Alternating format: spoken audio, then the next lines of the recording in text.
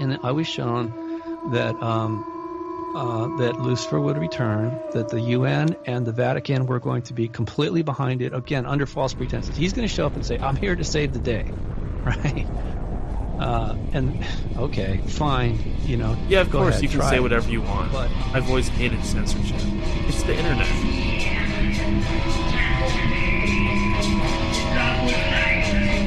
Sometimes, you know, once they get you for your first love bite, well, it depends on how aware you are, right?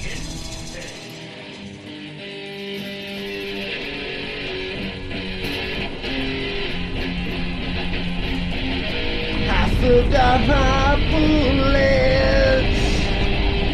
I never had a gun. Here I am left standing. Am I the only one? For what I see, memories have guilted me. I'll never see the sun. First of all, as you know, the Anunnaki and the Draco are enemies. Second of all, underneath Baghdad was a stargate that was created by the Anunnaki so that they could transfer from Jupiter to the Earth.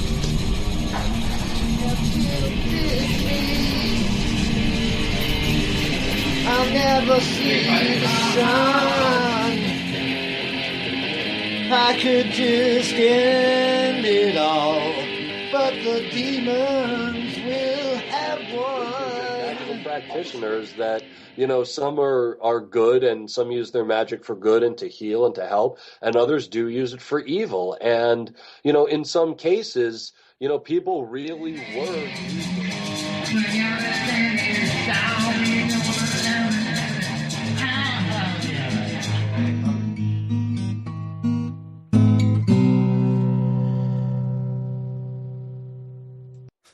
This is too much sometimes. From the broken ruins of Babylon, this is End of Days Radio. I'm your host, Daniel, broadcasting to you from that beautiful, shimmering Emerald City right here in the heart of the Pacific Northwest. Hello, how are you? Today's date is Friday, February 16th. In the year of our Lord 2024. Happy Valentine's Day, everybody. I hope you're buying chocolates and flowers and various candies for your loved ones. And if you're single, I hope you're not killing yourself. I know that Valentine's Day does have the most suicides of any day of the year. It's very tragic. Me, I haven't had that issue. But of course, I'm from Washington, where the weather is always gray. We have very good suicide resistance around here. Today's guest is Robby Marx. Excuse me. Robert Marx currently resides in Freedom, New Hampshire in the Mount Washington Valley with his wife. Robert is a watercolor painter, illustrator, printmaker, researcher, and author. He has a degree in printmaking and drawing with master's work in illuminated manuscripts. He specializes in producing artistic designs and logos for bands and events, businesses, and merchandise. He donates his talent to local and national nonprofit organizations focusing on hunger relief, youth empowerment, and accessibility rights. His professional portfolio spans more than 3 decades, including names such as Pink Floyd and the Grateful Dead. Nice. And remember to check out endofdaysradio.com. Donate to End of Days Radio, and of course, email me at danielendofdaysradio@gmail.com. Very excited for this show. Let's touch bases with Dr. Robert. Dr. Robert, are you there? You didn't think I was gonna pull you up this soon, did you? What's going on? Nothing's going on. What's going on with you? Chilling, man. The guest not coming? No, he's here. I just want to see how excited you are. I'm very excited, man. I'm chilling, man. I'm groovy. All right. You ready to do this thing? Ready to do this thing. Ready to smoke some weed. All right. All right. I love the enthusiasm. Well, let's stop busting balls, and let's bring on. Whoops, my mic is going crazy. Bring on the man of the hour himself. There he is, Robby Marx. Hey, how's it going, Daniel? It's going great. Do you prefer Robby or Robert? Depend. I generally go by Robby. Yeah, Gotcha. Or Rob. You know, Rob, I like that. Rob, yeah, Robby. whatever's easy. So Cool. Yeah. Is Marx your last name? Yes. Yeah. Okay, gotcha. So It's a very unique name. It just kind of rolls off the tongue. yeah, it's seems to be quite political. You know, as I've been growing up, more and more I've learned about the Marx name and kind of traced it back, and the political aspect of it in regard to, you know, communism. And it's like I tell people when I meet them, you know, I'm neither a comedian nor a communist. Yeah, I was thinking about like a communism Marxism joke, and I thought to myself, man, he's probably heard him a million times. Don't go there. Just keep doing the show. Yeah, Yeah, it doesn't. It, you know, it's just an idea. So Did kids call you like Robby the Marxist or something like that? no, not so much. I think being younger, it wasn't even something that was in people's vernacular. Yeah, they don't For even the know what the most hell part. that is. Right. And then you get older and you start finding out about these things, you know. We wish kids were that educated. Yeah. So I want to kind of start off, you know, right from the top. I'll learn about who you are. Are you originally from New Hampshire? No. I was born in the Delta, down in Arkansas. Grew up, you know, all in that region, and kind of at one point, because of family issues, ended up moving out west. So I lived out south of Seattle for several years. I've lived in Oklahoma. I've lived in Colorado. By the time I got to New Hampshire, I'd lived in 23 different places. Oh, dang. South of Seattle. So like Tukwila, Burien, that sort of idea? Yeah, around Kirkland. Kirkland. Gotcha. Yeah. That's good. And you know, I do miss the misty overcast. I really did fall in love with that whole area when I was out there, man. Yeah, it's good Bigfoot hunting territory. Yeah. For those that are into that sort of thing. True. You're a bit of an artist, right? Yeah, I've been doing art as long as I've been on the planet, man.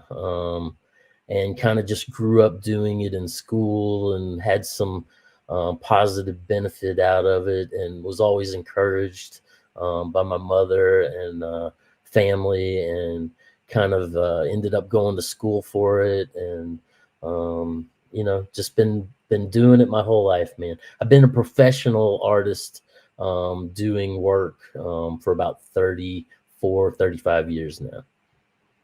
Not bad. Yeah. And you went to art school? Yeah, I went to a couple different schools down south, and then after I graduated and got my degree, because my wife told me she wouldn't marry me unless I got my degree. So I got my degree, and then we, you know, had the opportunity to move up here, and we've been up here now for what is it? Probably about 25 years. How old are you, if you don't mind me asking? I am going to be 52 this year, I believe. Oh man, you still got all that hair. You lucky guy. Yeah, man, I didn't cut it over COVID, and I don't know, it was like 4 years I'd let it go, and I was out in Colorado, and I don't know, you know, it was like, it just felt like it was time, and went to the barber and got it cut off. So yeah, but are you saying it was a lot longer? Oh, it was halfway down my back when I cut it. But I just let it go. It's kind of if it starts to get in my way, I cut it off.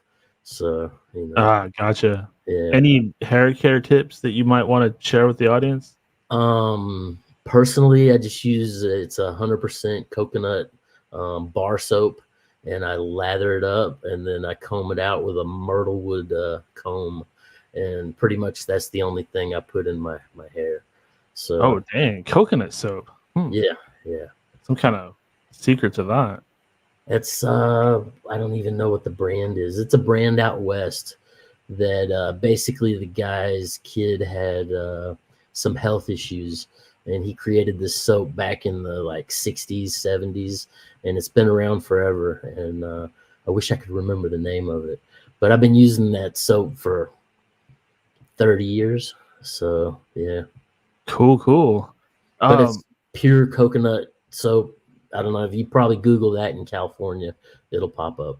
So, maybe it doesn't have a lot of those additives in it, those dangerous additives. no, it doesn't have anything aluminum. other than coconut oil and almond extract. So it smells really nice. Ooh, almond I know is really good for your skin and hair and stuff like that. Yeah. Are you into like alternative foods and products and stuff like that? Man, over the years, I was vegan for a number of years. I was vegetarian. I was carnivore. I've done keto. I've I've been through all the, and I'm a foodie, so I enjoy like eating really nice foods and good cocktails. And but I go back, like when I'm at home, pretty much when I drink socially. So when I'm at home, I don't drink at all. I'm pretty much in the woods just making art, and then we go out in the summer and hang out with friends and family, and I'll if somebody offers me a drink, when in Rome. So yeah, that's my philosophy. I mean, I think it's good to drink a little bit. It's good for your heart. Yeah, especially socially. That's one time where you should be able to drink a little bit. Right. And just the camaraderie and the energy exchange and being around people you love and laughing and enjoying, So what's this stuff about Pink Floyd and the Grateful Dead?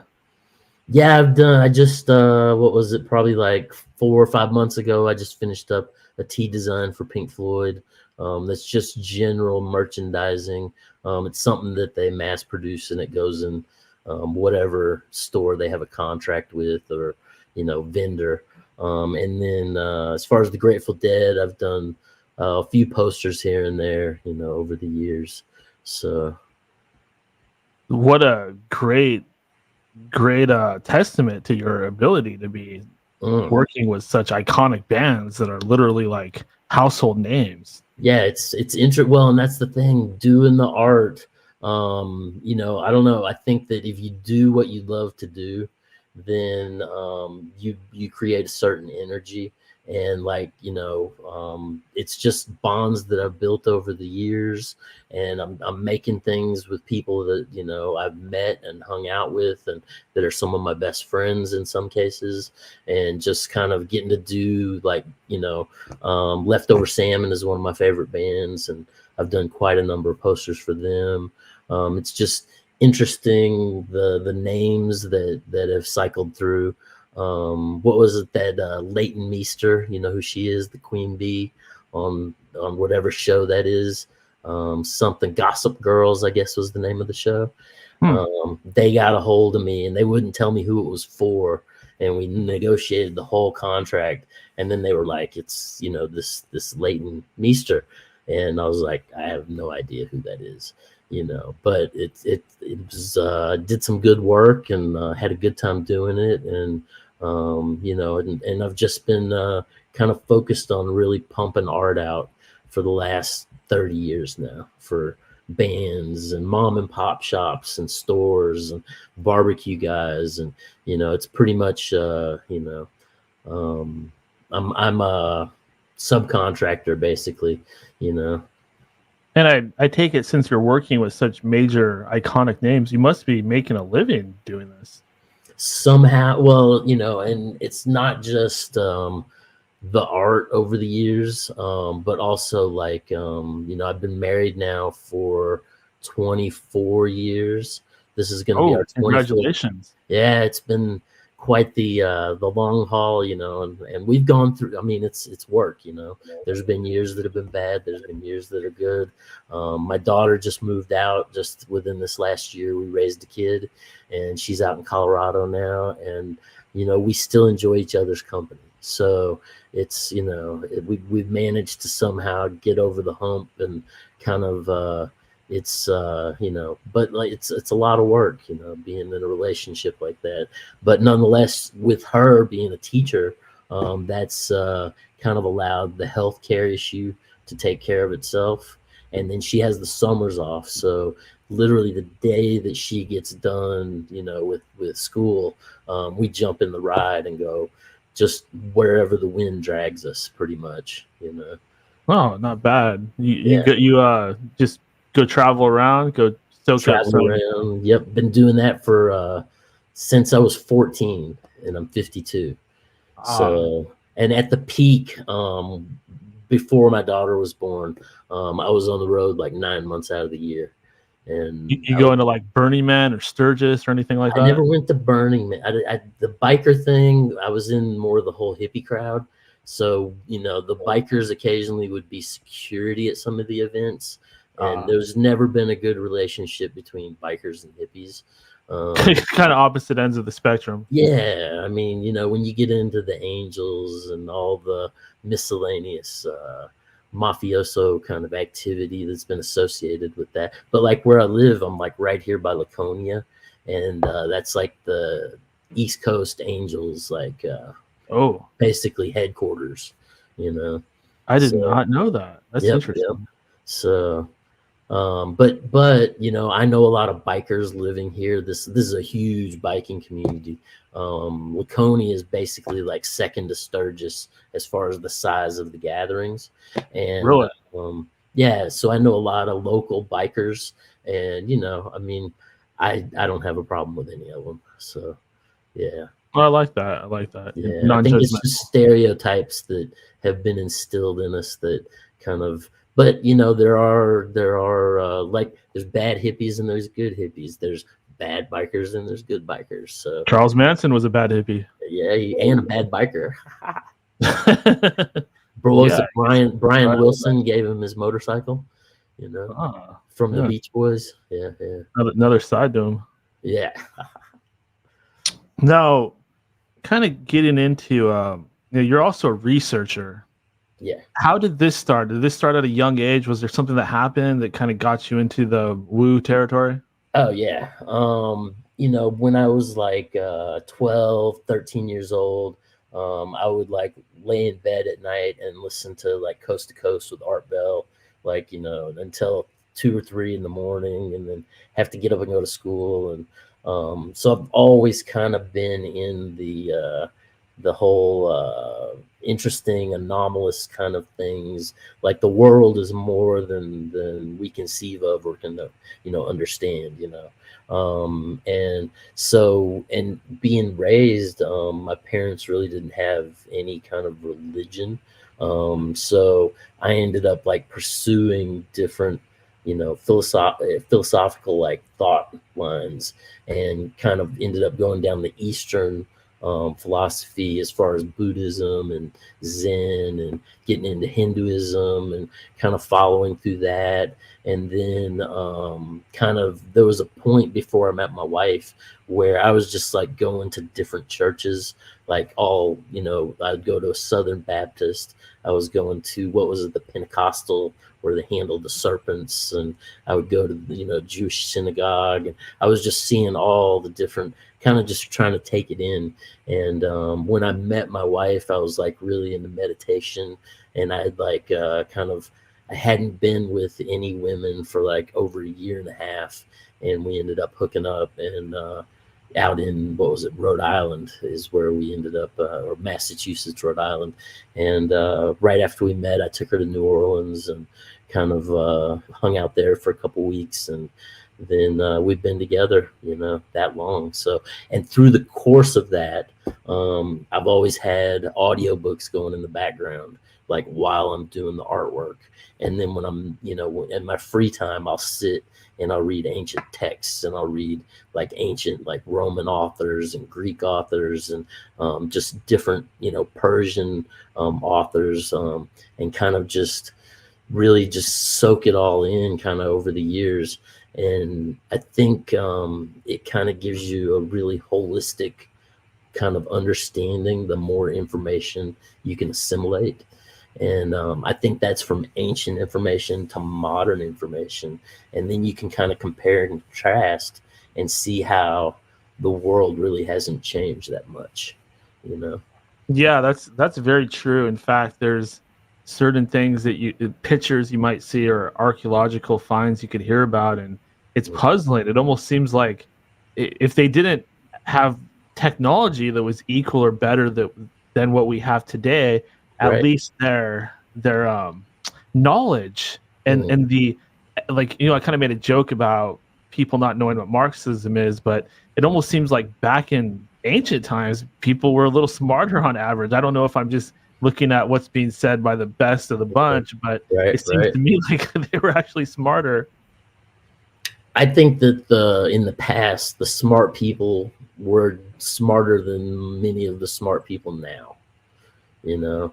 But I think there's always been that dichotomy between the educated class and the citizen or the plebeian, that kind of, and then you get into the caste system within Hinduism and the 7 castes, as far as and it's just interesting, a different way. What was it? And then they talked about in MK Ultra and the changing images of man, that basically they wanted to kind of bring a certain caste system into the West, as far as, because it's I think been one of the most ancient like control systems of population, that's kind of been around. So it's but Huxley was all into that, and the British Royal Society, and getting into Tavistock and whatnot, so yeah. Caste systems and your place in society, like, this is something I've thought about quite a bit, and I've always kind of wanted to live in a world that didn't have these things, but I don't know if that's really possible. It seems to be just a part of who we are, that we're very hierarchical beings. Yeah, but it's interesting, because as far as the dynamic of the American education system after World War II, and the idea of civil rights and women's liberation, and the idea of we're all we all have equal ability or equal access, basically, to be able to get in and work with the systems that are there, as long as we don't discriminate, as long as we're fair, as long as we live in truth. And these are ideals we were all taught as children, but then you get into the adult aspects of life, and you see that there's a certain class of people that feel like they're above the law, that kind of use the system for personal gain, and you I don't know, you hate to yell treason, but at the same time, the money class has definitely elevated themselves above the rest of the social class. Robby, do you feel that college education should be free for everybody? I do, 100%. And that's the way it was originally set up. The idea was that your entire life you would be learning and gaining knowledge. And that was also the idea behind the democracy itself, was the fact that the educated individual that was on a lifetime journey of education, basically that education was required to be able to make decisions on how the country should be run, and then you have almost a reverse sort of fascism that's come in and assimilated the system now, Yeah, I like that, what you said. I mean, how can we make decisions about a system that the average person doesn't necessarily even completely understand? Right. I mean, in high school, when you briefly go over Congress and Senate and all that, like, how much of it are you really taking in? Like, this country just has a long history of all kinds of shenanigans, and if you're not aware of it, then and honestly, I think that the shenanigans like that are going on right now, I think that as long as there has been an American republic, that there has been money classes taking advantage of, like the Teapot Dome, where, you know, they're basically reselling weapons, like used weapons. They would resell them and they wouldn't work. And, you know, but they were like marking it. So, and then you get into Rockefeller and the oil, and you get into JP Morgan and the Rothschilds, and you get into like all these, you know, giant entities that basically built the railroads, that brought in the, you know, the oil system, and the, you know, Ford with the cars. And like, it's just, I mean, as far as American ingenuity, you know, every time that something becomes commercialized, that you're gonna automatically have a money class step in and try to take advantage of that situation and build a loggerhead so they can control it, you know. Yeah. It all seems to come down to money, and the best ways to get everybody's money is to be invested in stuff that every single person needs, like energy, or I guess nowadays telecommunications is a big one. If you can get food, yeah, that's major. Well, Farmland. It used to be against the law to be a grocer, like to sell something that was an essential need for people. It used to be against the law to make profit on like food or water, you know, because it was like a kind of a human staple, you know. And over the years, you know, with the rise of capitalism and just the allowance of the, you know, mammon system, and what that has done in regard to moving from something that was, well, even the Romans, you know, when they would, because initially they would use gold and silver. And there was, at a certain point, one of the Roman emperors, he pulled in all the gold and silver, and he started to use iron tokens. And they would strike the iron tokens, right? And then they would immediately throw them in vinegar while they were still like semi-molten. And the vinegar made it so that you couldn't rework the iron without a lot of difficulty. So basically they, you know, devalued the money through that. And it wasn't like you hear about the 300 and, you know, the as far as like the warrior class of Rome, as far as the Spartans, right? What ended up happening to the Spartans was they sacked Athens. I think it was Athens. And they got all the gold and silver, and they started participating in the money system. And they started to, you know, go out and do things that were Epicurean, you know, as far as enjoying themselves. And they all got soft, you know, and that was basically money was the reason that the Spartans fell.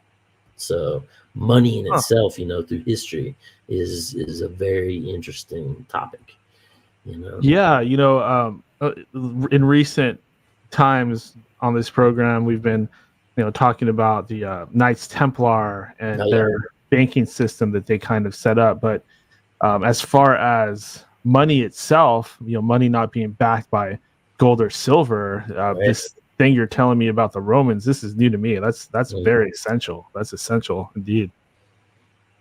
So that I'm going through Plutarch. He's got this series called Lives, and basically it covers a lot of the characters in the Roman Empire, and it's you know, it's a good read.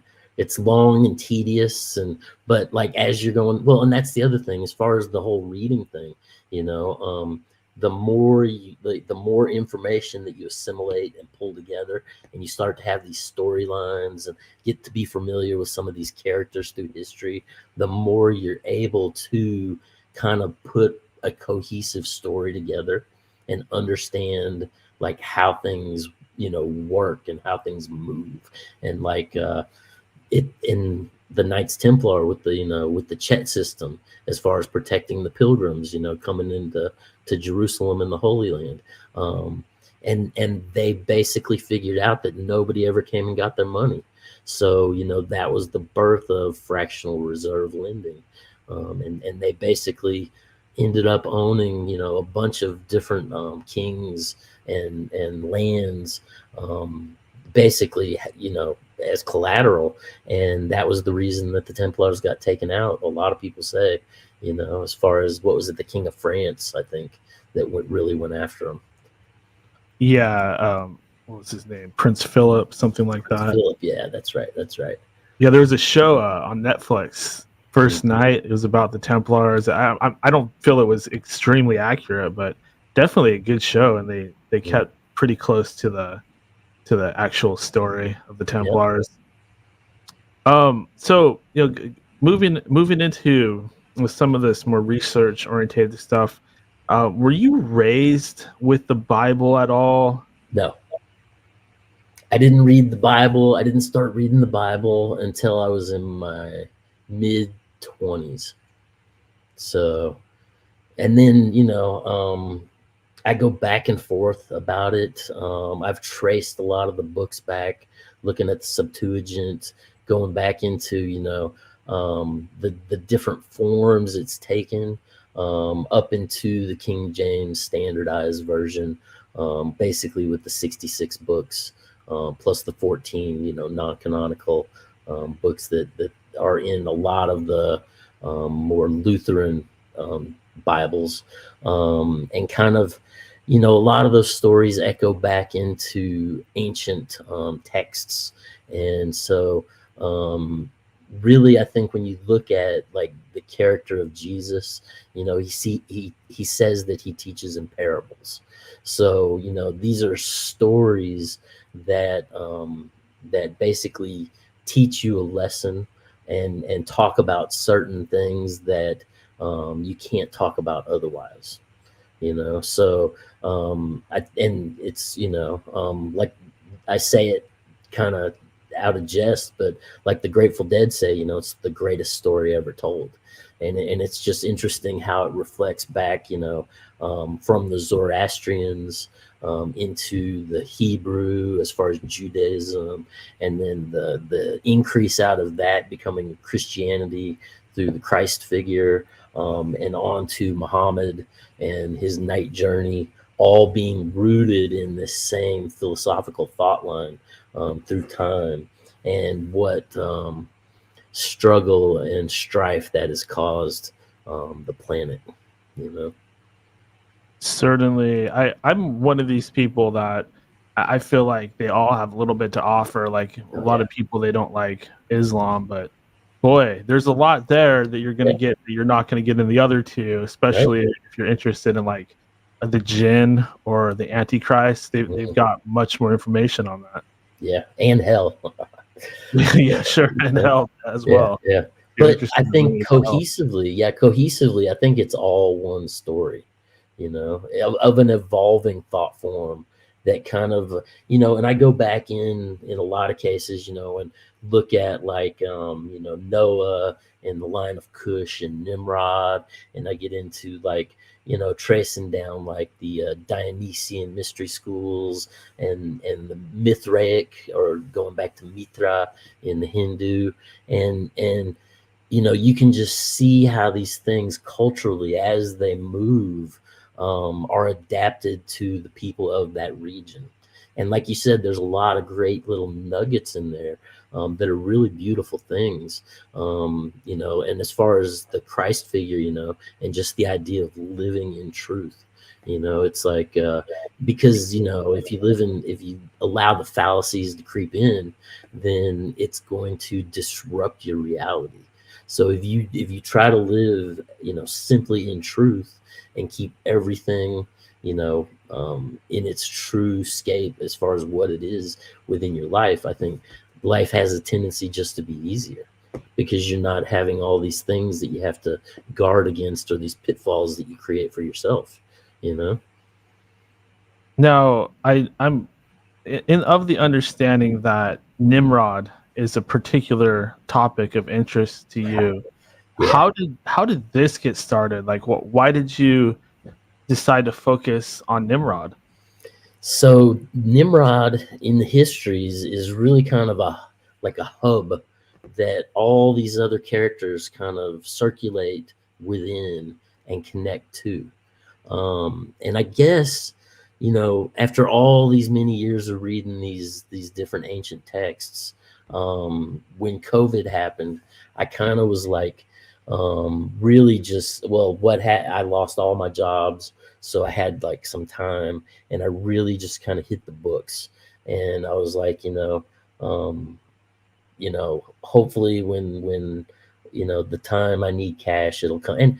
And it did. A lot of the cannabis industry kind of came in and supplemented what I was doing. And a lot of what I do now is in the cannabis industry. But during that time, I really got into the ancient texts, and I was getting in to reading besides the Old Testament. I was looking at the Talmud quite a bit, and I went down the road of Louis Ginsburg and the Legend of the Jews, which is basically this extended format of books that it's like the Old Testament in long form. So it's like all the agreements of the rabbis and all the extra little peripheral dirt that you get about all the stories in the Old Testament. So I kind of started going through that, and I started to see this story in regard to Nimrod. And at the same time, I was also like deep into some Madame Blavatsky kind of stuff, and Isis Unveiled. And she talks about, I think it's in Isis Unveiled book 2, she talks about Nimrod basically putting the skin of Adam on and becoming like, super powerful. And so I just really dove down. Man, that's weird. Yeah. So I dove down this Nimrod line and followed it from basically, in essence, in the beginning, Adam and Eve, the characters of Adam and Eve, the metaphorical, like first humans that were ejected from paradise, right? Yeah. They built this hinge of 5 or 6 stones, and they kind of lived out their life. And this was the altar in the center of that where Cain murdered Abel, right? And then when Adam and Eve died, in several places you get this story of them basically preserving their skins, as far as there you get other stories where they're laid away in the cave of treasures, and Noah had to get to nobody was pure enough to go into the cave of treasures, and it wasn't until Noah that basically he was pure enough in essence that he could go into the cave of treasures, and he got the skins of Adam and Eve, and basically, I found this whole line of him transporting them across, during the deluge and coming into the new land. And then Kush actually steals the skins and, hands them down to Nimrod. And when Nimrod was 22, he basically, which is the number of the master builder in the Masonic philosophies, right?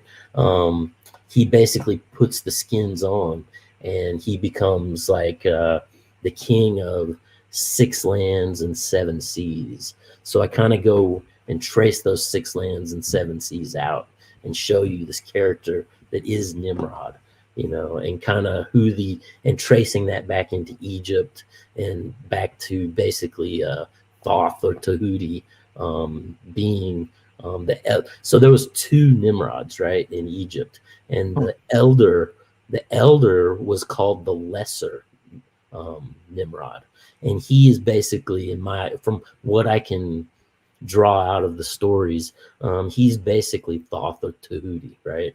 And then when the Tower of Babel gets built, basically the elder Nimrod, he flees, and I think he is basically Saturn, and moving into Italy and set up the Etruscans.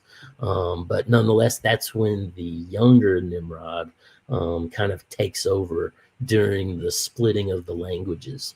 And if you get into some of the Irish texts, me and General Lee have gone over this, but it's the Book of Invasions, which some people think should be added into the biblical canon, but it basically talks about how they had schools set up after the fall of the Tower of Babel, to teach the new languages, and then they sent them out into these different lands to basically build those lands up. As far as and the bloodlines would basically still be in control, you know. We do have our first question from the chat.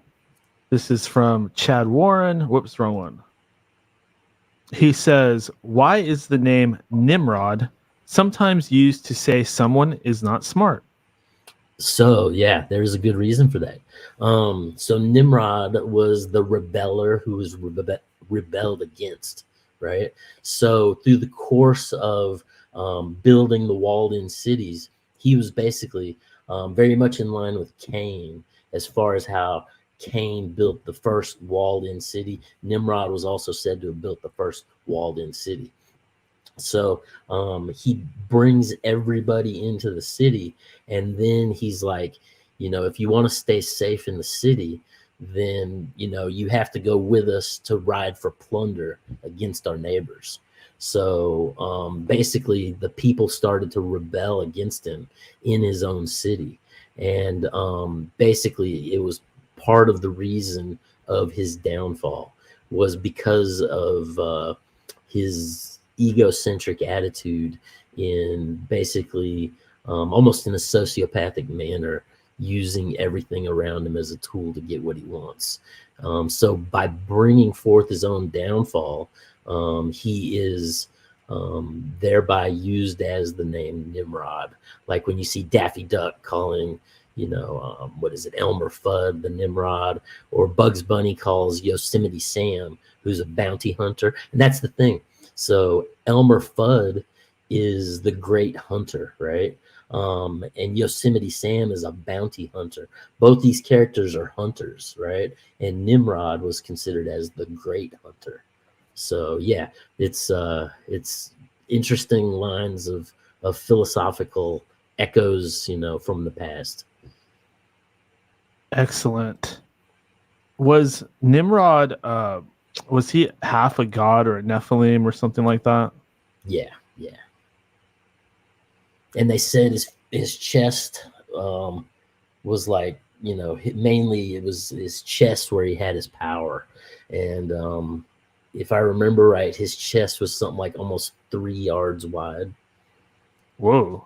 Yeah. Big boy. And he was like short and stocky. And you got to figure, you know, when these Nephilim,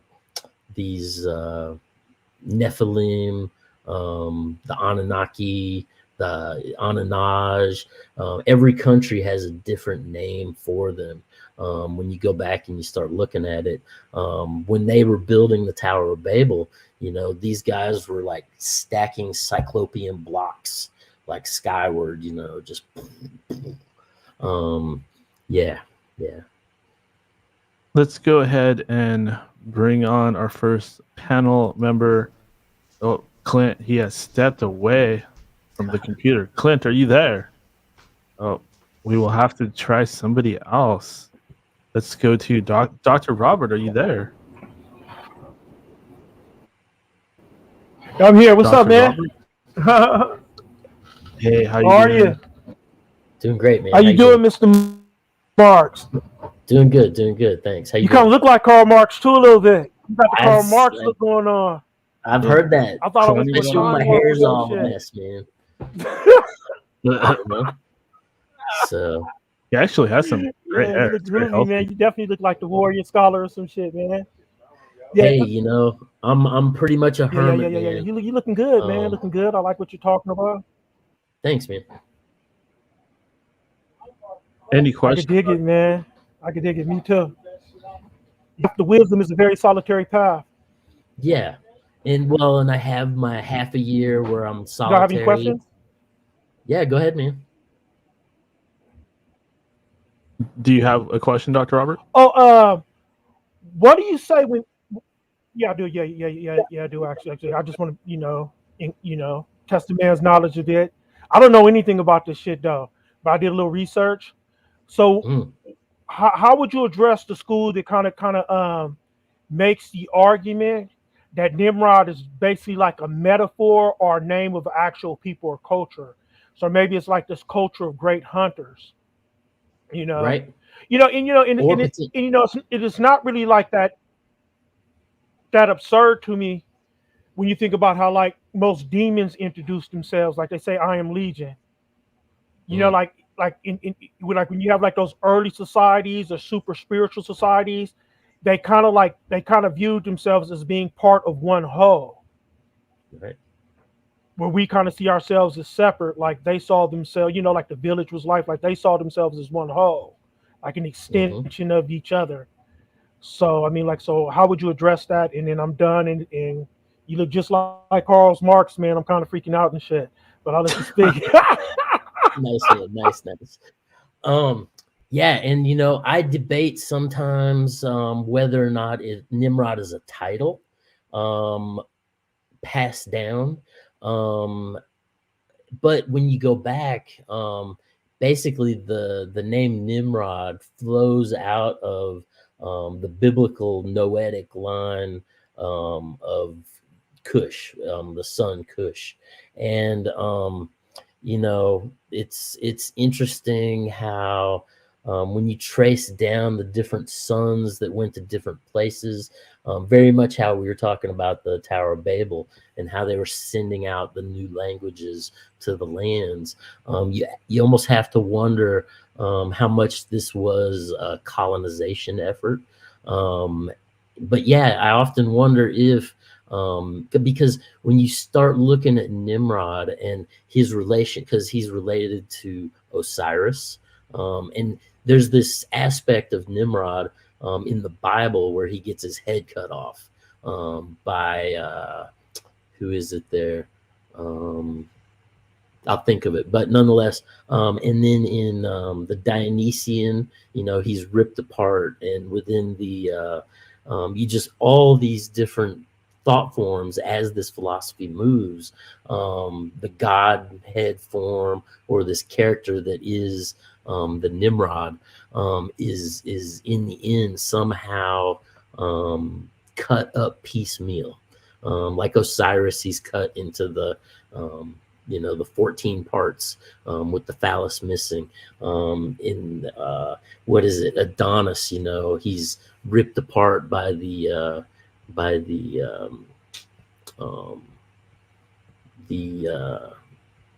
what was it?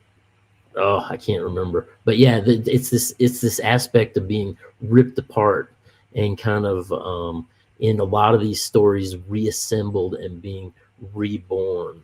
And you see the mother of the child, right, will always it's the mother with the husband, and then the husband will be the one that's ripped apart, like Isis and Osiris, right?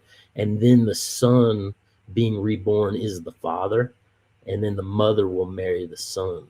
So in some ways you could look at it as the alchemical wedding and the rebirth, taking and creating something from the old and bringing something new.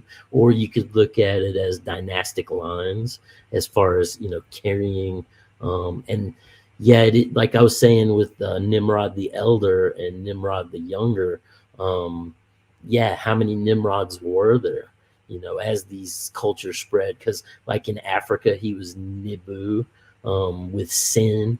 Like when you in the Bible, when it says go and sin no more, basically Nibu, they worship sin, which was the moon. Kind of like Isis is also moon worship, but it's yeah, so all these different cultures take on this personification. And I think, and if you get into the Masonic Encyclopedia, Mackey, he talks about the fact that Nimrod was a civilizer, and he basically went around and built cities and edified people. He was the first one to set up weights and measures. He was the first one to set up property lines.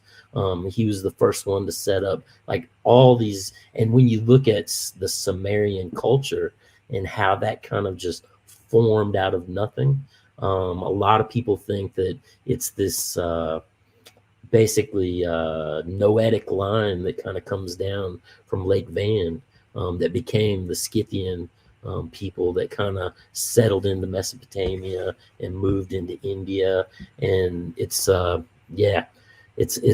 lot of speculation. You're saying the Scythians descended from him? Is that what you mean? The Scythians descended from this supposedly, if you get into some of the texts, and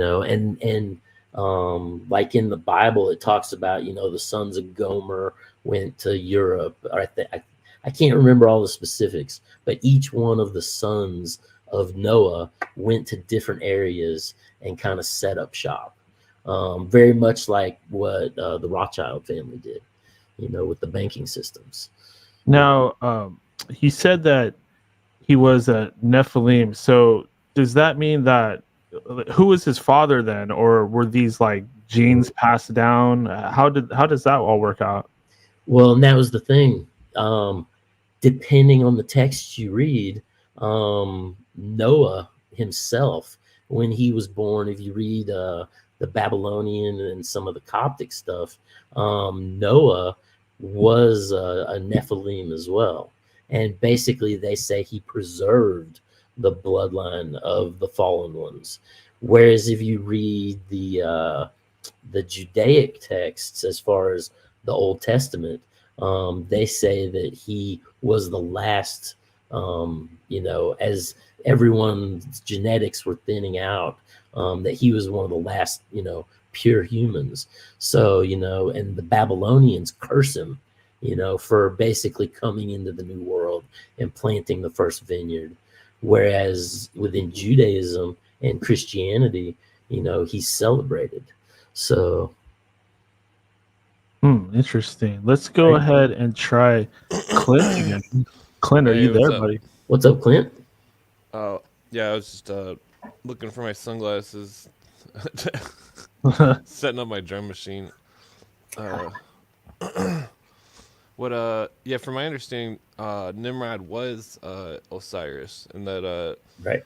It's just like a Native American story where each variable in the story is the same variable, and that the that thing about the title of nobility, or how you thought it was a title. I've ran into that same situation with multiple cultures where it seemed as though the godhead title of the ruler was the what was something that was passed down, right. And like it was like in Freemasonry where the each person in the lodge represents something, and it's pretty interesting. Kush begat Nimrod, right, is the Bible verse. But William Cooper. This whole thing kind of reminds me of that story of Enkidu and where one was like a brother of who was in the wilderness and the other the city. Yeah, you guys familiar with that story? Gilgamesh and Enkidu. Yeah, and Enkidu was kind of a Bigfoot character, and he would run with the wild animals, and he would like basically, stand on all fours to drink out of the stream. And what was it?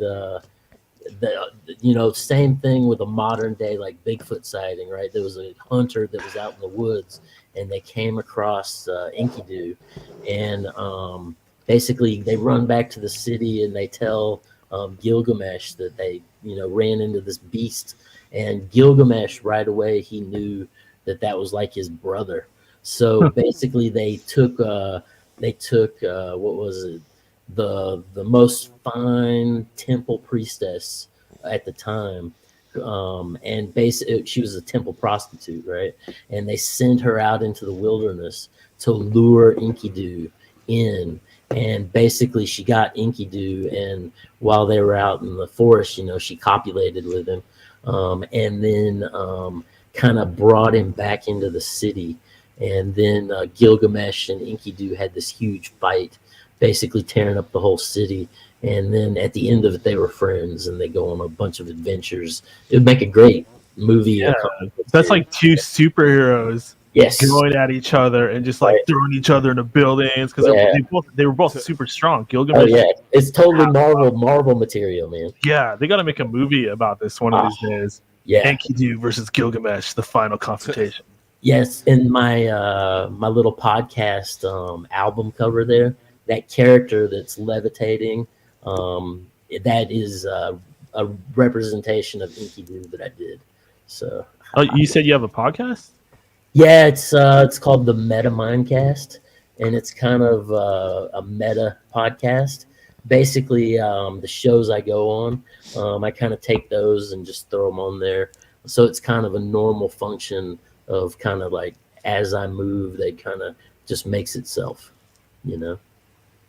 Any more questions at this time, Clint? Oh, well, I was gonna mention damn it, I was rolling a joint and the weed's making my nose run. Decongestant. What's that? It's a decongestant. Oh yeah, but Very true. what was I gonna mention? Fuck, I forgot what I guess you could come back to me and I'll remember on the next round. Alrighty, we will come back to you, Clint.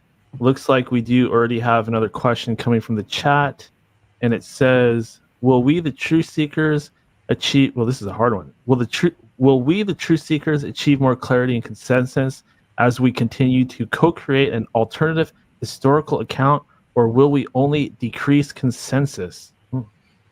Yeah, it's interesting because when you go back and you look at the histories, it's always the victor being usually the moneyed class, you know.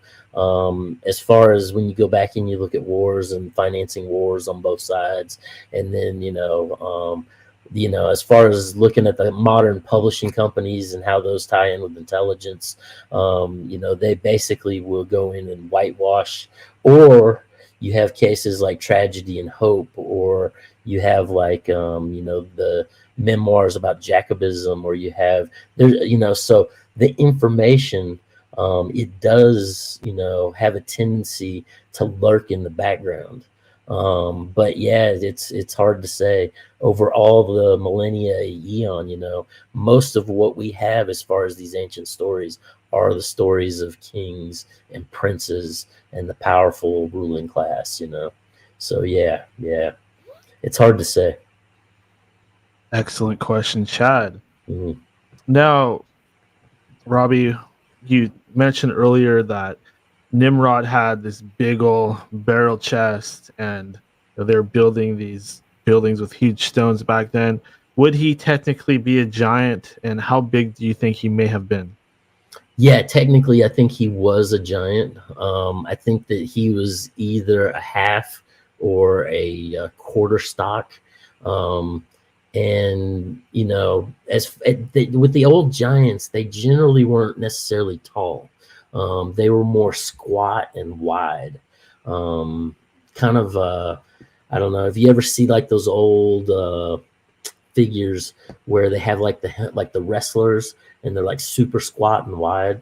I would say the giants would be more like that than like what we would see on the Game of Thrones and the ice wall scene, So that seems to kind of correspond with a lot of the carvings, because if you look at that stuff, they're about that big. Like there's a movie, what was it called? Gods of Egypt. I'm not sure if you're familiar with that one. It was really weird. Yeah, sounds good. Yeah, so in this movie, like not a whole lot of people seen it. It was kind of a flop, but whoever made it must have known something. They must have been some kind of researcher, or at least into ancient astronauts, because they portrayed the gods about, 3 times the height of humans. Like they looked about as big, corresponding to humans, as you would see in those Egyptian wall carvings and artwork. And you see that in a lot of cultures, Sumerian or Akkadian. You see these beings that are drawn to be about double the height or 3 times the height. That seems to kind of be the going standard of this other species that even in Mesoamerica, with the after the conquistadors took over and the most of the native people had died or they were converted to Christianity, they had them draw paintings and things like that of their old culture and their old lives, and they were drawing the same thing, these giants that were about equal height to other cultures in the world. It seems like you see this phenomena everywhere, including the giants that the Smithsonian supposedly has been covering up. Any thoughts on that, like the idea that the Smithsonian might be covering up the existence of these Nimrod-like giants? Yeah, and that's when you get into the whole Smithsonian thing in the Grand Canyon. And if you look at maps of the Grand Canyon, like the whole place has nothing but Egyptian names, like throughout, right? And there's old reports of caves in the Grand Canyon with sarcophagi, and a lot of this is said to have been taken by the Smithsonian, kind of stored away like the Ark there in Indiana Jones, But as far as the general biblical narrative, as far as you go back, all these cultures have references to these superhumanoid beings that walked among us. And in the Bible, when you get back into Enoch and looking at the reason for the flood, it said that basically these offspring of the fallen ones were basically taking over and running amok, and they were polluting, what was it, the birds of the air, the fish of the sea. They were like breeding with human women, and like the babies were ripping out of the sides of the mother, and that's actually where the idea of the cesarean section came from, was they would be born to the side, and it entailed the power of the giants. So it's been a thing that's been part of all of human culture until you get into modern times. And basically once the Bible, Luther translated the Bible into the vernacular as far as for the German people. From that point on, and then the expansion with the printing press, there's been an effort to downplay it. And when you look at the King James Bible, he took the book of Enoch out of the Bible, and it's specifically mentioned in the King James Bible, I think 2 times in a couple places. And so I think there's been a long-term effort to kind of take this magical, mystical, kind of supernatural aspect out of the story for people that go to church, and it's it's not talked about.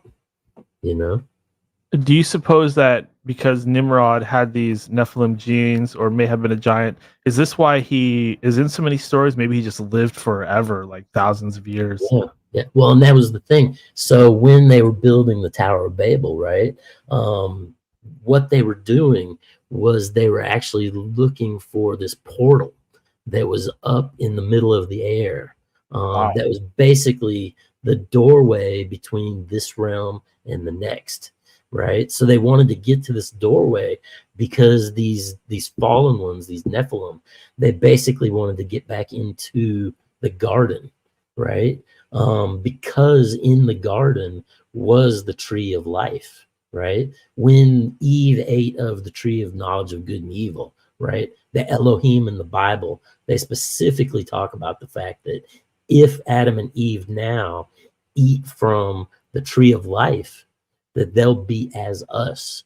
So if we gain the aspect of eternal life, we will be just like the Elohim, just like our creators, right?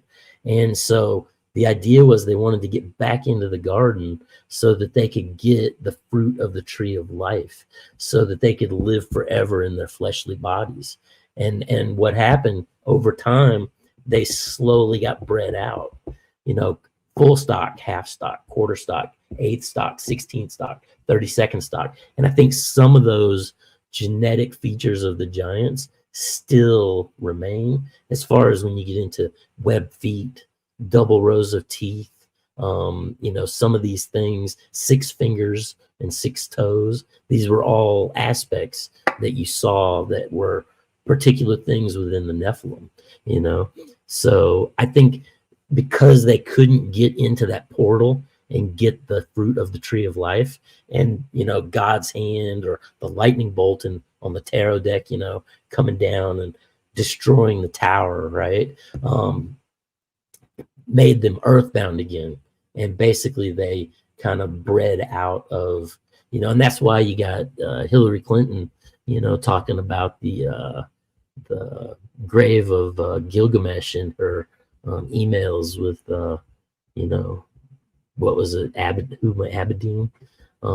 Yeah, weird stuff. Yeah, man. Yeah, back in around 2020, I was getting into some of these topics, and this random person starts sending me all this information about the Tower of Babel. I have no idea if this is even true, but they were saying it's 8-sided, just like I think it's called the Hadron Collider, and that it was an 8-sided tower, and it was basically aiming at Saturn, and somehow it was very similar to what you were saying just now. It was some kind of portal system. Right. Yeah, that blows my mind.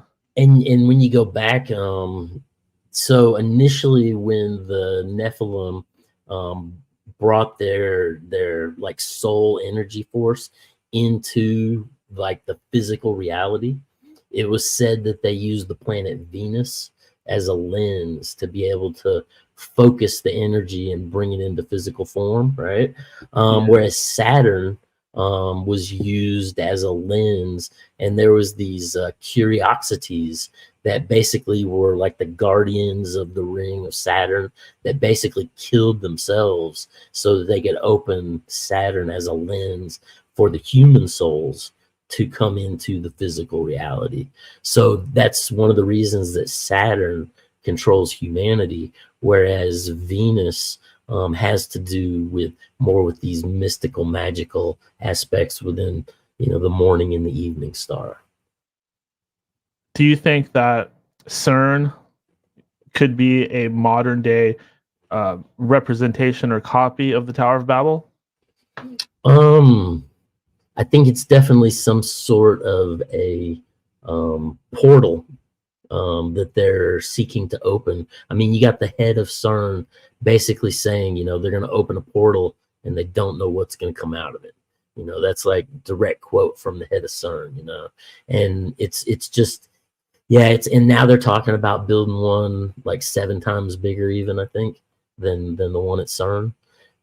So, and that's, I think, because now you heard the stories about how they had to shut it off because it was levitating off of its like foundation and had broken off and was levitating.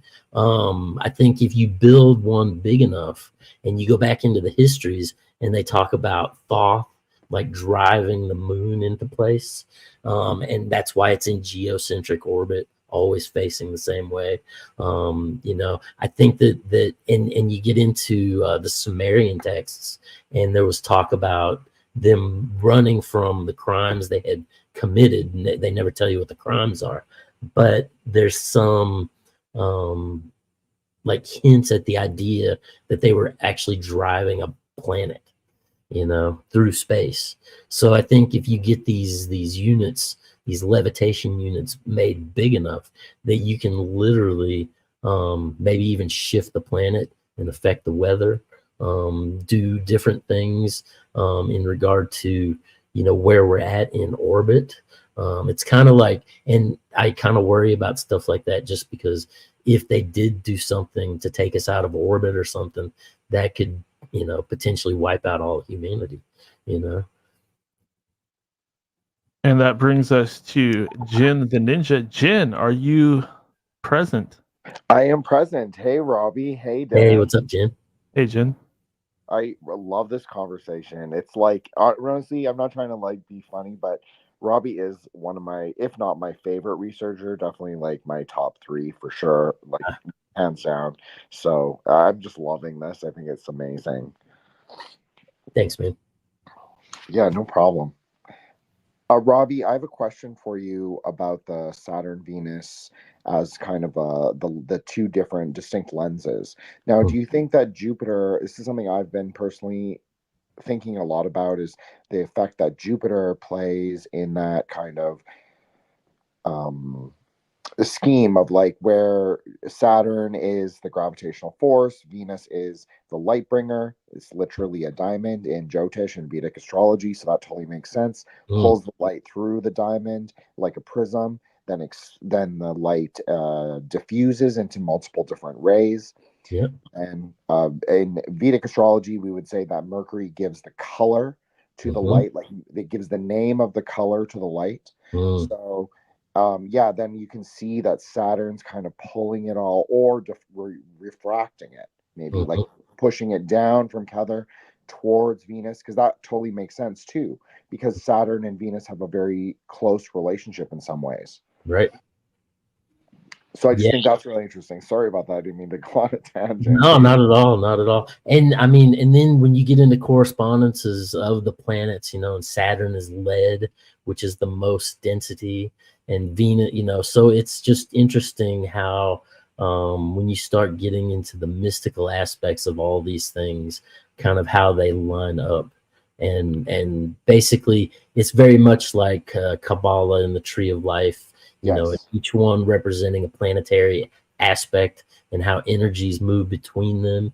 And it's just funny how the more you study this stuff, the more you begin to see truisms within it.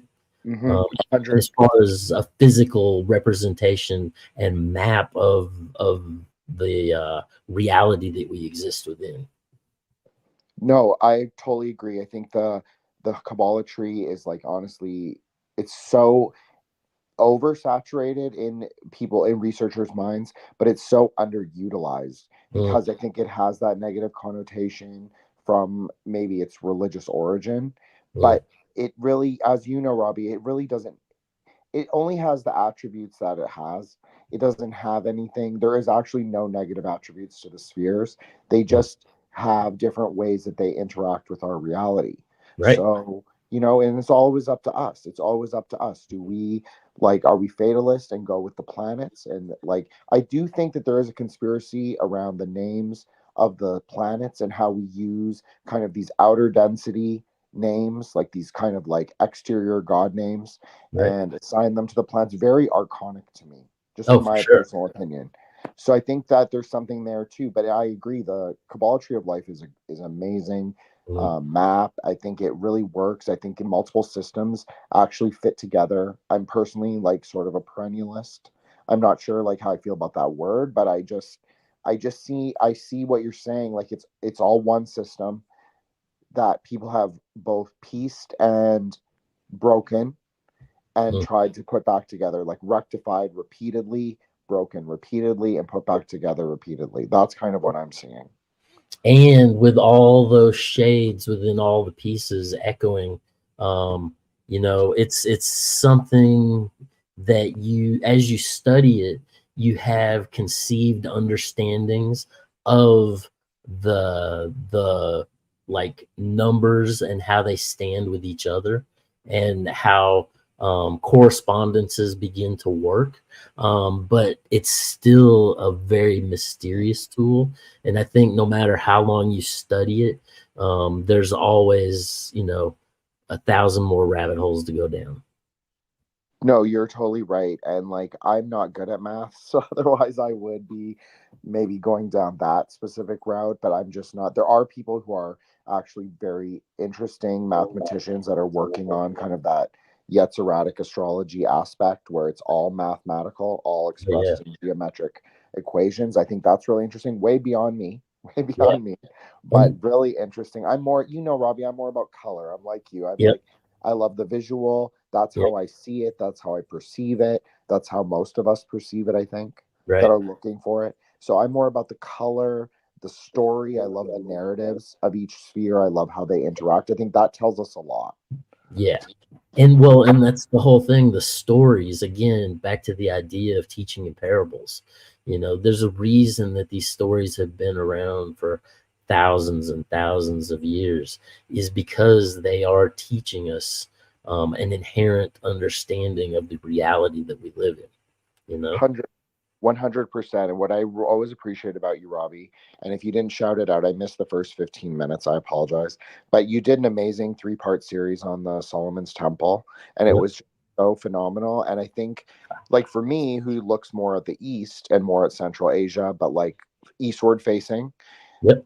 I feel like you fill in so much of the kind of still Central Asia or still Southwest Asia, but Yeah. it's definitely more the Levantine, but we're always both coming back to Persia. So I just Yeah. think that is so fascinating. Like, what is it about Babylon? What is it about Persia that we always seem to both find ourselves looking at it and like thinking, Oh, like, they're coming up with something so fascinating here, Mhm. and it's replicated over and over. Well, and as far as this overall, what Aldous Huxley calls it, the perennial system, where all of these basically philosophical beliefs interlink as a whole. And, you know, when you follow that back to Persia, that's basically the point at which that line, those noetic lines came down from Lake Van and moved into these regions and started to settle, you know, Ethiopia. And then from Ethiopia, they brought the gods into Egypt. And then as far as Egypt, you know, and Isis and that and Osiris and Nimrod, and these thought forms begin to spread out as tendrils. And that's where you kind of get into the mysteries, you know, the mystery school systems, which in some ways, I believe they were used to control the general thought process of the masses. But in another way, I think they were there to teach, especially because, well, you had the lower mysteries and the higher mysteries. And with the lower mysteries, it was open to, like in Rome and in Egypt, they were open to everyone, right? But the higher mysteries were only open to the priest class. And in Egypt, when the pharaoh would become the pharaoh, when he would get the secret word that made him the pharaoh, then he would be educated in the higher mysteries of Serapis. You know, It's kind of so like the term higher magic or high magic. yeah, definitely, definitely. And so, you know, there's different levels of, and then you get into Mithra and Mithracism in the Roman military, and it was initiated grades of degree that you would have to work through and build into, you know, to basically get to the point where you would get to see, you know, the higher ritual of the slaughter of the cosmic bull, you know.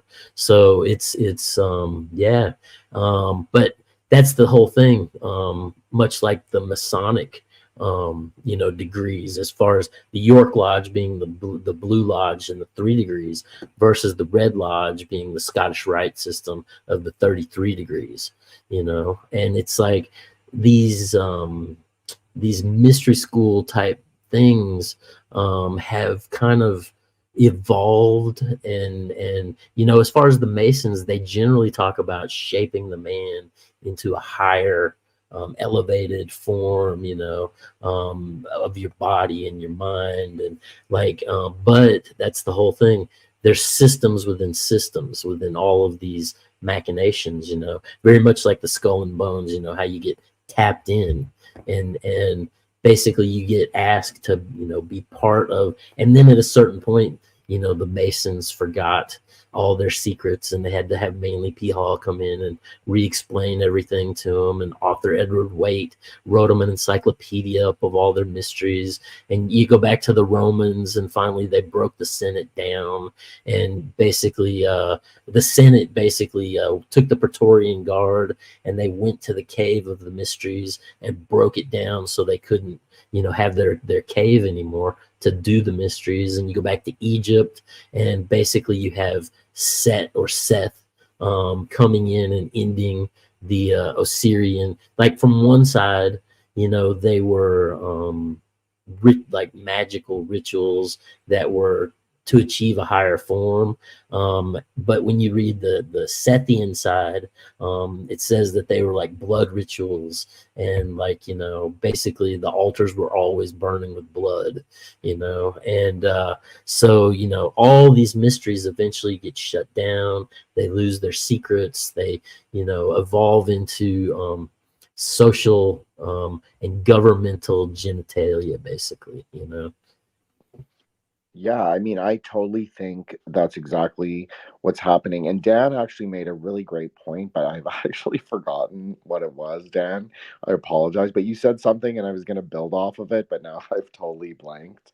But I totally agree, Robby, that the red and the blue system play a huge role in our contemporary like discourse, our society, our governmental structures.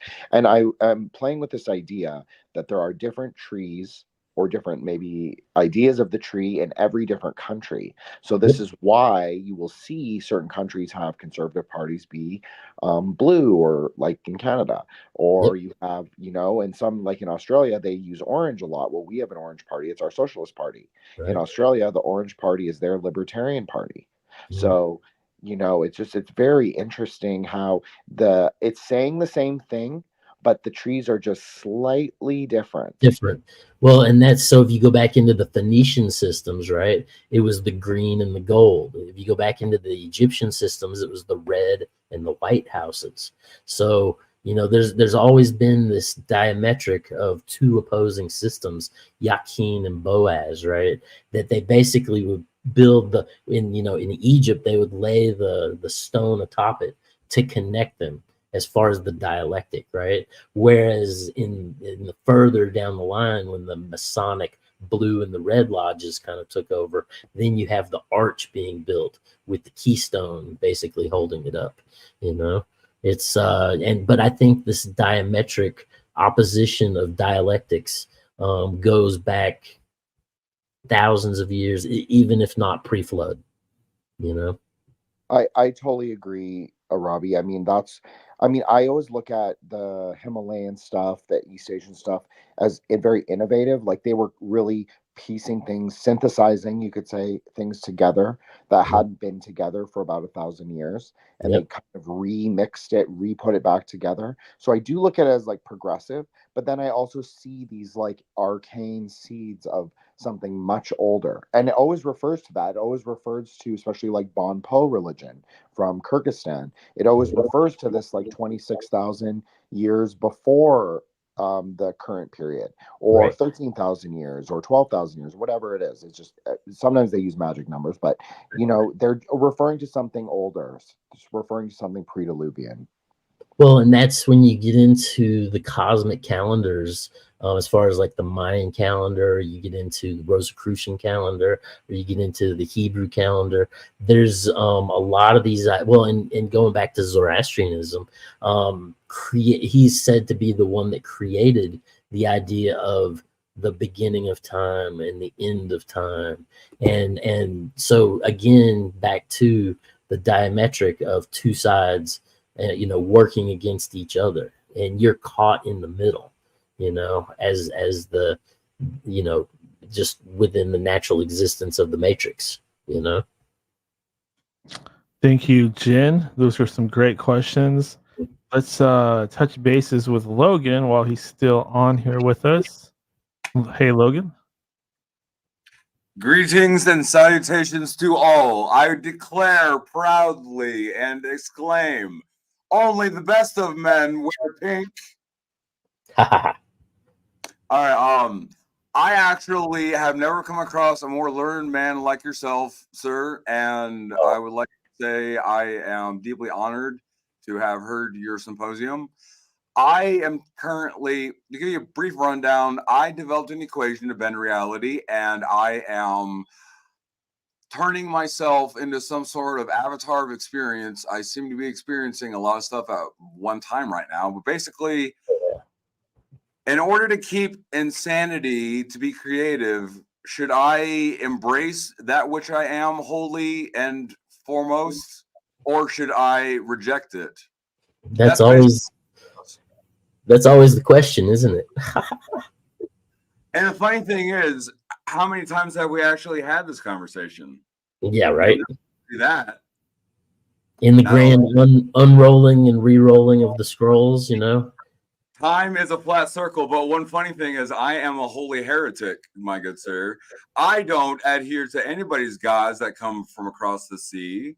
Right. I have no gods. Right. In my own mind, I am my God. Actually, I have two gods.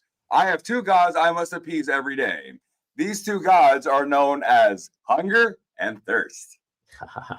Don't mind me, sir. Long story short, mine was fractured at a very early age psychologically. So I'm not really there, and I got a hive mind of 10 minds. So, but yeah, all of the topics you've covered, Cross, were very, very, very good. I got nothing to really bring up. They're well said, well brought out, and well demonstrated. But it's just like when it comes down to like how I bend reality and my place in and stuff, it's just like I just don't know what to do. Like, should I be the hero? Should I be the villain? It's like I have to write narratives upon narratives upon narratives because time is a flat circle, and apparently boredom kills immortals. Oh, I remember my question I'm going to ask you. Have you heard about the psychic vampires and the coven of the soul drinkers? That's my only question. Thank you, Brain. Yeah, I mean, psychic vampires, I mean, specific cultures. I mean, you could get into, you know, going back to Samaria and you know, the worship of Baal as far as sacrificing the children.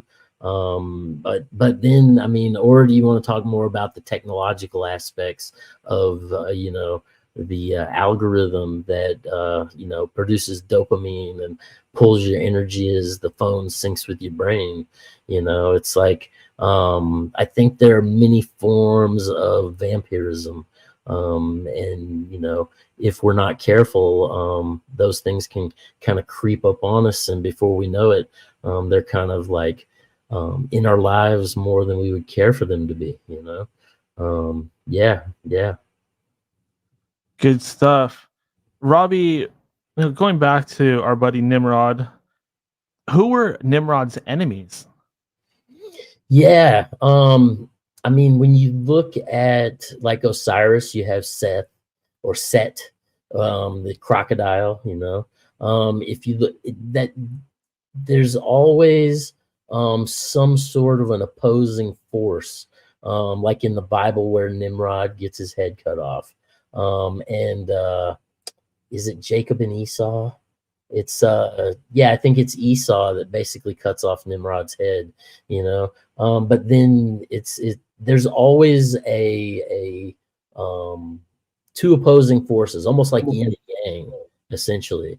And these things cosmically kind of battle against one another, you know. And the like when they cut off Nimrod's head, they take the skin, that power skin, necromantic skin of Adam, and basically bring that back for the blessing of the 12 tribes of Judah, you know, that becomes, you know, basically the rulers over Jerusalem, you know. So it's yeah, you know, it's I think just much like Star Wars, how you have the Rebel Alliance and the Empire. It's always this diametric of two forces battling, you know. In the Bible, I believe the Bible says this. It says that Nimrod's a great hunter before the Lord. Does the Christian God, aka Yahweh, does he hate Nimrod? When you get into that great hunter before the Lord, there've been scholars that have actually gone back and looked at that, and it actually should say in the face of the Lord, because he was basically against. He was in his own time, he was the character that was setting up the system within the system that would fall. Like the perpetual idea of like Jacob and his pillow when he has the vision and goes on his night journey into the heavens, and he sees like all of time laid out before him like a scroll, and he sees that there'll be a system which will be set up inside the system. And I think this is like an archetype that kind of is a consistent pattern within humanity, where essentially You know, it's part of, you know, the pricks that we as the human race like have to kick against in order to maintain our sovereignty. You know, so and what was it in the Matrix, how, you know, they were like, you know, we tried to give you, you know, a perfect society. And like, you know, I think that and very much like when Ahriman births reality into existence, you know, it's that that evil force kind of that comes in as the abortion of nature, you know, that brings the 999,999 demons into existence, you know, that we have to fight against, you know. It's, yeah, I think it's just ways to understand and explain the human condition. Now, since Nimrod was a son of Kush, right, and the Kushites were Africans, black people, was Nimrod a black person? Yeah, I believe so. If you go back and you read Ignatius Donnelly in his Atlantis book, he talks about the origin of the word Nephilim, and it's basically got its roots in African vernacular. So I think a lot of the Nephilim kind of, and bringing that forth into the ideas that how we look at them, you know, in a modern time. And Kush, essentially, when he got, you know, off of Noah's Ark, he went into and set up Ethiopia, you know. So these were all people with high melanin ratios, you know. Yeah, definitely. Alrighty, let's get back with Clint. He remembered his question. Right. He's rocking a guitar and he's flip his strings though before he pokes his eye out. Oh yeah. Nice. Nice. Well, what I was gonna say is, from my understanding, the Nimrod was like it's really similar to the alchemy, where the symbol stories create like a synthesis, and that you know, I drink too much Red Bull already. I need to smoke a different strain and like, but it's like Cooper states that Nimrod was he that rebelled, and then he brings it to like Nimrod equating to Satan or Lucifer, and that it's a really long thing that he talks about. But he says Nimrod, his precursor name was Marad, and I don't know if you've ran into that name or not, but well, and that's the whole thing. Nimrod, you know, depending on where you go, you know, he was Nimrod, Nibu, like he, you know, Osiris. I think he was also King Minos in Greece. You know, depending on where he went, he adapted to that. Now, is it a he or is it a vibratory, like, you know, thought form that is essentially being like, you know, moved through these cultures as a title almost? Yeah, it's a good question, you know, but yeah, it's definitely a synthesis. Almost kind of like an egregore. Yeah, in some ways it seems to be, but almost in a fractaline manner, that as it moves through the different cultures, it's almost like a shapeshifter, morphing into the cultural needs while maintaining the mythos of the essential archetypal elements. oh yeah, well, it's like Cooper says, the memes self-replicate, and that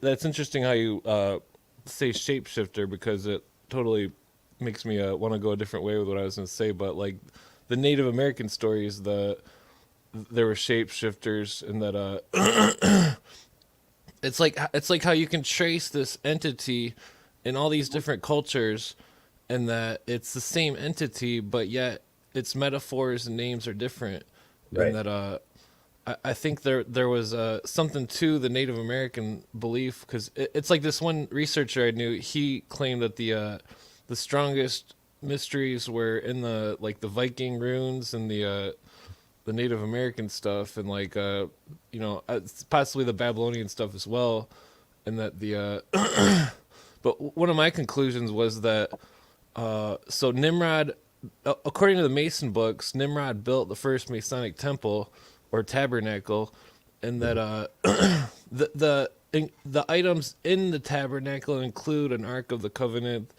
an altar, so on. But it's like in Masonry, the symbols of the temple was the book, and that the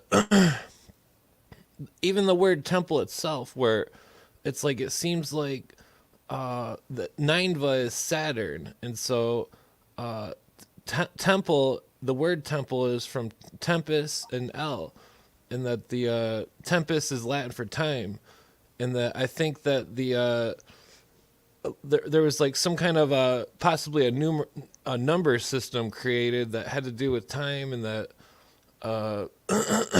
it's like the I mean, to bring it back to that how the wife was a sister, mother, wife, and Right. because the Egyptian is the same thing, and like but I found this weird spot in the Babylonian stories where the goddess, it was like there was like a precursor to Pan, and that before Pan was born, he had sex with his own mother to create himself again, and that it was like a weird but in the story I found a weird the weirdest part about the story was the female deity. She died. She was in Hades for 3 days and 3 nights, just like Jesus. Right. And that I don't know if have you ran into the Tammuz thing, where Tammuz is fed by his mother through her fingertips, and he's fed fire, and that I believe that's some kind of lost metaphor, and that the whole so in the Two Babylons book, Hislop goes over how the Catholic version of Jesus and Mother Mary are actually Semiramis and Tammuz, right? And that it's like how Saturn's associated with time, and that it's like to the ancients Saturn was the father and the sun was the son, right? And that like the highest level of the Dionysian mysteries was Saturn. They would be revealed to be worshiping Saturn. So yeah, and that's consistent, man, in all of these things. When you get into the lower mysteries of Isis in Egypt, it all came down to the dog days of summer and Sirius B, right? And so that's where you get into the sun behind the sun, which was basically represented as Saturn or Satan or Lucifer, or it always comes back to the base of these mysteries. And when you get into Tammuz, that's the same area where Tammuz was called Adonai, right, as the Lord to the worshipers of Tammuz. And they would basically Tammuz was gored by a wild pig, and basically that's where you get your 40 days of Lent, and then you have the Easter ham. But the whole thing was it's the idea of the resurrection of that form and bringing it back to life, but that whole thing with Adonai, how they would call Tammuz the Lord, one of the earliest Masonic, when you trace that back with the Masonic lore, these people called the Gibim that were in Phoenicia were the ones that were brought in as the freehand masons for Solomon's temple. Well, it's interesting you say Gibim, because one of the passwords for Masonry is Gibelum, right? And that I'm pretty sure that's the same reference, just a different time period of the word. Well, but so those people that were worshiping Adonai, right? They had essentially Inanna as the alternate, who became Aphrodite, and then Adonai, calling him the Lord, became Adonis, and that's where we get Adonis, and yeah. So Go ahead. Didn't it turn into the white calf, which was then transferred to Mithra, and the Mithra slayed the cow or whatever? Well, and that whole white cow, Mithra, when you go back to Mitra in the Hindu Vedas, they would sacrifice a white ox to Mitra, and then you really don't have the bull worship. The only time in Zoroastrianism, as far as Mithra, is created second to Ahura Mazda, right? And Ahura Mazda says to worship him like, himself, worship Mithra like Ahura Mazda. But Mithra never slays the bull. It's only the dark force that slays the bull, and the blood creates humanity, right? And you don't see the slaying of the bull again until the Roman mysteries. What have you noticed any one quick example how the symbol of Osiris's generative force goes from Osiris, who was considered a bull in some of the aspects, but then the generative force goes to the fish, and that I believe that it was a symbol of the light moving from the Osirian religion to the Christian religion. Have you found that with the Babylonians as well? Yeah, well, and that's the whole thing. When you get into the bull, as far as being related to Taurus and the slaying of the bull and the age of Taurus, when you get into Christianity and the fact that when they cut up Osiris and they cut off his phallus or his penis, and it gets thrown in the water and gets eaten by one of them, they've narrowed it down to these two fish, and they both have electrical pulse field bodies where they can generate their own electricity. But that fish gobbling up the phallus of Osiris is very much like Christianity taking on and assimilating many of the aspects of the worship of Osiris and bringing that forward into the modern age, Oh yeah. Yeah, because there is it's like I'm on one side I believe that the religion of Christianity was independent, but then on the other it's like Horace says everything that Jesus says, like 1,000 years before, and it becomes this great problem when I'm trying to talk to someone who is incredibly pro-Christian, and like I was on my friend's podcast and I was trying to hold my tongue the whole time because I didn't want to offend all of her Christian viewers, and somebody on the comments called me a heretic, and it's like, I'm not a heretic, I'm just a researcher, and it's like when these anomalies conflict and I'm forced to bring it up in subjects, it's like the people are they get extremely upset when they hear something that conflicts with their I'd hate to say it, but brainwashing in a way where it's crazy. Well, it's like not to dog on my friend, but it's like I explained the Luciferian philosophy to her, and that the Illuminists have created this Luciferian philosophy or religion where they teach that man is God, and that because Adam Weishaupt didn't believe in any religion or anything, and that there's some aspects that he may have actually been into Jacob Frank. Oh yeah, and the Illuminati basically kicked off 110 years after to the day that Zabbatai Zevi died. So yeah, Jacob Frank, George Maxwell states that in the original broadcast of Frankenstein that the director stated before the movie or whatever that Frankenstein was a symbol of Jacob Frank and the Illuminati being reborn through the pieces of the ancient secret societies. Right. And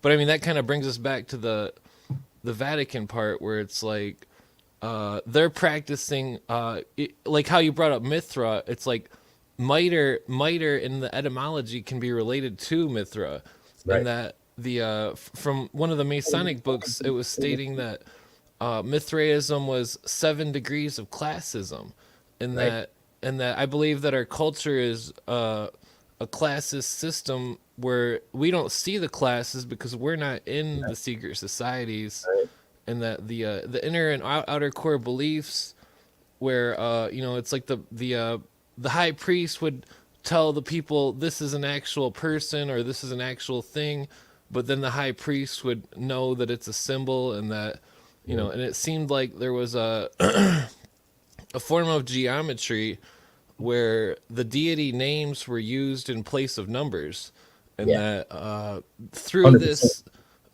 symbolic geometry that you can trace the deities farther and farther, and that it does seem to appear that there was by the Mason books where they state that they believed all religions came from an ancient source, right, and that they were the same handed down.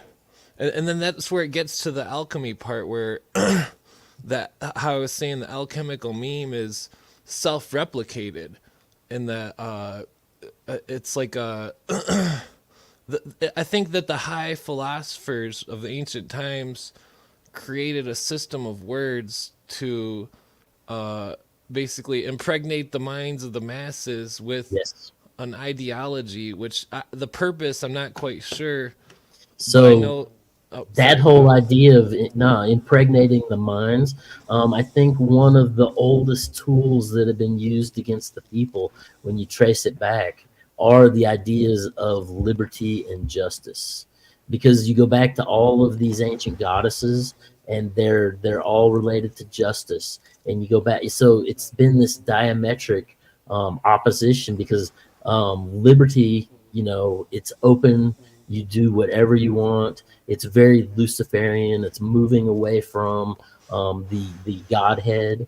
And then you have justice, which has nothing to do with right or wrong. It's more the idea of cosmic interrelationships, and that, we can't understand the workings of the cosmos. So basically, when justice is handed down, it's more in line. So, and then you bind these two items together, as liberty and justice. And when you look at Lady Liberty in the harbor, and the fact that it goes back to basically like a Luciferian type system, bringing the torch of illumination, and the what was it, the Statue of Liberty was a regift that was originally for Egypt, and Egypt refused it, and then America took it and set it up.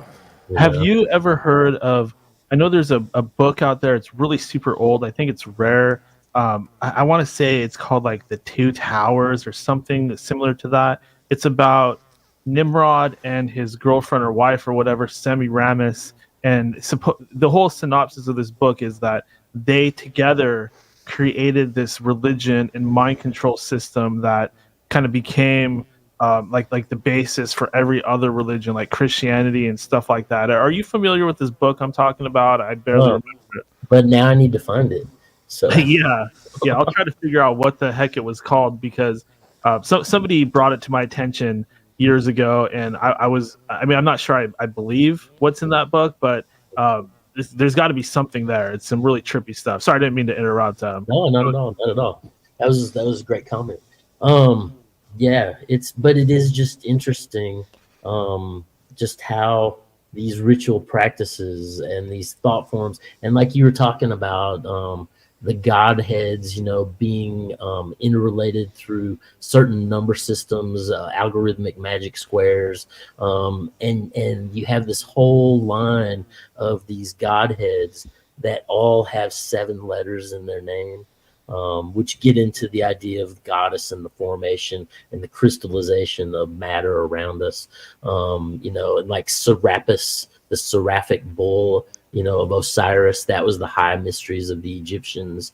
You get it. And another thing I've noticed when you're reading a lot of these old texts, when you see names that have the 2 vowels that are fused together, that has something to do with magical qualities of that character itself. I found the book. I just kind of Googled it real quick. It's called The Two Babylons. Oh, yeah. And it was originally published as a pamphlet in 1853 by the Presbyterian Free Church of Scotland theologian Alexander Hyslop. Yeah. Yeah. That's a great read. If anybody wants to go through the two Babylons, and it shows, and it comes down to the essential question of who is the rock of the church. Was it Saul, Peter, or was it Saul, Simon? You know, the whole rock. You're talking about the where it was handed down to.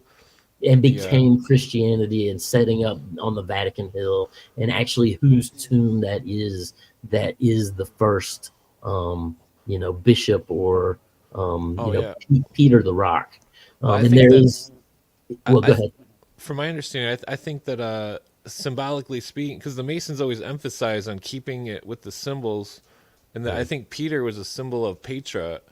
And that I think Petra was the original Vatican, basically, for Christianity, and that the the Mithraic cults of the Vatican, they absorbed it like the Borg. It's like me and Logan I was trying to explain this to Logan earlier, where a metaphor for this Babylonian religion, it's like the Borg, and it absorbs all religions, and that it recrafts them just slightly to where the people who are under its rule will partake in the religion to basically, and that's where how they have so many saints, or the saints were the old gods of different cultures, and it's like they're erasing other cultures and claiming it as their own. And the whole mighty hunter thing, I some of the research led me to believe that it was about hunting the zodiacs, and that Nimrod was Hercules, and that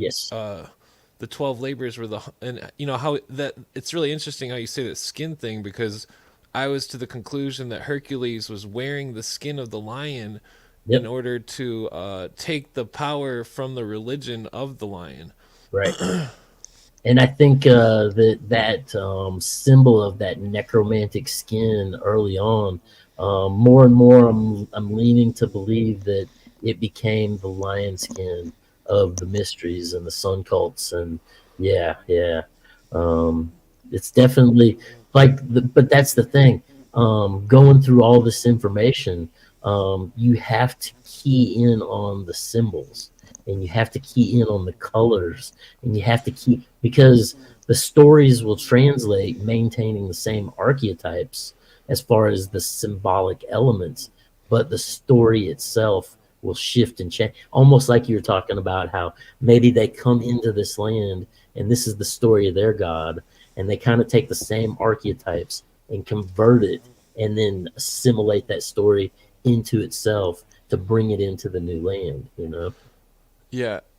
What do you remember because you were talking about the Statue of Liberty? There was one of the Babylonian deities that was a woman, but she wore warrior clothes.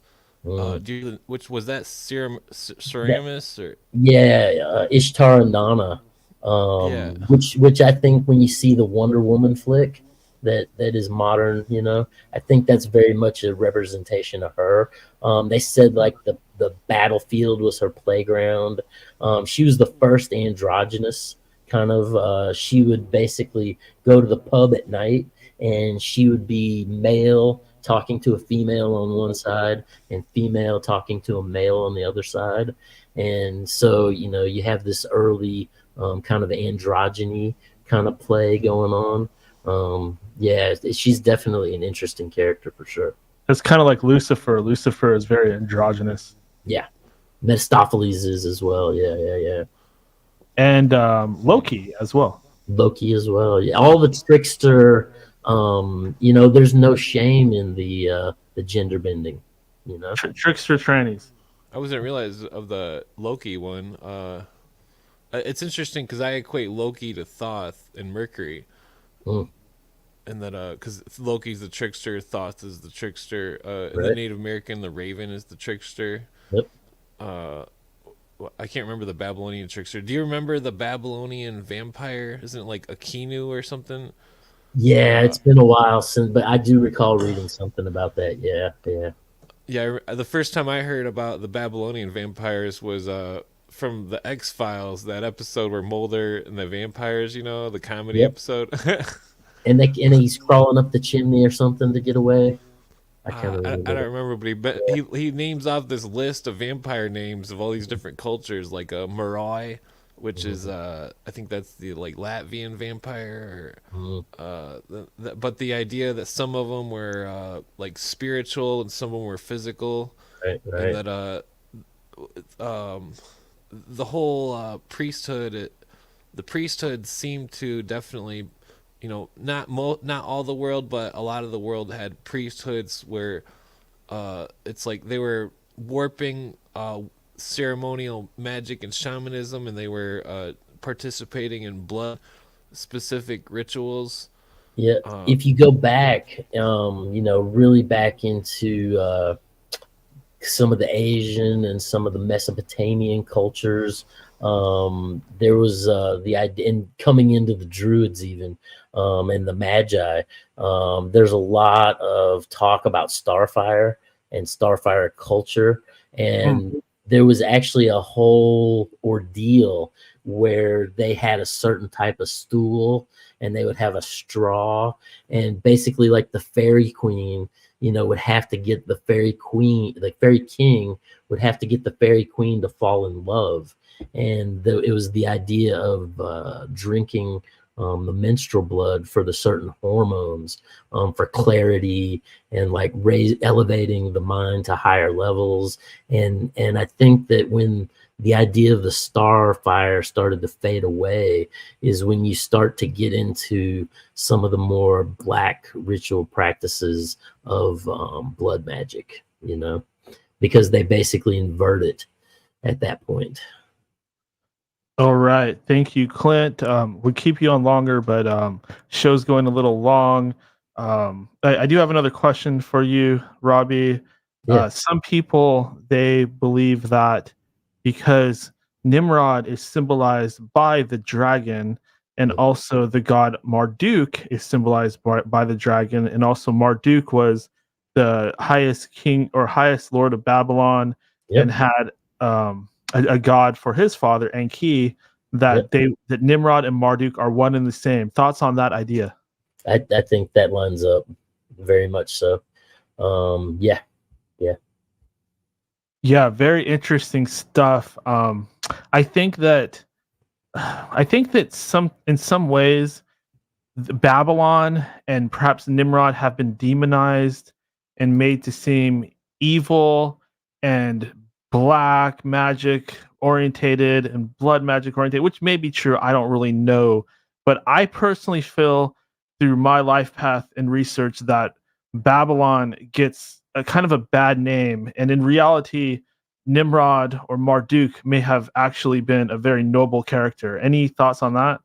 Well, when you trace the younger and the elder Nimrods back, going into the Egyptian philosophy, it relates to Thoth or Tahuti, which becomes Hermes, which becomes Mercury. So, the idea of wisdom and, the Hermes idea of writing all the sciences and, creating all of the arts. And I think the Nimrod the younger, when the Tower of Babel falls, basically that he was more authoritarian, breaking up the languages. It's said that he was going around to the different kingdoms, crucifying different kings alive, just doing all kinds of abominable stuff. And when you get into the priests of Nimrod, being the priests of Baal or the cannibals, Nimrod is pictured as a black fiery serpent, like eating the infant as soon as Rhea, Nana, Ishtar, Semiramis births it. But you go back in these cultures, and it was very common to sacrifice your firstborn, to Baal, and in a lot of ways, that's what the Bible, I think, was written for, and to try to correct and in the human sacrifice. That's why Jesus was the sacrifice of all sacrifices. It was meant to end the blood sacrifices, Any thoughts on the possibility of Moses actually have been Akhenaten? Yeah, that whole Sigmund Freud line of thinking. When you go back and you start really getting into all these texts, there's so many interrelationships that, just like with Nimrod, how you see him everywhere.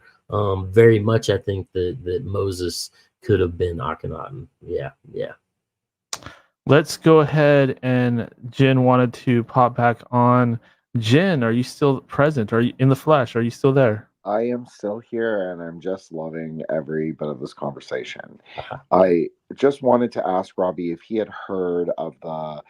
I know the idea of the Red Bull sacrifice came up before. Obviously, the White Bull sacrifice as well, slightly different. But I think there's a really interesting idea that in the next Yuga, that the Red Bull sacrifice needs to happen to pull down the sort of what we call the Matrika stars, or the Aldebaran, I think that's what it's called. So it's the Red Bull star. So that in Vedic astrology, that goddess is named Rohini, who is the Red Bull goddess. She wears, and she's married to the moon god Chandra, who's a man, not a woman, obviously, but a man. I just think that's very interesting as well. But Shiva, also, I'm sure, as you know, Robby, he rides a white bull when he is his daytime form. Now he rides a black dog when he is in his nighttime form. So, but he is the same sort of character, but different stages of his consciousness. Right, right.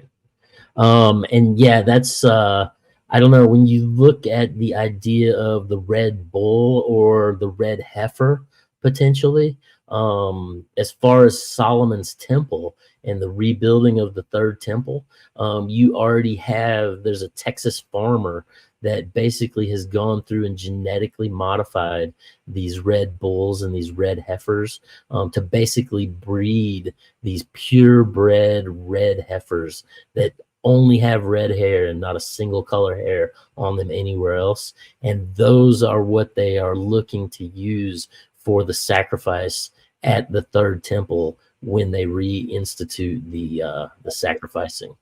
Wow. Yeah. Can't wait for that to come back. but I'm going to complicate this, Stan. Yeah. Do you think, Robby, that they need to do the Red Bull sacrifice to this is the idea. This is the idea in the Vedas. Like, everyone's so obsessed with the Indo-Aryan, Indo-Iranian pantheon and the Veda, ancient, the most ancient of the ancients. Yeah. They said that you need to do this bull sacrifice to perpetuate the cosmic cycle. If it is not done, we basically, we're done. So that's one idea. That's just one idea. I'm just but I think it's very interesting because now it's very difficult in our current landscape to try and figure out, like, I'm anti-Zog, but at the same time, I'm not, like, I'm anti-ideological. I don't want to have, I don't really want to put attention or energy or magic into somewhere that's so outside of myself. But I do think of the larger question, like, what if they do need to do the bull thing? Like, what if that really needs to happen? Because that is an idea. Make reality work. Exactly. And Grubb explains this very well with, like, science and metallurgy and kind of like the explosive colors of light and what emerges through this, like, electrode process. He's very good at that. But I can tell you, in a goddess tantra, Shakta tantra way, this idea of the buffalo demon being sacrificed to the mother of both the battlefield, the forest, and the kingdom, that needs to happen. It must happen to preserve the cosmic cycle. Right. And initially, if you go back into the Babylonian Sumerian specifically, they talk about that the human sacrifice of the time was essentially the grease that made the gears of the universe turn. And then that turned into the bull sacrifice. And you go back to Egypt and you have the Serapis, the bull, which was within the high mysteries of the Pharaoh. And basically the bull at that point was a black bull with a white square on its forehead, that it was said that the mother was struck by lightning. And they would pull the bull. So they would have to set up the intrinsic situation of summoning. And this used to be an ancient thing that Zoroaster did, and you see it in all the old texts as far as calling down lightning. And even some of the Caesars tried to call down lightning and ended up killing themselves because they didn't know what they were doing. But nonetheless, this bull would be sacrificed at a specified time for the turnings of the cosmos. And then you follow that into the Zoroastrianism as far as Ahriman, the dark force, sacrificing the cosmic bull, that basically the blood became the creation of humanity, right? And then you follow that into the Mithraic sacrifice of the Mithraic bull, and that when the dagger would pierce the bull's skin, it was essentially piercing the cosmos and creating the energy for the machinations of the whole to keep turning. So there's this long, idea of these bull sacrifices through time that intrinsically create the movement of the mechanism that is the universal flow of time itself. Yeah, I had somebody that was claiming to be in the Illuminati tell me that the reason they do all these child sacrifices is for that same reason, to prevent the destruction of the universe. I mean, I don't personally believe that, by the way. But I think there are people that do believe this, very much so. Yeah. Yeah. I will just say that, Dan, I do think that friend of yours, I think that they're correct and incorrect. Like, you would do that in a magical way of thinking. You would do very transgressive things to unmake the universe. So if you more of an anti-cosmic kind of left-hand path tendency, you could do those transgressive things to unmake the universe. So I think that actually the bull sacrifice is pro-cosmic in one sense. It's because it's a continuation of our universe. Yeah. So I do think that that's one thing. Like, I'm very Christian friendly, but I will just say, like, I'm not a Christian. So for me, I think people get very confused about like animal sacrifice versus like human sacrifice. And I'm not talking about like animal sacrifice like sicko. I'm talking about it like in a temple system, following ritual prescriptions. Someone does mainly. Like, I'm not against that totally. Right. And I think what we really have to realize is that these cultures all through time have had these sorts of practices, these energetic practices. And a lot of times when we start to learn about these cultures in modern times, and we don't understand this long history of this type of ritual function, that it really upsets and scares a lot of people. No, you're totally right. And I will just leave it on this, because I know Dan wants to move it along, but I will just leave it on this, is that when you were describing the black bull with the white star forehead, I mean, that is Durga. I mean, that is Durga slaying the buffalo demon. She's stabbing the Trishul, the Vajra trident into him, right into his neck. Like, right, if you looked at the picture of the Taurid, whatever, zodiac or whatever that is, or representing, I mean, she's stabbing him right where the star would be. So it's just so fascinating. And she's the mother whose hair is made of stars. I just think, I'm obviously stuck on the Tantra stuff because I think it's like it really embodies all of this. That's just my personal opinion, but it's just I think it's so fascinating to hear about all the other kinds of map that you're building, Robby. It's really amazing, and amazing show tonight, Dan. Amazing show tonight, Robby. Thank you guys so much. Yeah, thank you for sure. Thank you, Jin. Very good questions. Robby, did Nimrod create Saturnalia? Yeah, so when you get into Saturnalia, you're essentially looking at the Mithraic cap that was given to the freed slaves. And it was an inversion ritual where the slaves would become master and the master would become slave. But the idea comes from the ancient mythos of Saturn. Basically, in the pre-Diluvian time, it was believed that everything, it was what they called a golden age, and everything was perfect. and you could grow like 2 to 3 crops, a year. And it was always sunny. It was always moderate. It was always beautiful. And then when we had the pole shift, essentially, where the pole moved, creating I think first it was an ice age, and then 26,000 years later, I think it was the flood that generally let loose, because you get into the Nordic ages of ice and fire, and kind of Loki being one of the children of the ice giants. But there was an age of ice, and this was when who was it in the Persian philosophy?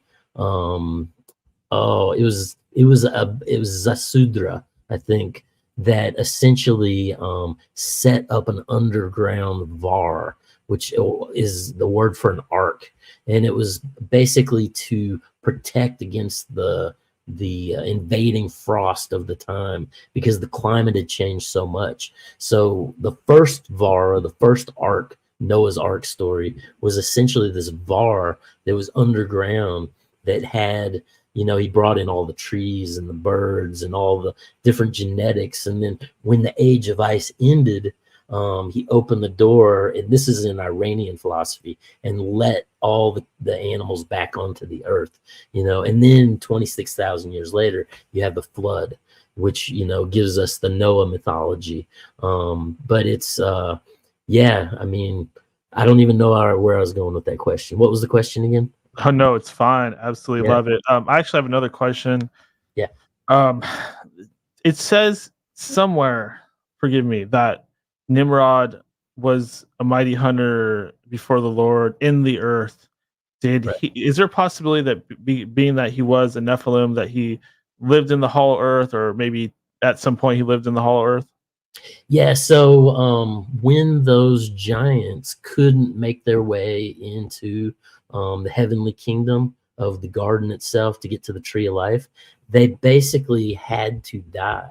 So you figure these were energetic, cosmic forces that brought themselves into material form, right? And became the fallen angels, the Anunnaki, the Nephilim, what's the Native American? They have the clowns that dance. I wish I could remember the name, but nonetheless, all of these forms, when they dissipated and had to die off because they couldn't live, because in the physical matrix, part of that is the fact that death is here. We have life and we have decay, as far as the sun and the moon and that whole generative cycle, right? That when these entities died off, they became the demons. They became some of the jinn. They became these figures that were trapped in, like the Greeks, with the inside the earth, as far as the Titans being inside the black cube, and kind of like in Superman, when they send the evil characters into the 2-dimensional realm of the prison, The Phantom Zone. The Phantom Zone, exactly. So it's kind of I think where these entities' energies ended up being. And you get into the old myths of the fairies and the gnomes, and how they kind of retracted into and hid within the earth itself, as modernity came into being. So, all the cultures have the story of these ancient energetic forms basically settling into that phantom zone that is the black cube in the center of the earth in so many of these stories, that is Apollo in the bottomless pit, in the Bible. Very much so. Okay, we have a newcomer on the show. I'm not familiar with him, but Wesley Curry, hello. Hello, how do you do? I'm Wesley Lawrence Curry II, soon to be a Lycum in Huntington, West Virginia. I'd like to listen to what you have to say. Your title of your show, End of Days, intrigues me. Thank you. Do you have any questions for the guests today? I'd like to hear a little bit more from him first. I'm a bit of a brute, so my questions tend to be You probably won't like my question. Okay, well, good to meet you, Wesley. We'll get back to you. We do want to keep things focused on our guests, but appreciate you listening and appreciate you jumping on for sure. Robby, I do have a very important question to ask you. This is very paramount to me in my life. What was the Ark of the Covenant? Oh, the Ark of the Covenant. I mean, when you get into the biblical tales, it was the idea that they took the Ten Commandments and kind of they were like somehow ground into dust. And it was within this ark that was created by wood from the acacia tree that they basically carried the remnants of the Ten Commandments around in. I mean, when you get into stories of the ark itself, people would be struck dead simply from touching it. They would, have wasting sickness, almost like a radiation poisoning of sorts, where their fingernails and their hair was falling out. When you look at it being marched around the city of Jericho, essentially it was used as a weapon, to bring the walls of Jericho down.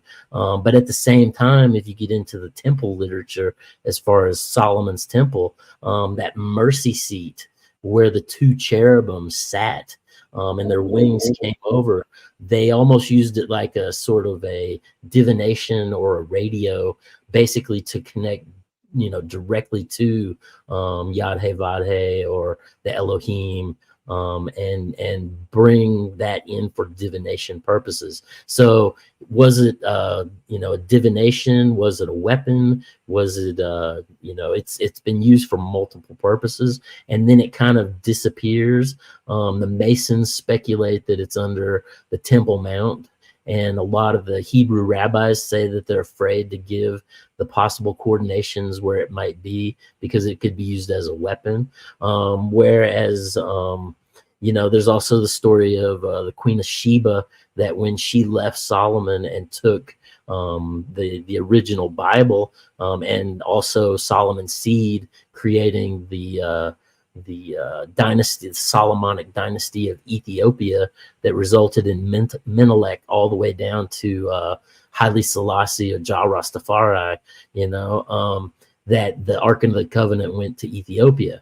So there's multiple stories about this stuff, Yeah, in the Sign and the Seal, the book by Graham Hancock, he concludes that it must be somewhere in Ethiopia. Right. I think I tend to agree. I mean, either it's there or the Freemasons have had it the whole time. Yeah, and that's what I was going to get into, as far as we were talking about Kabbalah and the Tree of Life earlier. It's interesting when you trace the Masons back through these Dionysian cults, resulting in Bacchus and Liber Pater after the fall of Rome. But you trace them back to these worshippers of Adonai that were the Gibbon in that region of Syria, that basically were the freehand masons for Solomon's temple. They go back and they were worshippers of Tammuz or Nimrod, So, and Nimrod was considered to be one of the founders of modern day masonry. In Mesopotamia, he was called Nim-Amud, he who makes things. He was said to make the first bricks for creating Masonic structures, So it's just interesting. All this stuff kind of flows back to this Nimrod character and all his various personifications, Can I just Robby, jump in and say that I think go the ahead. Ark of the Covenant is in Iran? Sorry, Dan, go ahead. No, I want to hear what you had to say, Jen. Can you redo that question? I kind of talked over you at the beginning. No, I apologize. It was my fault. I personally have a crazy conspiracy theory that the Ark of the Covenant is perhaps in Iran. That's kind of my thinking. Yeah, it's definitely a mystery for sure. And you were going to ask a question earlier. What was that, Wesley? Yes, it's a little bit off of your topic. My topic is about the wheel in the middle of the wheel, the color of beryl, and the fire unfolding in itself. What do you say that is? The barrel itself, The wheel in the middle of the wheel, the wheel. color of beryl, B-E-R-Y-L, which means green. Right, So right. green stone. Like an emerald. Beryl. Yeah, I mean, from what you're referring to, it sounds very alchemical. The wheel in the middle of the wheel is generally the hub that the wheel turns on. So it could be the origin, you know, like a source point that emanates therefrom, something along those lines. Well, also in that verse is the fire enfolding in itself. Mm. Well, and you get into all the old definitions of these entities coming down. They were always represented as fire or sacred fire, fire eating itself. You get into Buddhism, and they talk about like all is burning, all is an illusion. You know, so the reality itself is the fire folding in on itself, that's devouring itself, that is the crystalline matrix that we exist and subside within, you know. Have you? Yeah, that's interesting philosophical, alchemical kind of language. Have you heard of? You mentioned the Queen of Sheba. Have you heard of the molten sea, like as in the molten sea Melchizedek? Yes, yes, definitely. Solomon actually forged the molten sea in Solomon's temple, and it was said to have 6,000 foot baths. But it was basically like a half of a sphere that sat on top of a pillar that had 20 spirals moving up around it, and then there was 4 oxen facing in each direction. That essentially, you know, represented the zodiacal aspects of the movements of the heavens. All of this stuff goes back to this underlying story of the turning of the heavens, the movement of the heavens, the story of the heavens, and all of these, you know. And then you get into some of the Greek and like when you read Metamorphosis by Ovid, he gets into the idea that a lot of these characters, like Amalthea, who raised Zeus in the cave, you know, when they killed her or she died and they cut her up, basically to maintain the idea of who she was, they moved her into the stars as Capricorn, you know. And that's where we get the cornucopia on one side, and it's also believed that the 2 horns of this goat, you could trace it back to the age of the ram and Abram or Abraham. Basically, they believe that one of the horns was used in temple services, and the other one would be blown at the end of time, basically, you know, ringing in the apocalypse. So there's always these stories of these, you know, these different characters that they elevate into the heavens, that do things that essentially help the cosmic function of what reality is, you know. I'm Jewish. Are you Hebrew? No. Oh, okay. I've studied Kabbalah. I've studied going back to the legends of the Jews and the long form Torah. I've studied Talmud. I've looked, you know, and Talmud, I'm very, you know, I've looked into it. I'm not as proficient as in that as I am in a lot of this other stuff, though. But yeah, I was raised very non-religious, but I've delved into these things. It's the idea that it's you know, the pleasure of a king to seek out things. It's like bringing these ideas into your philosophy so that you can have a broader and larger understanding of what the cosmos is, you know. So I think they're all very beautiful things, and in ways sometimes they do get inverted, you know, and that's just part of the natural function. There was one dream given to Daniel that he could not interpret, that he couldn't figure out what it meant. Right. And that dream that Daniel was shown that he could not interpret is also what Jonah was commanded to teach and preach in Nineveh. And Jonah didn't want to tell about it. He didn't want to do it and was swallowed by a whale, and 3 days later spit up on land. I have a drawing I would like you to see that is a picture of that dream. And that is the dream that the Messiah told you to tell, and that Satan told you to not tell. There's the orange red in the bottom, dark green leaves. I saw this dream. I saw that foot cut off and it didn't bleed. I saw the white sock and the square-toed black shoe on the foot.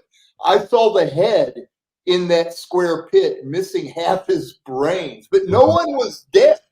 Everyone was alive in the pit. No one was bleeding, but they were all mixed in their parts. Right. And I saw the two creatures in the wedding clothes and the spinning crooked path of gold and silver that is rusted.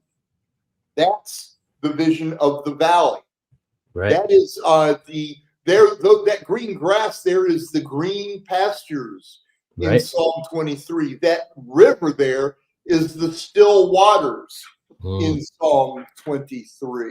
Right. I just wanted to show you that picture. Now, you talked about the curved Leviathan as far as in talking about the idea of the pit, and everybody was in the pit and intermingled. And, when you get into the alchemical wedding, and Christ being the bridegroom, and the story of the two Leviathans, the circular Leviathan and the pointed Leviathan. The circular Leviathan is the divine feminine energy that is justice in the earthly plane, essentially. I'll have to disagree with you on that. I'd say the Leviathan is the Chinese military, and the serpent that pierceth is their nuclear bombs, and they're going to overthrow the United States using them. I think that's what the Leviathan, the dragon of the sea, the serpent that pierceth is. I think these symbols work on many levels, from higher forms to lower forms, from esoteric forms to physical forms. So, I'm not going to disagree with you. It's the interpretation of symbols that echo throughout the whole.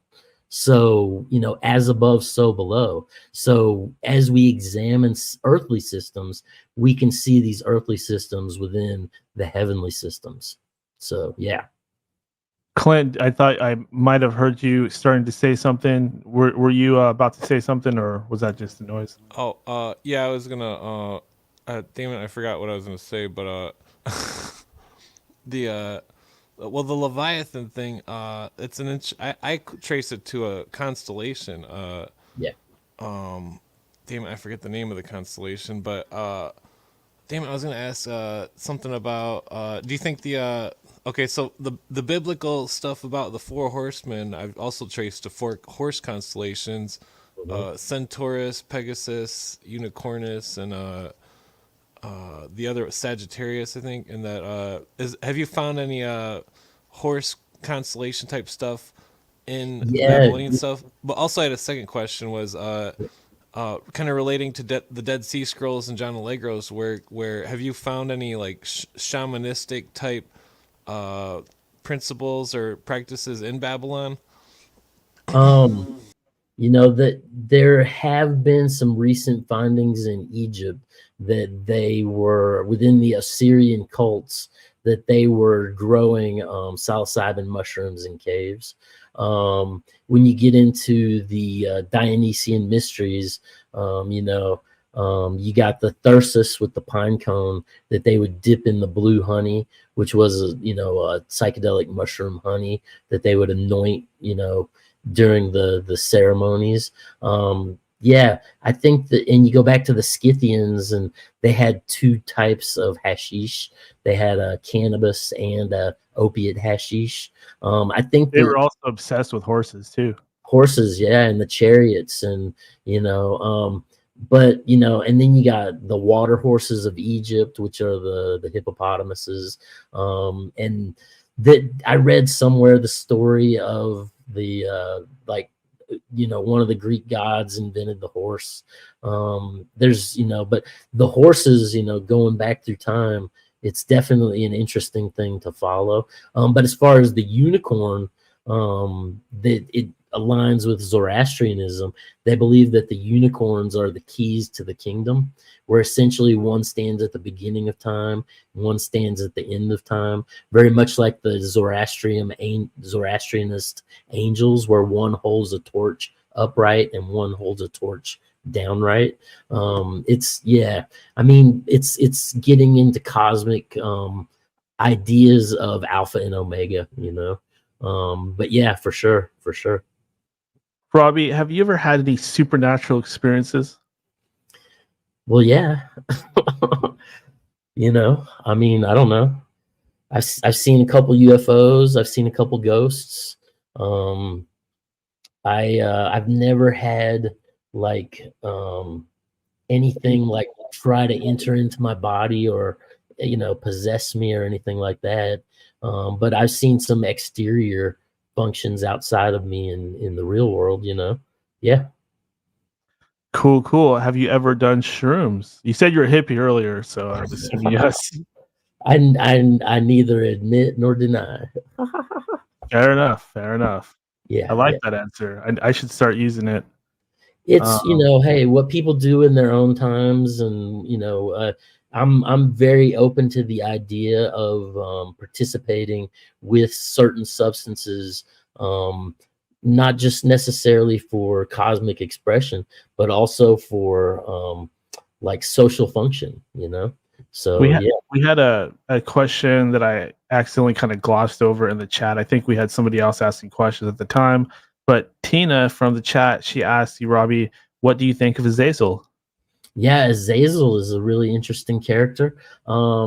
He is the last of the fallen angels to get thrown out of heaven.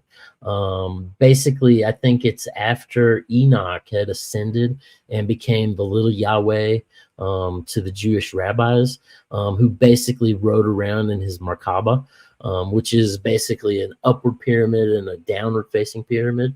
And that was kind of Enoch's hypercube that he rode around, doing different things like helping the fleeing Israelites during the Exodus. But Azazel, he basically got tossed out of heaven, I think, for rebelling over the fact that Enoch got to come back in without having to die. And so Azazel ended up coming down, and he crosses over into a few different subject matters. But yeah, he's an interesting character for sure. I wanted to also ask, do you believe in an Illuminati? Well, when you get into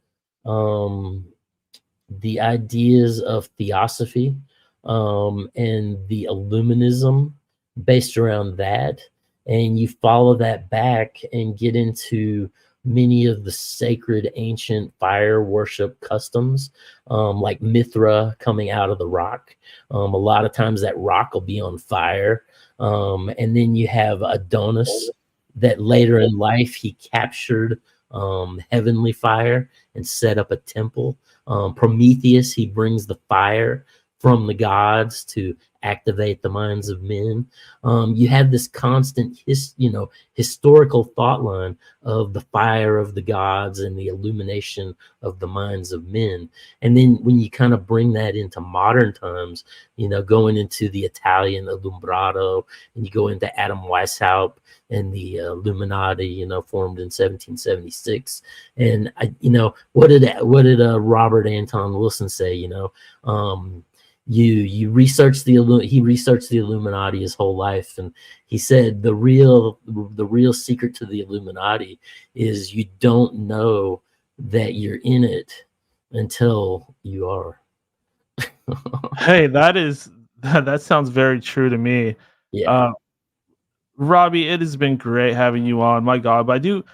Before we let you go, you've given us so much of your time already, but I'd like to go ahead and let you hop up on that soapbox one more time step behind the podium and just say whatever you would like to say to my audience out there. And please follow that up with anything and everything that you would like to plug today. So first off, I would say that we all need to try to slow down a little bit, spend a little more time, maybe reading or spending time with the ones we love, things to increase our energy and kind of move us in a forward progressing motion. And have empathy for other people. Try to put yourself in their shoes. Try to understand why they are doing something that you might consider as maybe evil. And that's not saying to accept it, but that's trying to say, why is this function the way it is within the realm of time and space? As far as plugging myself, one link, you can go to my link tree, and it's just the letters RMARX and R Marx, and that'll bring up all of my Instagram, Facebook, Twitter, my Patreon, my podcast, the MetaMindcast. And that's about it. Excellent. Robby, as I said earlier, it has been a pleasure indeed. And I would absolutely love to have you back on again in the future for a part 2. We'll see whatever you're up to. Yeah, anytime. I'm always going down some strange rabbit hole, trying to, piece all these things together and just have a more, cohesive understanding of the cosmos. Love it. You have a very deep well of knowledge indeed, and we'd love to tap into that again. But until that time, my friend, you have a good evening. Thank you. You as well. I appreciate you having me on. It was fun. Absolutely. And that was Robby Marx. Wow, what a great guest. Excellent. Exceeding, blowing past any and all expectations. My God, what a treat. I think that everybody enjoyed that. Listeners, members of the panel, we had some great questions from the chat. Just all around good stuff. We went a little over. Usually we don't like to go over like an hour and a half, 2 hours with our guests, but he was just so good. We had to keep going. Let's touch bases with Dr. Robert and see if he's down to do his panel this week. Or his definitely. Let's go. Let's Alrighty. go. I get it, man. We're both tired. Let's rock and roll. Yeah, sorry for that Ready. wait on that. We went a little long with our guest. He was just so good. No, I loved it, man. I did the time pass. It was so good. It just passed. Yeah, that's my problem. We enter into a time warp when I do this show. And this one's going to be a little shorter than the last one, Dan, because I'm closing up on the subject. Gotcha. Any idea how long, so I can kind of not sit on the toilet too long? I'll let you know, but I'll listen. 25 to 35 minutes, maybe. Okay. No worries. Okay. Let's go ahead and play your theme song. Okay.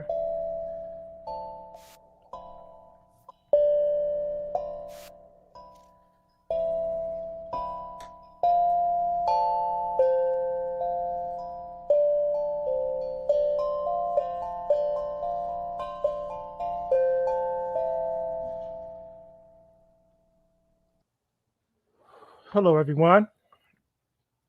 Before I begin,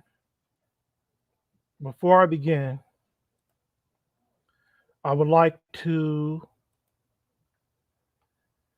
praise Him Yah with a song.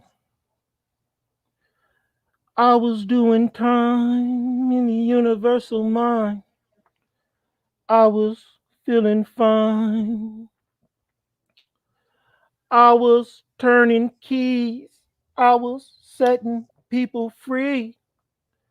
I was doing all right. Then you came along with a suitcase and a song. You turned my head around. Now I'm all alone, just looking for a home. In every face I see, I'm the freedom man. That's how lucky I am. Welcome to Down the Rabbit Hole with Dr. Robert, the podcast. Well, one question can make you look tall,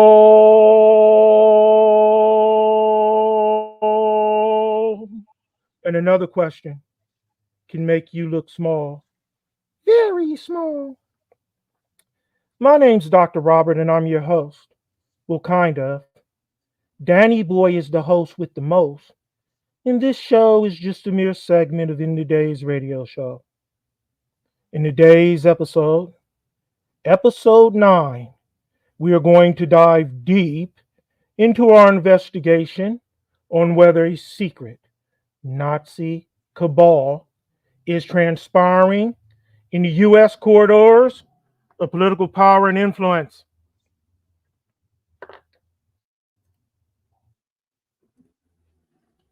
And in this episode 9, we will continue to explore the unsolved murder of a 17-year-old girl, Marina Hobb, by directing our focus specifically on the mysterious and remarkable life journey of her paternal father, Hans Hobb, whom we suspect was an Operation Paperclip recruitment scout, for lack of a better phrase.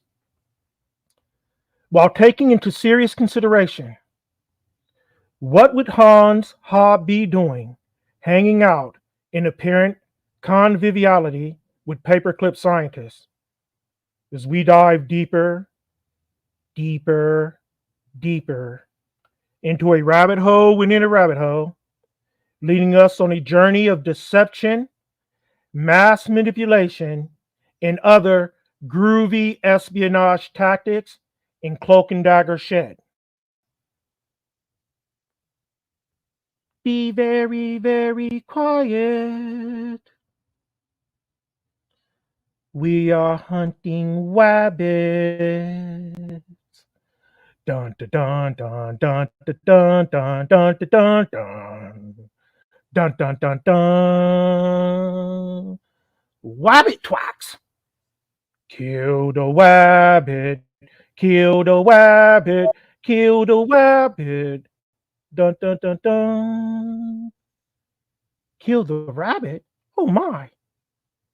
Almighty hunter of great fighting stock, might I inquire and ask, what's up, Doc?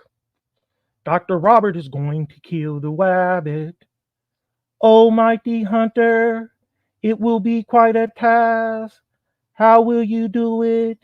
Might I inquire to ask? Dr. Robert shall do it with AOC and the voodoo magic of the goddess Shimiya. White Rabbit Kill Squad war cry, hooty hoo, hooty hoo. So let's knuckle up and dive deeper down the rabbit hole. Bauer's book was first published in 1981. In 1987, he published The Paperclip Conspiracy. This book, ladies and gentlemen, contains the same photograph, only this time, the individual identified as Hans Hobb is now identified as Heinz Hobb. This person also does not appear anywhere else in the book, but another paragraph showing Sturkhold's team at Heidelberg shows a Heinz Hobber. Unfortunately, there's no further mention of Hobb either, even though we know that Dr. Heinz Hobb in the later photograph is the same person. I sense a question emerging. If they are the same person, how then was the mistake made in 1981 identifying him as Hans Hobb, the famous novelist and anti-Nazi propagandist? There's also another famous photograph to consider, ladies and gentlemen. And this one, notorious among UFO enthusiasts and debunkers alike. It is of an alien, a short creature, in a strange suit, a weird mask, with an elongated forehead and breathing apparatus. holding hands with an army officer as another person walks behind carrying his oxygen tank. It first appeared in a German newspaper on April Fool's Day, 1950, of all times, and made the tabloid circuit in the States shortly thereafter. This photo would have appeared in one of Hobbes' newspapers. It appeared in 1950, and Hobbes was in charge of West German propaganda until 1951, and certainly would have not been shown without his prior involvement and approval as the U.S. Army's psychological warfare and propaganda expert.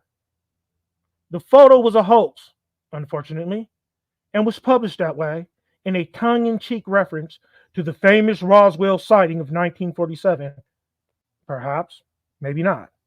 Whatever the original purpose, one source has published that a photocopy of it was found in FBI files with the suggestion that it might be one of the Roswell aliens. Dun, dun, dun! Ah! In any event, it was published the same year as the paper Scientist in Chicago. Hobbes finished his post-war service in 1951, which had been the same year his daughter, Marina Hobbes, was born. Poor baby. She was killed. She was murdered. Hobbes returned to the United States and left sometime in 1953 for Europe, evidently leaving his young daughter behind in America. The only information to hand is that he had moved to Locarno, Switzerland at some point and stayed there until 1977 at the age of 66. He had been through at least 2 more wives by that time, the actress Eloise Hart, Marina's mother, and the actress Lisi Bala. In the meantime, Hobbes began writing books critical of the United States. One of his more famous efforts, Der Tod in Texas, eine amerikanische Tragödie, Death in Texas, an American Tragedy, was an attack on the Warren Commission, published in 1964. Hobbes had traveled to the United States at the time of the assassination and did not believe, not for one instant, the conclusion of the Warren Report. He was fond of Kennedy, but very critical of America in the wake of an assassination, what he perceived as an obvious cover-up effort by the government and the willingness of the American people to accept the government's findings. After all the goddamn times they lied to you too. Hobbes, OSS operations, psychological warfare, UFO hoax, paperclip scientists, even the goddamn JFK assassination, more or less than meets the eye. To learn more about Hobbes, I went through a list of the contents of the C.D. Jackson files of the Dwight Eisenhower Library. Jackson was vice president of Time Inc. from 1931 to 1964, the year of his death. But he was much more than that. He was also special assistant to the U.S. ambassador to Turkey, 1942 to 43, president of the Free Europe Committee, which ran Radio Free Europe, 1951 to 52, speechwriter for Eisenhower in 1952, special assistant to the president for international affairs, 1952 to 54, U.S. delegate to the United Nations Earth General Assembly in 1954, speechwriter and consultant to Eisenhower during the Lebanon crisis of 1958, and unofficial consultant to the president on other occasions.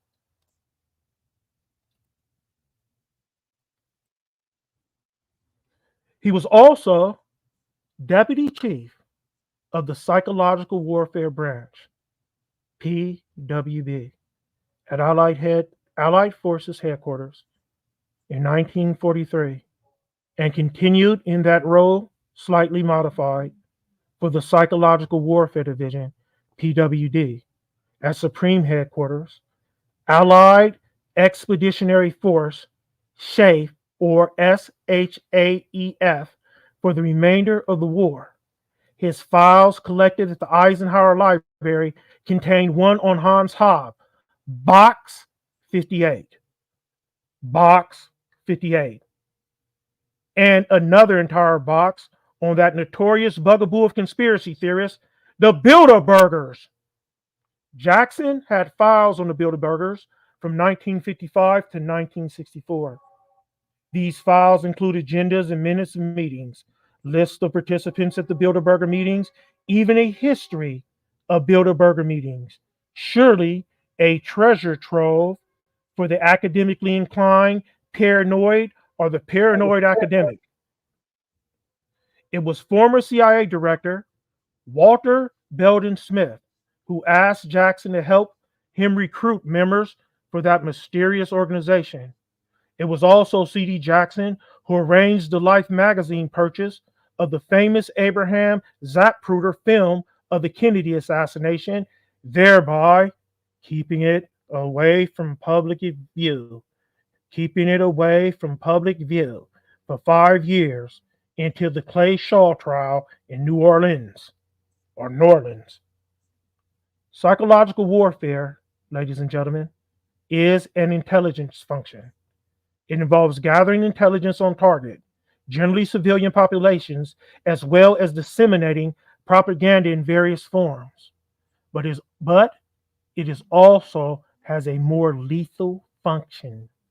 And this has been discussed at length by the respected historian Christopher Simpson in his excellent and enlightening Science of Coercion, Communication Research, and Psychological Warfare, 1945 to 1960.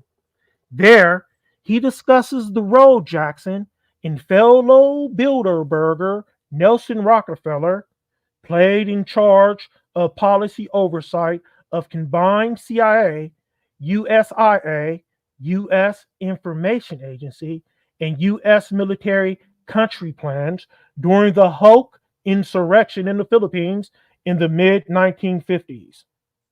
As we saw with the North African memoir of Alfred de Grazia, mentioned earlier, the OSS forerunner of the CIA was heavily involved in the Psychological Warfare Bureau from the very start, running joint operations with the Army of North Africa, Italy, and elsewhere. Simpson's study, however, goes even further and cites clandestine operations such as sabotage and assassination as functions of the psychological warfare efforts from the very beginning for what the establishment considers psychological warfare. The enemy often considers terrorism. There are two sides of the same coin.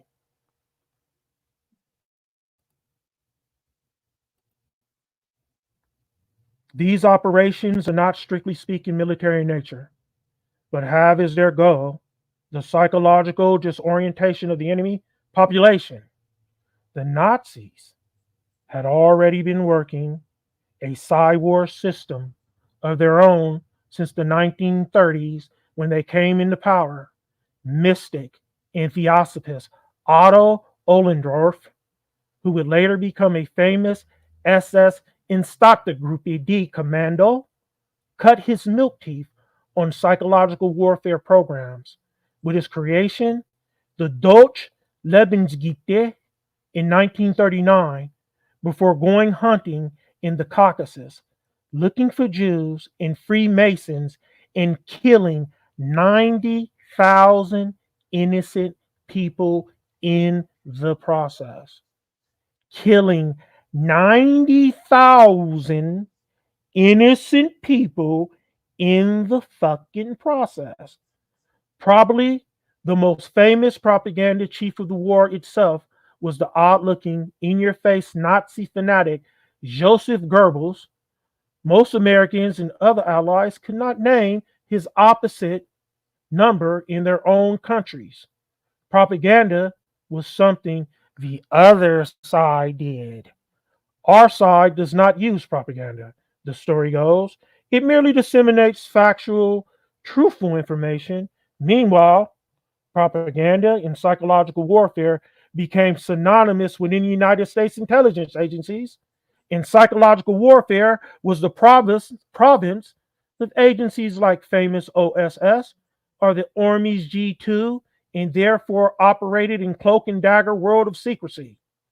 According to Simpson, even the English term psychological warfare did not come into use until 1941 as a manifestation of that marvelous and perhaps more revealing German neologism, Weltkrieg, or dun dun dun, world view warfare. The term psychological warfare first appeared in an English language text titled German Psychological Warfare by a historian who would later become famous as the Hungarian born author of The Game of Foxes and Patton, Ladislas Farrago. According to Simpson, British and Nazi German strategies and tactics in this field have historically been termed political warfare or Weltkrieg, worldview warfare, respectfully. Each of these conceptualizations of psychological warfare explicitly links, now listen up, explicitly links mass communication with the selective application of violence, murder, sabotage, assassination, insurrection, counterinsurrection, etc., etc., as a means of achieving ideological, political, or military goals. Worldview warfare says it all. A battle, listen up, between our perceptions and those of an enemy population. After all, one could say, isn't that what war is really about, anyways? Rob an enemy of their moral justification for fighting. Make your way seem the right way, the good way, the best way. Make their way seem bad, wrong, doomed to failure, and you have robbed the fucking enemy of their will to fight. Even the most crazed suicide bomber, ladies and gentlemen, is acting from a deep belief that what he or she is doing is right and morally justified and has the sanction of the people that matter, the people that count, God's people. The best, says the poem, lack all conviction, but rob the worst of their conviction, and the war is over. It is tantamount to waking up and finding a fucking voodoo doll in your bed, studded with pins, or a horse head in Mario Puzo's The Godfather. You've been cursed, God damn it, and you will die. And your mind does not rest. That is the value of psychological warfare, of worldview warfare, and it works. At least just as well as the fucking voodoo doll or the dead horse. In the right hands, one can kill or influence without firing a shot. War was never perceived as a substitute for the real thing, but only as a complement to an existing arsenal of weapons. The basic war techniques are only useful insofar as they make the enemy soldiers lose faith in the ability of their army in their country to win. One can shake that faith in many ways: by ridicule, by fake prophecies of doom, by appeals to reason, or by emotion. Another way is through fear. When we speak of psychological warfare, we are often speaking of ways to make the enemy afraid. To do this, we must understand an enemy's psyche, ladies and gentlemen, what makes him love, hate, fight, and run. We must understand how an enemy will react under stress. Will he fight harder or simply surrender? Or will he start making errors in judgment and winning the war for us? The greatest mistakes of psychological warfare operations are always those made in ignorance of the enemy's mindset. The psychological warfare officer must be able to play an enemy's mind like a violin. This implies a deep knowledge of human psychology, which is itself a kind of black art. And since this is a war of perceptions, of worldviews, It is important that the psychological warfare officer understand the impact of art, music, literature, theater, think Taylor Swift, Super Bowl, and other cultural modes of expression, and how worldviews are represented by them, even changed or modified by them. What plays in Piara may not very assuredly will not play in Phnom Penh, and eventually the temptation will arise to test some of these principles on the domestic population. That's you and me, ladies and gentlemen. After all, with whose mindset are we the more familiar than our own? What better place to test new theories of psychological warfare than among our native populace, and how to better control our population politically than through the judicious use of propaganda, using the robust media of the most tuned in, mentally massaged nation on earth, the United States of fucking America, the good old US of A. Let's stop here. Stay tuned for the next episode of Down the Rabbit Hole with Dr. Robert and the White Rabbit Kill Squad. Same rabbit ass time, same rabbit ass channel.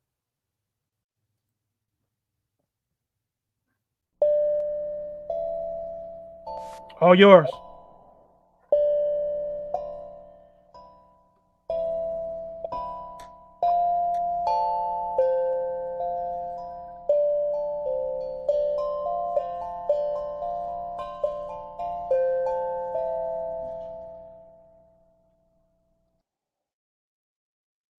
Welcome back, everybody, to End of Days Radio, broadcasting from those itty-gritty broken ruins.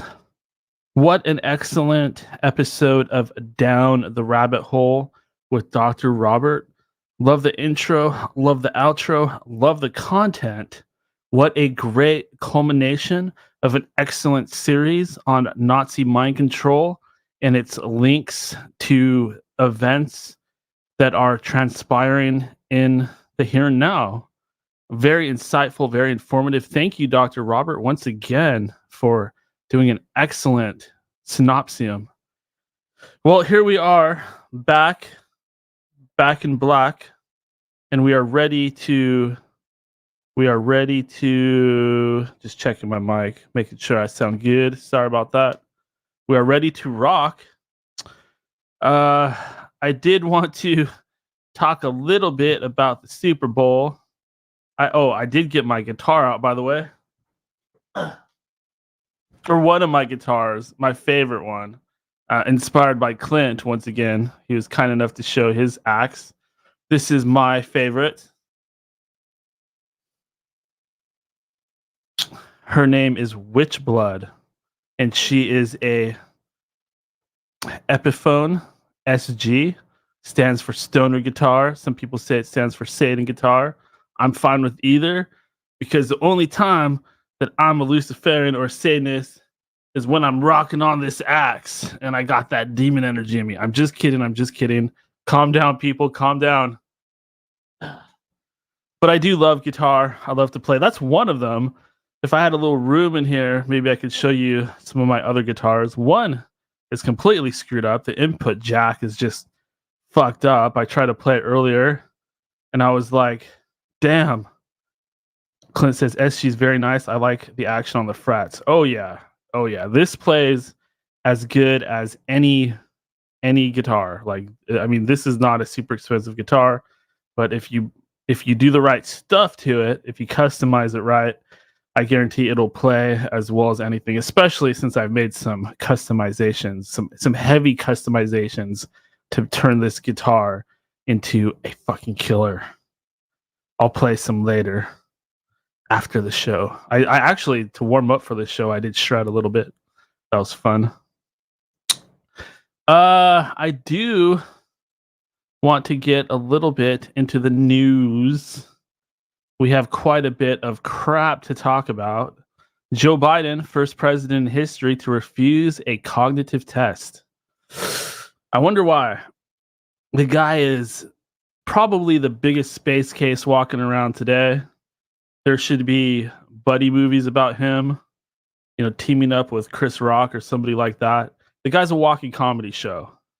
And I would laugh lightheartedly if it wasn't for the fact that he was also a pedo. Well, allegedly. We do not have any evidence of this. This is hearsay. I'm not accusing anybody of anything. I am just mentioning that there are awful rumors out there about our presidente. There.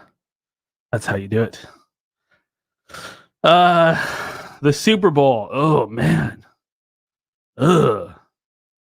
Was that not the most scripted, most fake, most obvious ending ever with Travis Kelce and Taylor?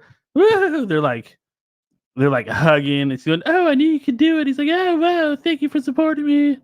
Oh my God. Was the whole thing not set up for that moment? They say it was the most watched event anywhere throughout time. No event was watched more than this.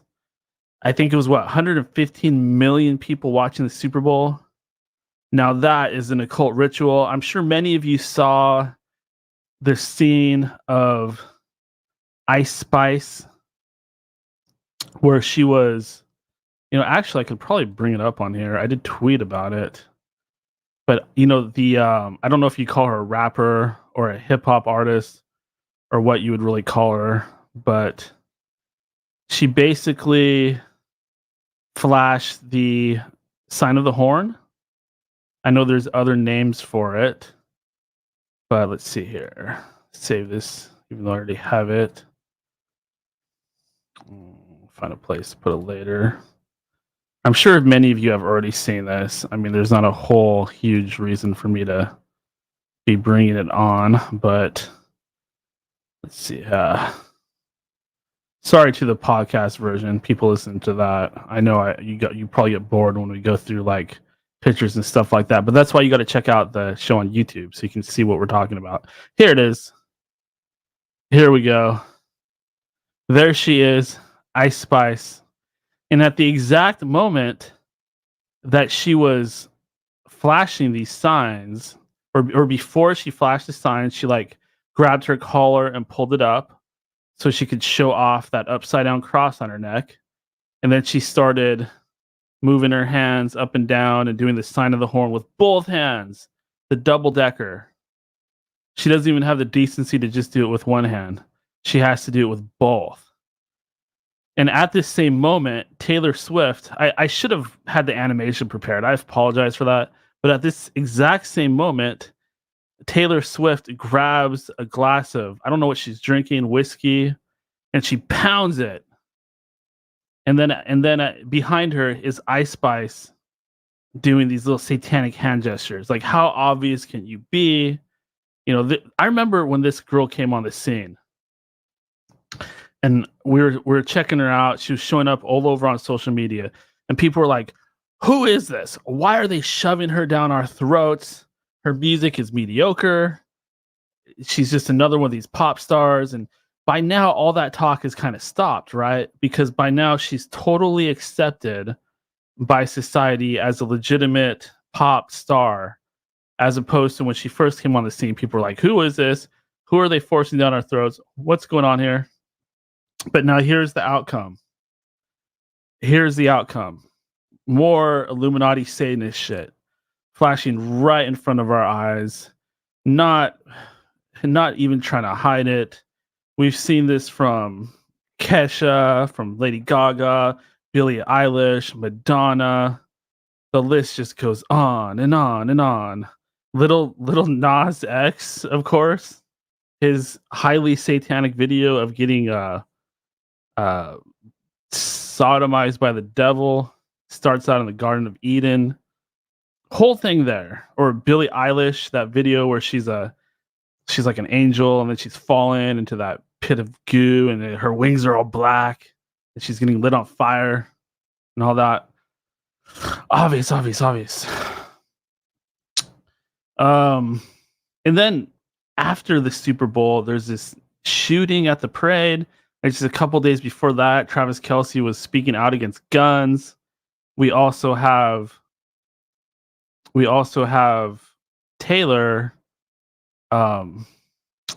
endorsing Joe Biden as well. So this whole Taylor Kelsey thing, obviously it's an Illuminati romance. They're pushing several agendas already. They got more people than everybody to watch the Super Bowl. So I'd say it's a success. Obviously the game was rigged. The 49ers were winning the whole time until the end. I've heard people talk about something happening on the 33rd yard line. I don't know about any of that stuff. I know there's some fake things going on. Oh, that Thaddeus Max asks, is that a jazz master behind you? No, it is an SG. It is the guitar for the stoner rock or doom metal guy. Black Sabbath. Think of bands like that. My favorite type of music. Moving on. Let me get rid of this Ice Spice thing. Moving on, I guess. Let's see. Robert F. Kennedy Jr. won a lawsuit because, let's see here.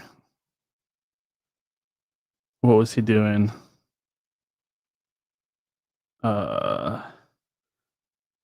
RFK Jr. wins injunction in social media suit because he was saying that there was censorship of the things he was trying to say on social media. I see this. I'm sorry for pausing like that. I see this article leads in a direction we don't really want to go in because it's about a certain thing that we don't talk about on this program. So we're going to just go ahead and bypass that. I apologize. I should have picked a better news story. Also wanted to talk about the Freemason P2 Lodge real quick. I know that a lot of people think that the Masons are good, they're altruistic, they're kind, they're doing good things out there. They're not undermined and infiltrated by the Illuminati, they're not Luciferians, etc., etc. But I've said this before on this program, others have said it. If you want evidence of the Masons doing some really messed up and corrupt things, I really suggest you look up the P2 Lodge, and you also look into the fact that the P2 Lodge seems to have been connected to Epstein Island in some way. I'm going to have to look into that more, but if that be the case, that's huge. That's explosive. Like, of course they would be, right? Of course they would be. This network of blackmail and pedophilia. Somebody told me that there's a scene in Eyes Wide Shut where the main characters go into that mansion or whatever they get invited to, and there's some like old Japanese businessman with a teenager, and somebody's saying, "Oh, we got you on film," or "We caught you," or something, and they're saying that was alluding to Epstein Island. I haven't seen that movie in a while, so I don't really remember it that well, but I probably should rewatch it. Somebody on Reddit was claiming that they had like this lost footage and lost ending of Eyes Wide Shut, and I guess the couple in the movie at the end of this other version, they like have a kid and they have to give their kid over to be sacrificed by the Illuminati or something like that. Probably a bullshit story, but very weird. Like, who would write that up? Where does this come from? I know a lot of these people that come by, they are actually, I don't know if you want to call them agents or gang stalkers or what, but they're definitely from the inside, and they put stuff out there to kind of like lead people back to them. And I don't know why. They're trying to figure out what people know or seeing if anybody picks up on it. I'm not sure. Let's see what the guys are doing. Oh, yeah, their secret religion fucking pisses me off. They want to sit there and think that they're better than us because they're initiated into their quacko fucking bullshit. It goes to no end of fucking egotism where people think that they're gods, and they think they can rule us and enslave us with unconstitutional currency and keep us occupied with all this bullshit while they fucking sit and trample on everything that's good, and meanwhile in other countries there's literal slavery going on in modern days with children mining fucking lithium and shit, and fucking they call that progress. Mining lithium. Where's that happening? In China, there's China Uncensored covers how the children are mining lithium, and the lithium mines are just harsh. We would not want to work there. I mean, nobody in their right mind would want to work in a lithium mine in China, and in a giant pit covered in dust, fucking breathing all that shit in. Yeah, they used to have that type of stuff going on here, like kids working in factories and shit like that, like little. And the saddest part of that is if a kid has to work that hard and deal with those conditions, they don't grow right because they're overworked and they're not getting enough nutrients, and they end up being like little people for the rest of their lives. A lot of them die of lung diseases and stuff like that when they're really young. It's just complete exploitation and the trampling of the human spirit. Yeah, do you remember in school when they tried to teach us that the Industrial Revolution was such a good thing, but they kind of left out about the part where England had a bunch of children fucking in the fabric industry that were all getting sucked into the machines and fucking, like eaten alive by freaking fabric machines? Yeah, somebody made a point the other day. They said like, oh, you people are so afraid because these colonizers came over here, they killed all the buffalo, genocided a bunch of people, brought diseases. They cleared everything out and started industry and took over the country with all this industry. And you're so afraid of there being some kind of like karma. You have waves of immigrants coming through, and they're just gonna like take back over. And well, it's all planned. That Rosicrucian book, the Fundamental Laws of the 68th Convocation of the Rose Cross, Clymer specifically states that the goal was to merge Mexico and America, and that was 1916. And it's proof that they've planned all this stuff far in advance, like decades to even centuries in advance.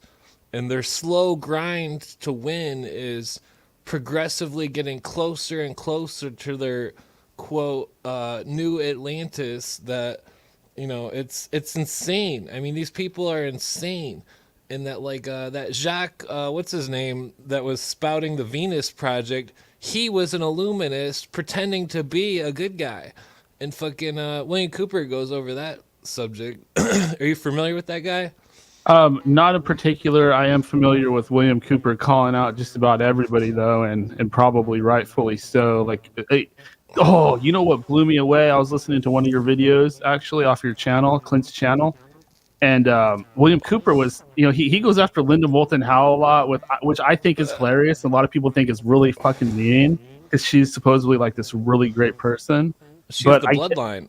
Yeah, I guess her family line is just like totally Illuminati. Yeah.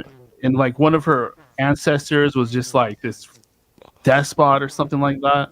Well, all the UFO researchers were highly degreed Masons and stuff, or Order of the Golden Dawn, all sorts of occultism, secret membership in the UFO community, and they hide that from their followers and stuff.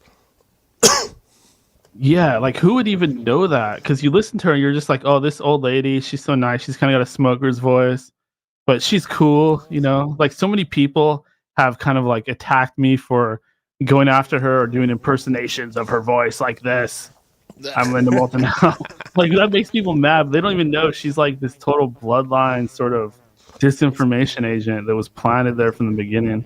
Yeah, it's like when they, it's like to the common person, if they hear that aliens are real, all of a sudden God isn't real, and it's a way to convert the masses into the new Luciferian philosophy where they're so spun up on what's real and what's fake, and then they're introduced to this idea that, oh no, man is the God, and that man is God, and that that's exactly why I was getting to this point with my friend Robert Hieronymus trying to break it to him that the Carl Schwab wears the 9-pointed star because it's the same symbol as the Baha'ist religion, and that goes back to the 9-pointed star in Babylon and stuff. And what was that? Eisenhower was.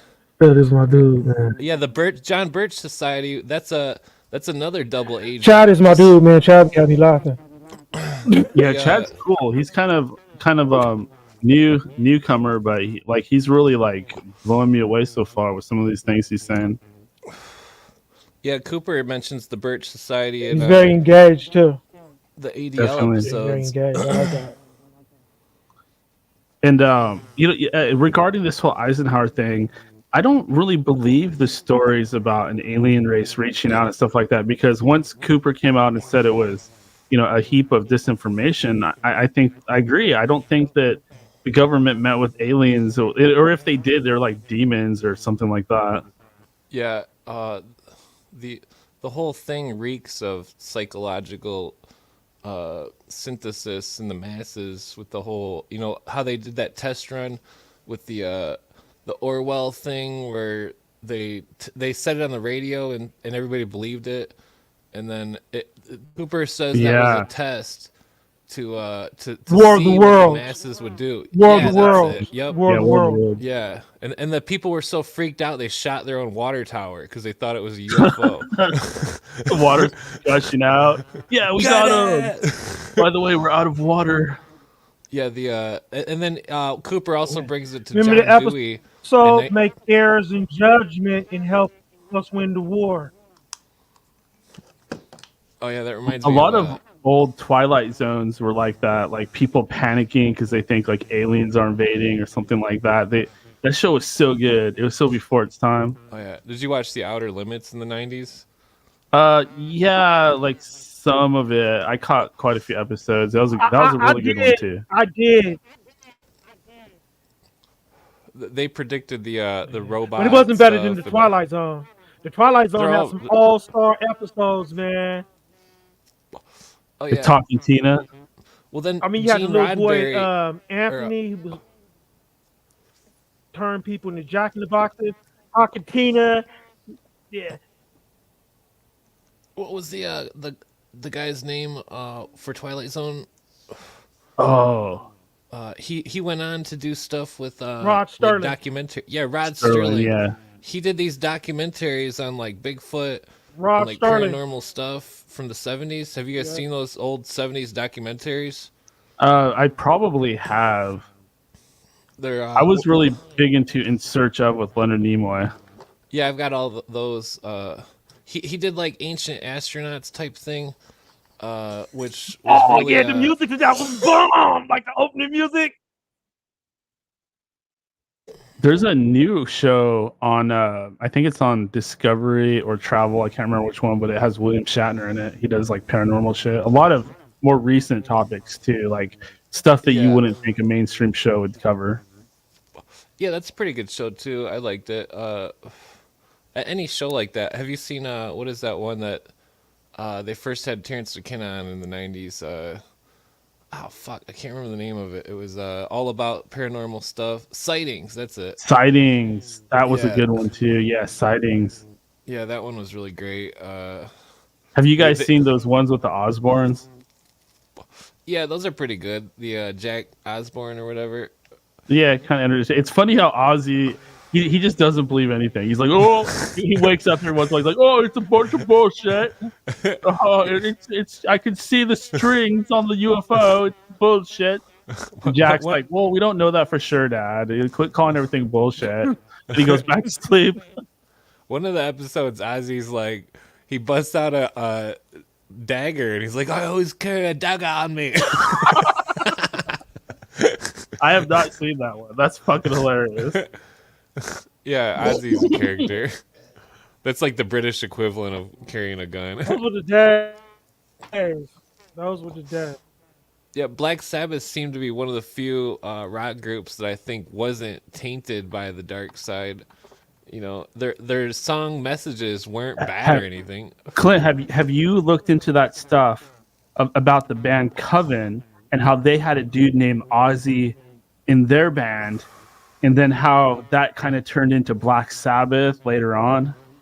From my understanding, Black Sabbath, the precursor name was Earth. And Yeah. they were like more hippie-ish in a way. Listen to but the genre horror rock. It's just like how like Eminem, ICP, all these other groups do horror rap. Horror like rock. Big L. Big L did horror Listen rap. to Jinx from Coven horror on rap. Clyde Lewis's program. She talks about how Coven like came from fucking Luciferian Coven, rich elite families and shit like that. She confirms it. Well, I think that band Death is that's a made band that I don't know if the people are or maybe I don't know about that, but certain bands seem like they're how you were talking about Ice Spice being hoisted up, and like it seems like But, the I mean, that music makes perfect sense to me, man. Like, because like Lucifer, anyway, when he was an angel in heaven, right? He was like the angel of music or some shit like that, right? Like no one can sing like Lucifer can sing, right? Like he had a command over like melodies and shit like that, dude.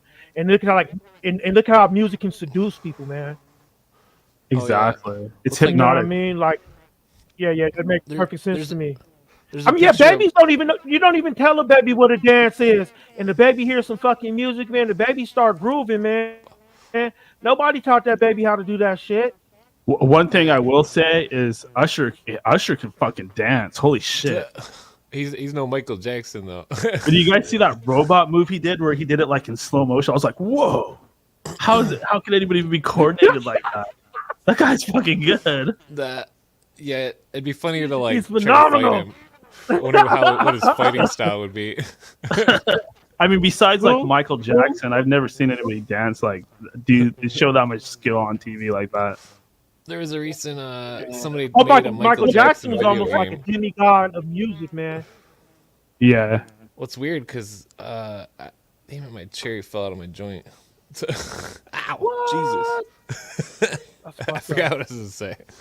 And of course, when they come out with that Epstein list, like the names on there are just like obvious distractions. Like they put Michael Jackson in there, like they want us to go back into that. Oh yeah, well it's crazy how it's like his story is so fucked up to where he might have actually been innocent about all the pedo allegations, because I mean he like never grew up in his head, you know. He was like a kid in a way. And Yeah. If you watch his old interviews, man, he's like like some of the questions they ask him, they're like, what, you don't think there's anything wrong with sleeping with little boys? He's like, there's not just little boys, there's little girls too. That's like ultimate defense. I don't know if he's guilty or not, but I think he's innocent. I think he just like had the mind of a child and he wanted to hang out with little kids and play with them. I don't think he was trying to... I'm not sure how true this is, but like I was watching a TikTok video where someone was saying like he passed all the lie detector tests that he was subjected to. Oh yeah, that's interesting because it's not easy to pass He those. said Russell Simmons did it too. Huh. Well, it's crazy. There's Russell Simmons getting allegated against rape right now. 2 chicks are trying to say Russell Simmons is a rapist, and I find it interesting because technically my friend smoked weed with Russell Simmons before in Florida. I used to work in a law office. I had an office right next door to him. I used to talk to him all the time about Buddhism. Oh, nice. He's like real heavily into Buddhism, man. On Sunset, man. When I was working for like the Black Bridge Resource or something like that. But yeah, like I used to see him all the time, man, on the elevator. Yeah, I mean his office was right next to mine. I wonder if he named Fat Farm after Buddha. You know what, man. Russell Simmons, man, like I thought he was cool, but like he did kind of like you could tell like he thinks he knows everything more than everybody. If that makes any sense. Oh yeah, a lot of people. He was talking like he was like a Buddhist expert, man. And I'm like, dude, man, I studied all this shit, man, on like the graduate level. And I'm like, I'm like, man, he's off on some shit, but you would never tell him that. But the way he talks, man, like shit, like he's an expert of that shit. Huh. Yeah, a lot of the celebrities, they get all this money and then they seem to get into some kind of eccentric religion like Scientology or, you know, all sorts of weird stuff. They get all really eccentric. Like what's that one dude that went homeless and then he put like a camera in some park or something and damn it, I forget his name, but he was in Transformers. Fuck, I can't think of his name. Well, Mel Gibson went pretty off the rails. Transformer movies. Oh yeah, well Mel Gibson. Oh yeah, Shia LaBeouf, who I was thinking. But Mel Gibson, in the '90s, he made a commercial against Codex Alimentarius, and it went on TV, and then they took it off. And Codex Alimentarius was like this food. Well, I don't know if it was, maybe it was like the early 2000s, but Codex Alimentarius was these WHO food laws that were getting passed that were making basically toxic waste into minerals. They were reclassifying stuff that shouldn't be in food as being able to be put in food under the World Health laws, and Mel Gibson protested against it, and that I think that's partially what led to his directing his own movies, because I think he was banished from Hollywood for protesting the Codex Alimentarius publicly. I want to address this comment real quick. He seems like a very angry guy. Definitely. Thaddeus Max says, I'm kind of torn if Cooper was killed because of his conspiracy stuff. It's been a while, but there was a video that showed he was a little unhinged towards the end there, but I don't know. Oh, I know because I read the police report, and basically he was killed because of basically the police weren't following police procedure, and that they violated police procedure to make him think that they were drunk teenagers in their truck, and he was just going down there to tell them to go away. But then, and it says in the police report that they were wearing black masks, no badges were showing, and then they just jumped on his truck and started shooting at him, and then he shot back and killed one of them. And then while he drove back, when he was getting out of his truck, he was shot several times up close or right in the front porch. And then they in the police report, it said that they made the ambulance sit like 50 yards away for 30 minutes while he was laying there dying. And so they kept him from, I don't know if it was just complete ignorance of people, like Cooper showed the law to the local sheriff and proved that he didn't violate the law, and that he was taking the IRS to court, and that he was making the court subpoena the IRS for the law that said that they had jurisdiction over a state citizen, and that the IRS couldn't do it. And so rather than them answer the court subpoena, their prosecuting attorney lied to a separate jury, claiming that Cooper was they did a tax scan on him or whatever after he brought the case, because he was never under their radar until he brought the case to the Supreme Court, where he was forcing the court to subpoena the IRS for the law, for them to quote the law. It's just like Aaron Russo's documentary where he asks the guy over and over, can you please quote the law which states that they have jurisdiction. But you see, they don't actually have jurisdiction. It's just the fact that if you file one time, then you're permanently on their jurisdiction, because you've contracted your way into their jurisdiction simply by filing, even if you say you're exempt while filing, even if you quote any laws whatsoever, because through the unconstitutional 14th Amendment, the 14th Amendment was never lawfully ratified by 2/3 of the Senate. And that, see, the 14th Amendment was okay, except for the fact that it made the national citizenship, which violated the 10th Amendment and the 10 square mile clause, and so that's why they didn't have, it wasn't a lawful tax to the IRS. The federal tax wasn't lawful under constitutional stipulations, and that the IRS website doesn't address the 10th Amendment violation, the 10 square mile violation, the enumerations clause, or any of the other like 10 technicalities which exempt a constitutional citizen from an international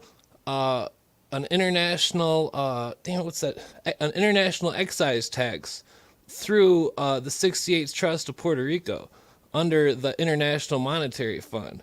And so the world government is in full place, taking 1/3 of everybody's check every fucking day.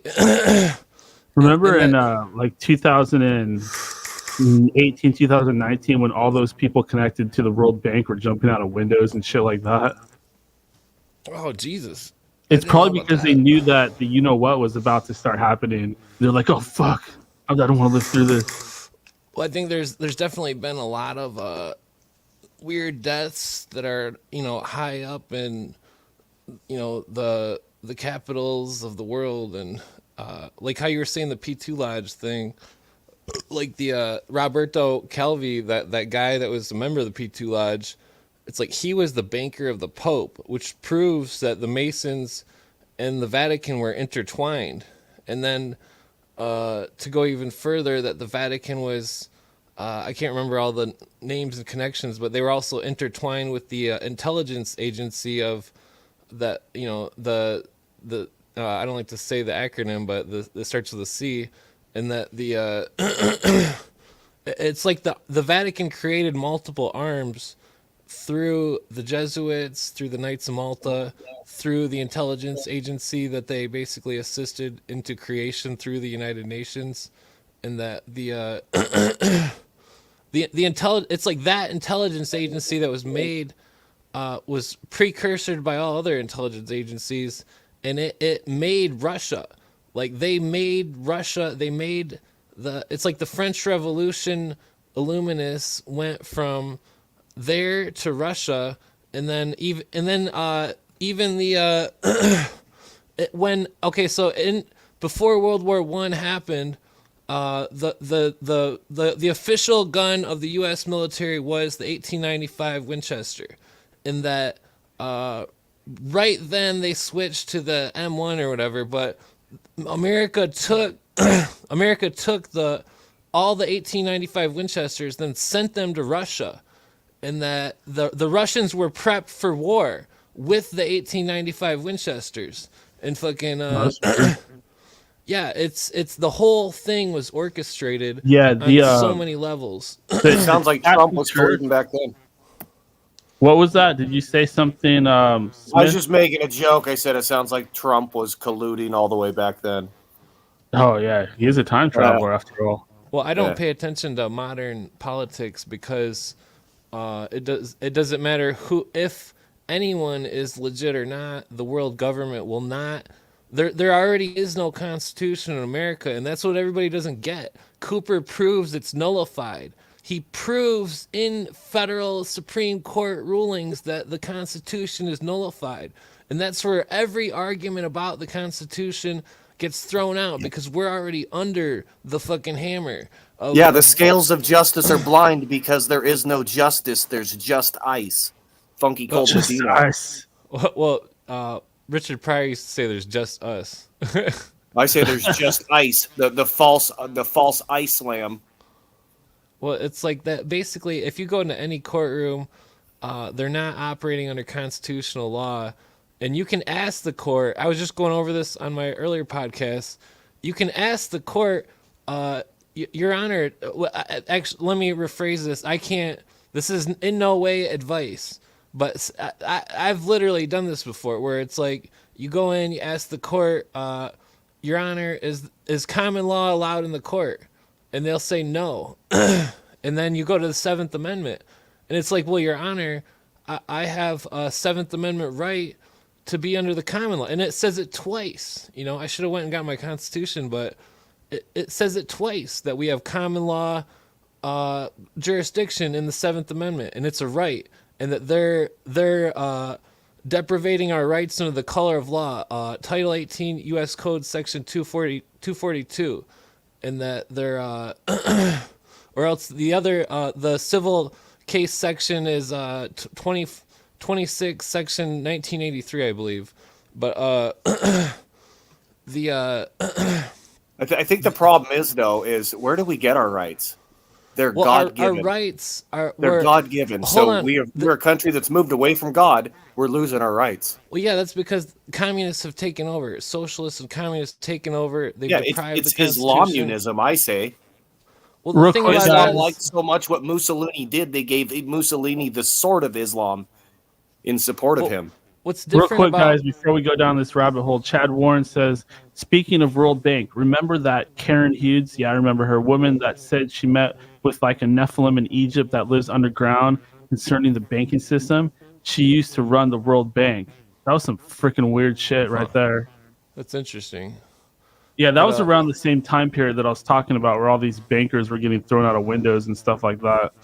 Oh, okay. Well, I like how you said at that time, you said thrown out, because when you first said jumped out, I'm like, did they all jump or did some of them jump in quotations? Yeah, I was remembering that it was more like they got thrown out.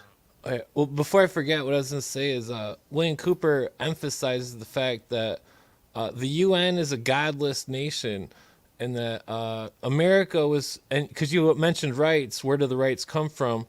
America, the concept done by the pre-Illuminati Masons was that the rights were creator endowed, and that America was the one country where it was founded on divine providence, and that this is what Robert Hieronymus goes over in his thesis, his doctorate thesis about the all-seeing eye before the Illuminati hijacked the symbol, and that the because the all-seeing eye on the pyramid is the chief cornerstone, which Jordan Maxwell does a 2-hour video about the chief cornerstone being the capstone of the pyramid, and that they made the country based on the alchemical symbolism of Jesus with the capstone and the symbol, and that it was later hijacked under unscrupulous means that were by the Illuminists, who were either for or against the Vatican, but either way, both parties were trying to destroy America while simultaneously the British there were was as well. something going on with the Vatican and the church because there had to be some good guys in there, because you have people like Father Malachi Martin, who was speaking out against the church, got excommunicated. And then in the past, you also have the Jesuit suppression, meaning they knew these guys were up to some really shady shit, and the church as a whole decided to kind of put them down. But of course, later on, when things became more corrupt, they reemerged. Yeah, the Jesuits were while North America had slavery, there was also slavery in the South America, where the Jesuits were controlling the slavery of the natives of South America, and it was brutal. Like, all the slavery was brutal. It's like, that scene off from that Stephen King movie where the lady breaks the guy's ankles. Oh, what, Misery? Yeah, well, that Kathy scene, Bates? that's what they would do to slaves in America if they tried to run, and they would cripple them for life. And it's the most fucked up, heinous shit you could ever imagine. And, the South Americans, they would cut their butt cheeks off. They would take a Whoa. machete and just straight up lop off their butt cheek. And fucking, these people are ruthless killers. And that's why I condemn anyone who gives their money to the Vatican and the blood-stained robes of the priests of Satan that basically run it. I mean, not all of every group is evil, though, like what you're saying. Well, what puzzles me is, I mean, does this all mean that the Russians are the good guys because they're kind of rebelling no. against all this stuff that's going on? They have their own church and all that, or are they just being controlled from the back end as well? And this is all just a war to make Rasputin, money. I was talking about Rasputin being a Jesuit, and what was it? The whole Bolshevik movement was controlled by the Rothschilds and George Bush's grandpa, who also controlled the Nazi movement. And Yeah, but the Christians have come back into power in Russia. The Bolsheviks were atheists. Well, the thing about the Russian thing is where basically when that intelligence agency was created that I was talking about earlier, it's like they created Russia, and that they were the Russian Constitution was almost word for word the same as the United Nations Charter. And then when the world government was created, the United Nations Charter, which was written by a Russian double agent named Elgar Hiss, that charter was almost word for word the same as the Russian charter or the Russian Constitution, and that it gave unlimited power to the United Nations to use American militaries at their disposal. And that every soldier that I know who's in the military, I've shown them the endless documentation on how the United Nations Charter conflicts with our Constitutional War Powers Clause, and they sit and deny it, even though it's in congressional record and law, and they don't even care about. And I bring it to their attention that they've taken an oath to the Constitution, to sworn to protect and defend it, and that they're failing to abide by their oath. And that these people that are in our country who call themselves patriots are not patriots, and that it's all bullshit, smoke and mirrors. These people don't know the Constitution, they don't know the law, and nobody's out there representing. They're supporting Israel. They're all pro-Israel. It makes no sense. Well, that has to do with the British Israelism, where Cooper lays that out in one episode, where it's that's definitely a complicated subject, but the Anglo-Saxons. Going back to Russia, Russia is actually part of the United Nations in some way, right? Yeah, they're a permanent member of the Security Council, just like China, France, and England, and the U.S. And so the world government's fully established, where they have the full power over all American armies through the Participation Act and through the United Nations Charter. The whole world government, it's a done deal. It's done. It's over with. We're sitting here paying for it with our unconstitutional taxes, paying for wars that Congress doesn't consent to. Congress hasn't waged war since World War II, and in constitutional law, only Congress can wage war. Well, I mean, this kind of pisses some people off because a lot of people think it's a psyop, but I really do think like all that footage and crap about space, that all looks fucking fake to me. And for the United States and Russia and all these other countries to be all having space programs, there has to be some kind of collusion there, and they all look fucking fake to me, especially the Chinese stuff. It looks like the moon looks like a big ball of cheese. It looks so fake. And I think the last 3 years proved that the governments of the world are easily capable of colluding together and deceiving their people as a whole. Yeah, the India space. That should make it pretty darn clear to everybody. Yeah. They're playing a hoax on everybody, you know. And I don't know if they've been to space or not, but if they have, they haven't been to space. And what they're saying, they're flying in, and that they haven't been 300 miles out. The whole thing about the secret space program, Freeman brings it back to like 1928 or some shit, and so does Cooper. And it's like they've been doing space stuff since then, and that they've been keeping it from the public. And it's like Cooper says with the technology, the military is always 150 to 100 years ahead of what the public sees. I believe what it is they're not actually going into space. They're just going really super high into the atmosphere, and they're hitting a point where they can't go any further. Maybe because of the Van Allen belt, maybe just because it gets too damn cold once you reach a point. But I've never seen one video or picture of space that looked real to me. Like every single one of them looks like it's fake, and I would love to go up there one day so I could lay eyes on it firsthand, or get like a good telescope or something where I could actually have some firsthand experience of space. Because like I'm sorry, but I don't believe that any of that stuff is real. And it might be that space is real, but if you go up there, it's totally different. All the planets have like buildings and life and people walking around and stuff like that. No, it's fake and gay.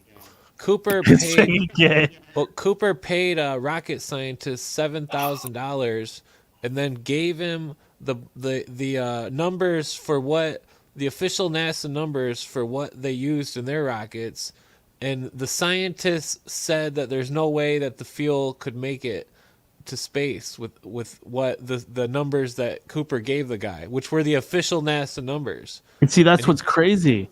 Bill Cooper was into this stuff early, so all these people saying that space being fake is a psyop and stuff like that, really look into it, like all these old cultures from ancient times, they believed in more of like either a flat Earth or some kind of enclosed sort of space, something like that. Well, I mean, I find a bet. single NASA thing that has any stars in the background. They can't fake the parallax and where the different stars would be and do it correctly. So they just altogether just leave it completely black Well, and say, the, "Well, you the thing can't about see it it." Yeah, is you can see it. La- It's all lack of a stellar parallax. well. The yeah. thing about it is that the saucers are what they're using, and that the ships going out into space and the underwater USOs, those are military, and that there's a reason. I agree with you. I think that the UFOs, like the discs and the triangle crafts, they either go really high in the atmosphere, or they go into space, or they have some kind of technology where they can actually go create little portals to jump through. Well, they say they can't leave low space orbit, and it's weird because the World Health Organization endorses what's called a low space needle. And Broad is the path that leads to destruction, and the Space Needle is on 400 West Broad Street. What I was going to mention though is that the UFOs are they go in and out of Area 51, and that they go in and out of secret mountain doors, and they have these hidden bases all over the country and the world, and that the UFOs can be seen flying in and out of mountains and or in and out of underwater passages. And that, I mean, technically I wouldn't even be into the UFO subject except that I've seen 3 of them, and that one of them I did see fly into space at an unmeasurable speed, and that it was maneuvering a zigzag pattern that would crush anyone inside of it. And it was absolutely impossible what I seen, but I seen it with my own eyes with the witness. And the only explanation is that their technology is so advanced that they're obviously hiding it from the public flat out, and that every country has surrendered its sovereignty to the world government because of some kind of secret that they won't tell us.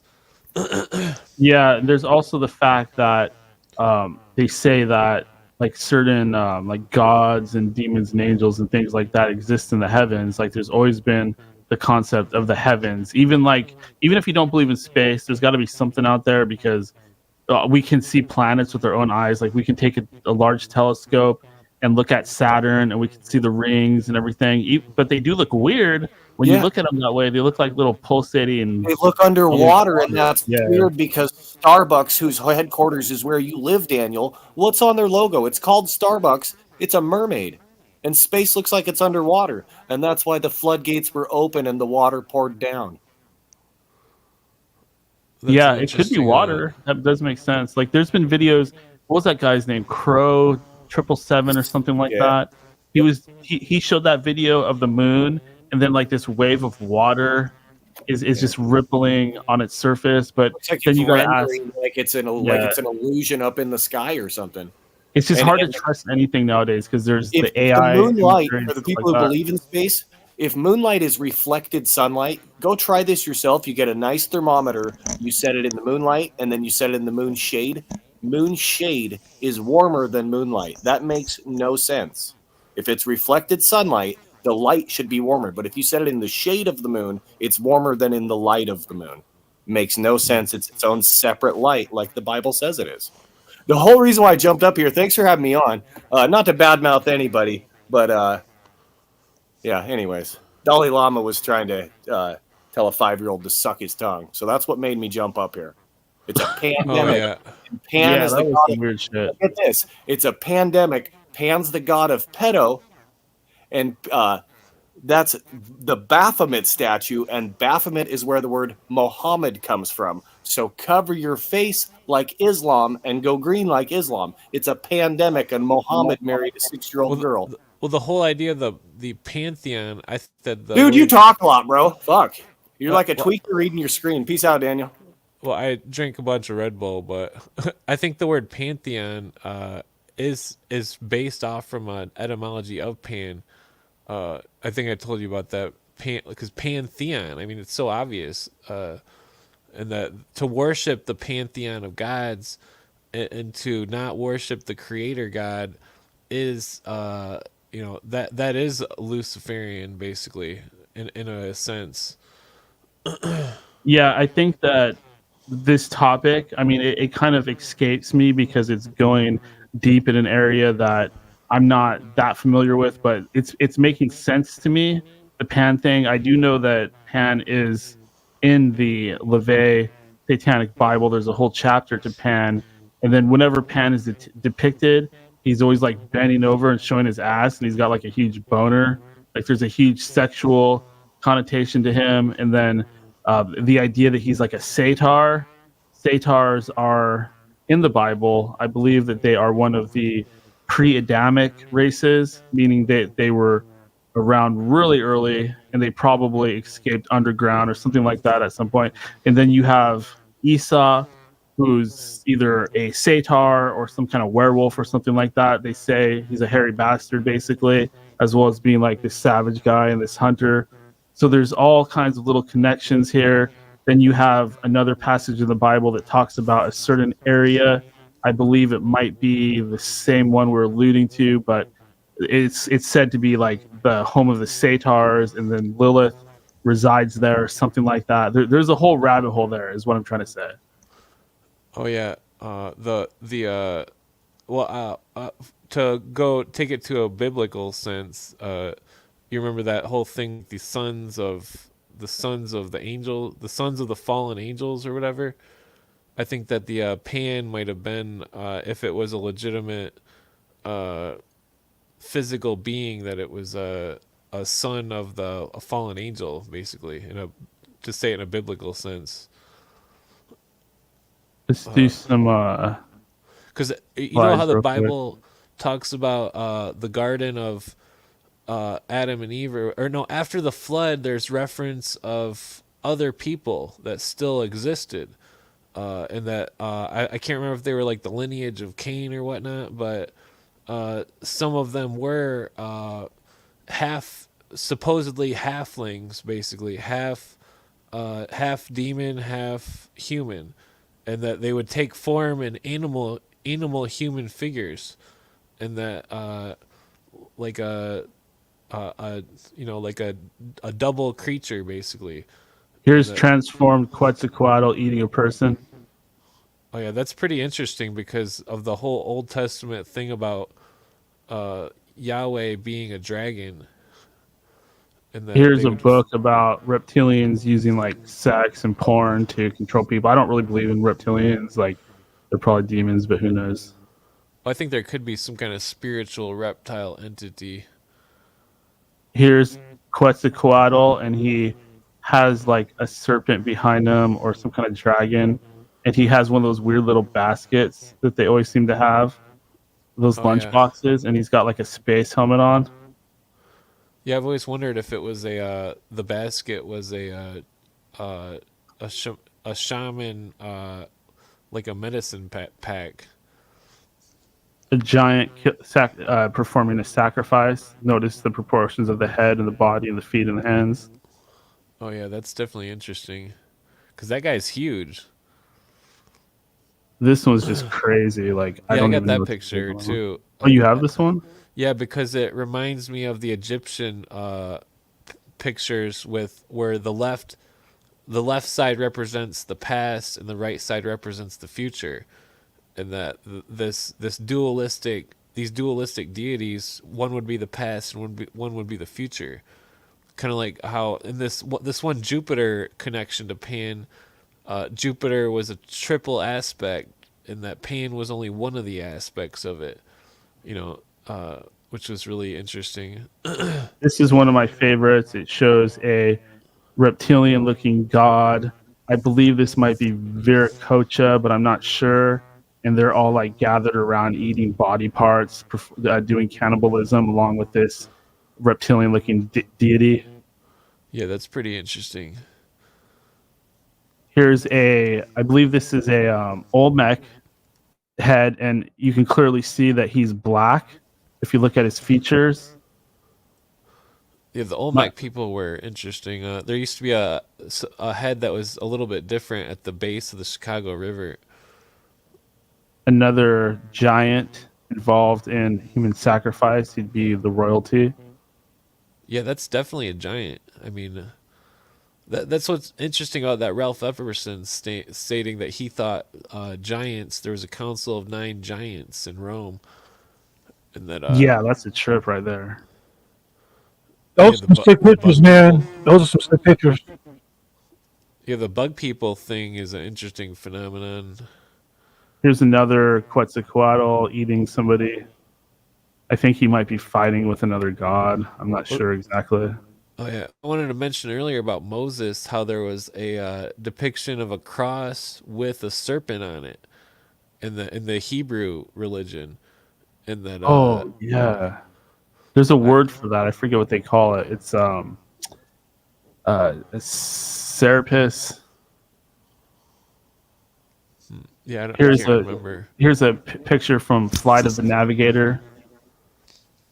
Yeah, that movie was interesting. Some of those movies, I wonder if it's if it's like them kind of declassifying information to the public in a weird That's one of my way. all-time favorite movies.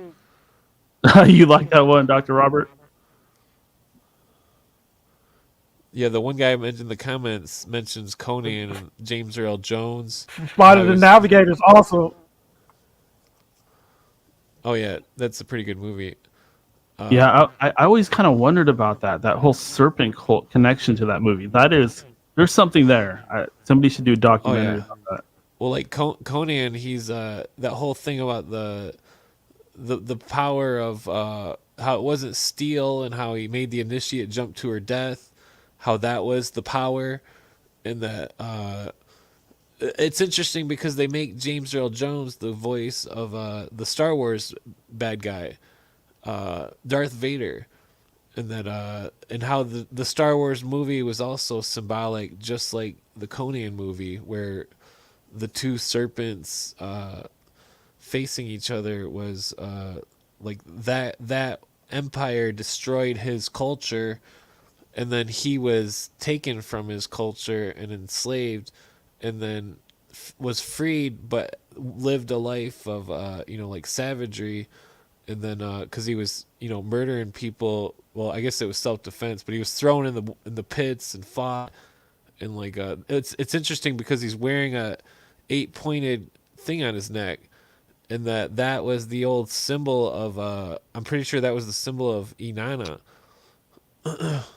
That's a trip right there. Yeah, and so I think that, well, plus the writer Howard Carter or whatever, or what's Robert E. Howard, I think his name was. He was friends with the Cthulhu guy, Howard. What the fuck is that guy's name? Are you talking about Lovecraft? Yeah, H.P. Lovecraft. I forget what this guy's name is. Like I'm trying to look it up. Simon Parks. He claims to have had all these interactions with mantis aliens. That's interesting. I'm pretty sure there was a Mothman mantis sighting too. Here's another one of sacrifices taking place in Mesoamerica, and they're eating stuff. Like this guy's got a bone with meat stuck on the end. He's eating it. They're just loving it. Yeah, they might have been cannibals. It's like the cultures go mad. It's like that's what. Is that a real picture or like just a drawing? Most likely it's fake, but hey, I collected it anyway. It's another one from an abductee. There's a lot Ugly of bastards. different cultures that have pictures of like bug-like people. I mean, what's that Babylonian one with the bug guy? You seen that one? He's got like a bug butt and like his legs bend backwards. That sounds cool though. It's like you seen that Charlie Sheen movie with the aliens where their legs bend backwards? No. Well, I'm pretty sure it's still free on YouTube, but it was called oh fuck. It was about that big satellite or some shit in South America in a way, and then or that big satellite dish or something, and then he's like finding these aliens with their legs bending backwards, and they're like all around him, and then they're all undercover wearing human skin and stuff, and like it's a really good movie, but it's Charlie Sheen I think may have definitely been a pedophile based on what the Goonies kid says. I don't know if you've seen that video that the Goonies kid makes about Hollywood pedophilia and how he was molested by these major actors and stuff. And I'm pretty sure that I can't remember any of the names, but it was really bizarre. And these aren't my opinions. That was the from the movie of, you know, just for in case, just to, so the video doesn't get taken off or some shit. 'Cause you know, I'm not spouting rumors or anything. I'm just saying what the video is about. Just say it's opinion or allegedly, and you're Yeah, good. yeah. But you know, it's the same thing with my friend who, because I only seen like a clip of the video, but but the what was that? Pauly Shore was also allegedly raped by big names in Hollywood. I believe it. That guy's fucked up. He had to Yeah. be getting raped at some point with those jokes. Well, it was that early '90s white rapper that did it supposedly. Vanilla Ice? No, Allegedly? the one that's an actor now. Vanilla Ice. What was that, Dr. Robert? He said Vanilla Ice. Well, anyway, this picture talks about the Olmecs and how there were black Native American tribes in the United States, and how all black people being taken from Africa is actually a lie. There were blacks here in the Americas long before that, living here naturally in tribes. Well, it's like the Indians were definitely, or the Native Americans were really, some were really dark.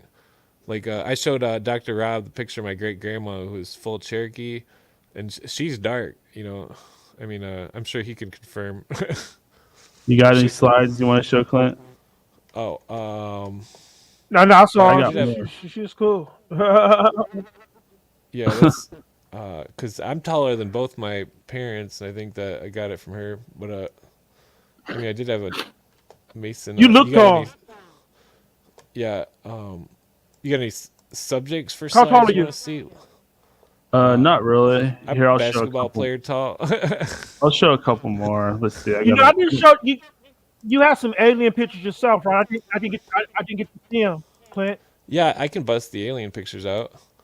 I think we were halfway through them, so I'll start at the end of it. I want to see that. Damn stuff. it, where the fuck is the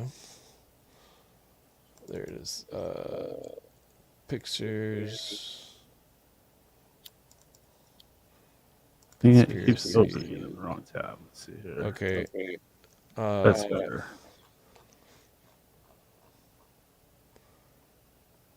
Okay, here's the UFOs. If you want to bust out the share screen. Sure. Let's get back. There we go. But this is Mars here, and then a tomb. The Kufan era. I think that's in China. That's not a UFO one, but Holy shit, Todd's here on his off day, and he's just like typing some crazy shit in the chat. what does MLM mean? Multi-level marketing? I don't know. What's going on, Todd? Are you just like drunk as fuck? He's speaking in code. Wait, go back to He's that. been abducted. That one before that. This one? Yeah, this is one of the Nazi UFOs. Yeah, that's interesting, man. That looks like the German Bell, kinda. Yeah, the Germans, it is. Yeah. Yeah, yeah. See, Nazi marking on there. But you can see the fold look in at the that gun picture tower, right look there. like Star Wars and shit. That's where George Lucas got that shit from. Look. I think this is a legitimate picture based on how that fold is in the photograph. Probably like a 50 caliber rifle on that thing. I think we were joking the other day about those. They're just like mowing people down to try to go to Antarctica. M60. I've seen this picture before. I've seen that picture before. Wait, this one or the last one? This one? That's it again, right there. Yeah, this is like a 1934. No, the one before that. You had one just before that. Was the side view of it. Yeah, this is I'm not sure I where like this. that one. This one looks very German. Star Wars. That's a Nazi one right there too. That looks like Boba Fett ship. That's straight Star Wars too, man. That looks like a Star Wars movie. You can tell that. Yeah, long. Yep. Is this Project Blue Book cylinder UFO that hovered over New York the City TikTok? on March 20th? I have dreams of shit like 1950? this. Military suggested it was possibly the moon. The photographer's name was deleted from the project's files, as were most of the names. When the what does it say? When the something was finally declassified and released, these are some of the best photographs of cylinder UFO, thought to be a mothership that would launch flying saucers. And see, I've seen one of the cylinders, and it was huge. Like it looked just like this, but there was no nothing at the top. But technically, I couldn't see the top. But this, like, it has some type of portholes or something, and the one I seen was flawless with no rivets. It was flawless, and it was I think some kind of demonic entity has hijacked Todd's phone and it's typing weird stuff in the chat. Maybe he's pocket dialing. I forget I think this is Philadelphia or something. Yeah, this is the one that looks like the Phoenix Lights.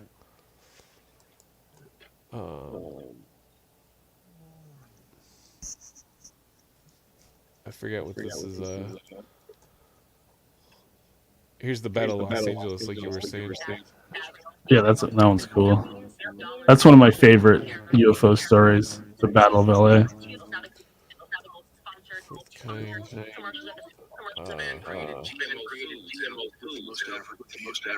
This is a sign that shows a UFO, and it was labeled Tesla, but I think it's from like the 40s or 50s. Weird. This is like them showing a diagram that they think it's centrifugal powered. These would like spin around like bicycle spokes, but there's weights on each end, and I think they eventually turned them into like electron. Does somebody have a video playing? I'm hearing like quiet here. I think it might be Dr. Rob's. But I think it has. I think the newer UFOs have an electron centrifugal force instead of weights, and that's why they can go so fast. It's a static generator. It's designed to generate static electricity. Well, what's weird is there used to be a video on back when Google had Google Video. There was a video of a guy that supposedly he showed crop circle pictures, and then he thought they were like blueprints, and then he made this electron spinning thing. It was like a tube thing that would make the electrons flow through it in a certain way, and that he said when he put it together, it showed the video of the thing actually levitating, and the video was taken off the net. I don't know if it was legit. Well, the idea is that if you create a static field, the craft, because it has this bubble around it, it will not be affected by inertia, so it can switch direction on a dime, and it could fly so fast that it could probably time travel. Oh yeah, like Cooper says. That one's cool right there. That's a cool picture right there. Yeah, I think. Am I using the right word? Inertia, like drag, like an airplane is flying and it's got like resistance, and it can only go so fast, otherwise it will overheat and explode. Basically, a friction generator will take that away. Yeah, you can go fast as fuck. Yeah, they definitely have something like that, because the USOs can go underwater at very high speeds, and that it'd be really impossible to move that fast through the water without. And it also means that these high speeds and quick turns will not have an effect on the human body if it's inside. It actually shields you from the effect of like your heart slamming against your rib cage and stuff like that. Yeah, I think that the technology is definitely what I was gonna say about Cooper, he said that in his first video that in the classified documents that it claimed that the Navy had time travel, and that he didn't know if it was real or not, but they claimed to have intervened with like multiple he claimed they intervened with multiple things in history, and that it was a really weird thing for him to say because Isn't that the Philadelphia experiment?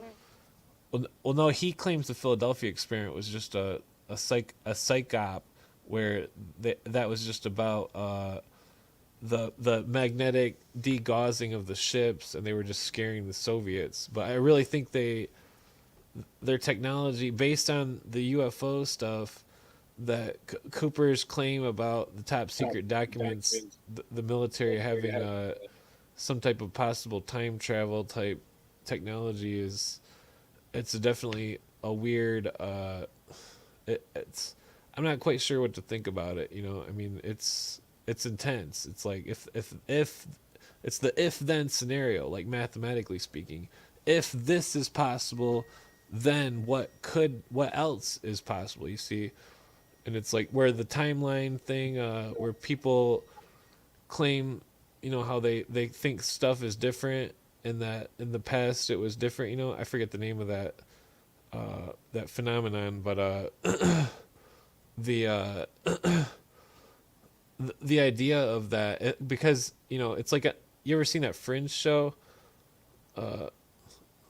where the doctor went into the other universe to steal his kid, and then because his kid died, so he took his own kid from another Walter Bishop and brought him back, and then that was what made the two worlds start colliding, and that and it had Leonard Nimoy in it too, and that the symbol that was used was like a mirrored F symbol on their outfits, and that the somebody's microwave is going off.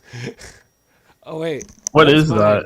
That's my oven. Shit. Damn, go take care of that shit, Clint. You're gonna burn your house down. You're getting way too into the show. Oh my god, poor guy. Yeah, I'm gonna take his slides down for a second and bring up some of my own while he's doing that. Hopefully, he's not burning his house down. I was hearing those sounds for like a long time. I was like, "What is that?"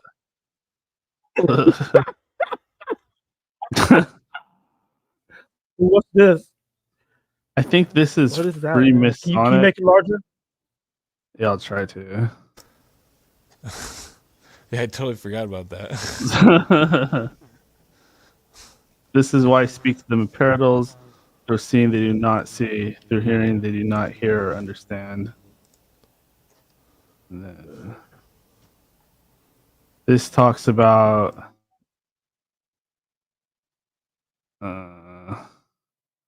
Semex. I'd have to look up what that is. This is important somehow. I believe this is a Masonic temple. It's like one of the biggest ones. Look at that architecture.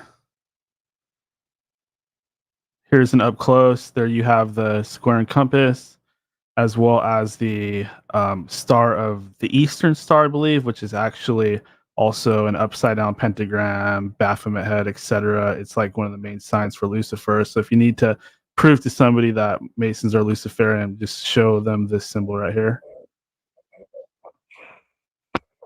This is a report of giants being found 12 feet high. Of course, the Smithsonian probably took everything and confiscated it. Wait, was that Louisiana?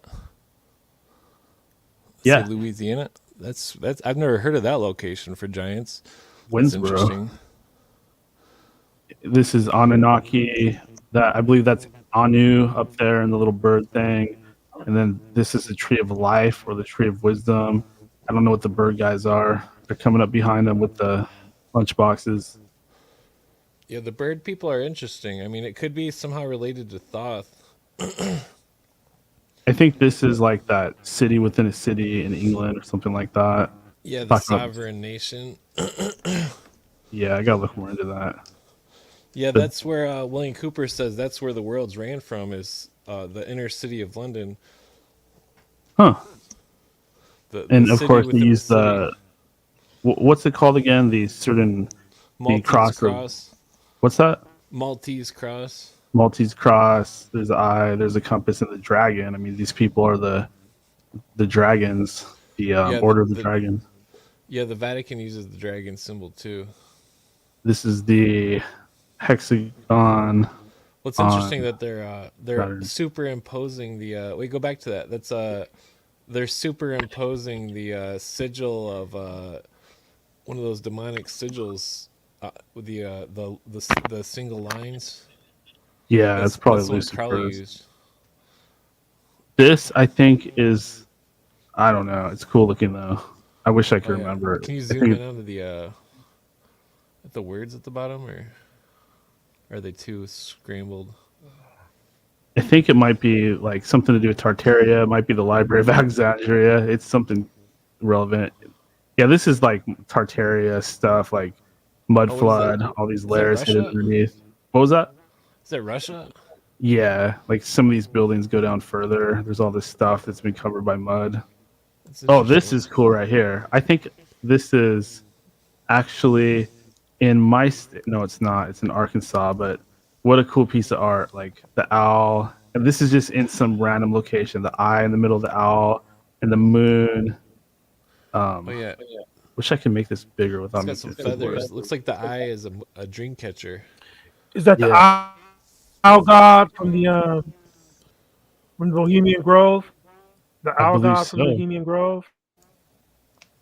This is one of my favorite pictures. I think this might be Horus, and he's stabbing some dude in a battle with a giant Horus? spear. Well, it's interesting because he's impelling got the him. lion, and it's so reminiscent of the Babylonian with the lion and the bird-headed guy. And same perspective, about 2 or 3 The times the height. Mothman. The Mothman. This is George Washington, Freemason and president. I believe that's in Washington, D.C. Oh yeah, I don't know what this is, but it's that's cool. really interesting. That's what does that say at the bottom? Can you zoom into that real quick? This is more like mud flood stuff. Evidence of a world left behind. And that's it. You got any more, Clint? Veduta. Oh yeah, I've got like an infinite number. Just Oh, about. shit. I mean, It could go on forever. I got some interesting star stuff for. Let's see here. I go to the shamanism folder. Oh, I already got something open. Damn it, let me see a good one. You've seen that one, I'm sure, a million times. The mushroom glyph of the mushroom guys dancing. That's cool. I forget what culture this is from, but there's so many cultures with these mushroom. I think that's in India, I think. But let me find some good. Here's the cover of my book cover of that book is different. I wish I could find an older copy because I swear it had more pictures. Here's a mushroom ring that it's like a fairy ring basically. Oh, here's some karate moves. I like considered self-defense as part of the shamanism folder because I didn't really have anywhere else to put it. I bet you could learn crazy moves from that. Yeah, I've got a lot of books on fighting and stuff, but I mean, I like how Bruce Lee is flow of water type technique where you adapt to the fighter. Every person you fight, you adapt. And, Well, look at the fighter on the right. I don't know if that's Bruce Lee or somebody else, but if you look at his foot, see how that's twisted all the way around? Yeah. That's good technique right there. Yeah, some of those kicks are pretty impressive. I mean, there's a video on Twitter that's trending of the 1-inch punch, and he punches through a sheet of paper, and he rips it right in half with the punch. Oh yeah, that shit's tight. Yeah, that would definitely be hard to do. This is like a Native American, like the four winds or the four gods or whatever. Oh yeah, the black, and then he plays nunchucks and does ping pong. That one's great. Oh yeah, that's badass. There's the Amazon from above. You can see how the river is. It's one of the most unique places in the world because it's That's this is a picture that reminds me of the DMT trips. It's some weird collage my friend Yeah, posted that's on like Facebook. neon pastel. I think I see the Joker down there. Why so serious? Yeah, it's like if you smoke DMT, chances are you'll see something like this. You'll see the You'll be like, Joker. Fuck that! I've never doing DMT now. it's just so weird. This is a scene from the X-Files where Mulder was dead and he was like meeting the ancestor spirits of the Native Americans. Oh man, so much. There's so much like predictive programming, symbology in X-Files. Oh, what happened to that? Or Oh, well, there's nothing wrong with it. It's just that's a freshwater dolphin in the Amazon. There's like a bunch of shamanic myths about the freshwater dolphin, that it's a it's a shapeshifter. pink river dolphin. Yeah, there was a lot of superstition about it. It looks like a seal to me. It looks like a gray alien. It's a really unique species. The Amazon has so many. The Amazon has 50,000 plants per acre, while we have 3,000 to 5,000 plants per acre. You know, quick. Oh, I'm sorry, Clint. Go ahead, finish.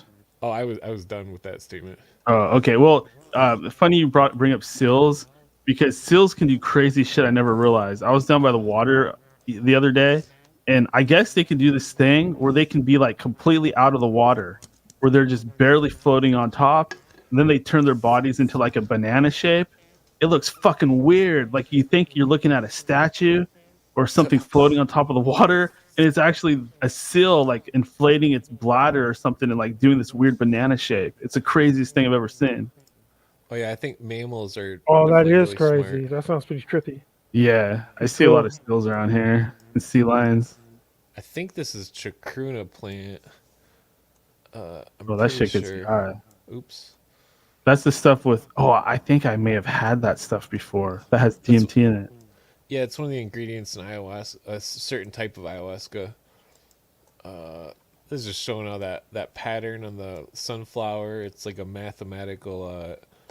I forget what they call that, but it's just showing how magnetic fields can, like nature has adapted to the magnetic fields. Yeah, the there's fields look there's- like this.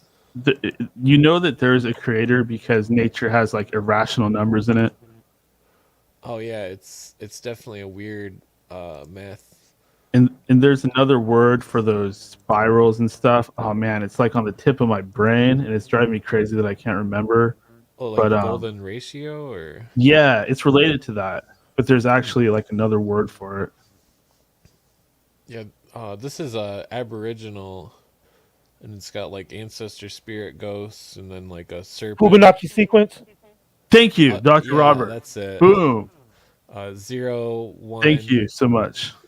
That was driving me fucking crazy. Fibonacci sequence. Like you could figure out that there's a creator if you study that. Yeah, the Fibonacci's legit. It's a mathematical where each one is added to the next number or whatever. Yes. 0, 1, 3, 5, or wait, 0, 1, 2, 3, 5, 8. It just keeps going on. Wait, did I go the wrong way? Like if you learn about irrational numbers and you think about how DNA works, you realize like, holy shit, whoever designed this was fucking creating something that could just like self-replicate and evolve, et cetera, et cetera. It's crazy shit. Oh yeah, these were I think these are Sumerian, but they look like mushrooms. That is cool right there. I thought that was an interesting anomaly. I know the Mayans had stuff like that too. I think that's an acacia tree. That's definitely an acacia tree. That's in Africa. Can you go back to the one with the statues real quick? Yeah, see, because you can tell it's probably like Sumerian, Akkadian, or at least Babylonian, because at the bottom, you see they have those certain crowns on their heads that actually look like snakes, but they're actually horns. Yeah, that's the symbol of the Anunnaki gods, and they wear those same things in different cultures. It's weird shit. Yeah, I think it's definitely interesting. I mean, the concept of it. Canonical caps, I think they call them. Yeah, it's like the Sikh wear similar.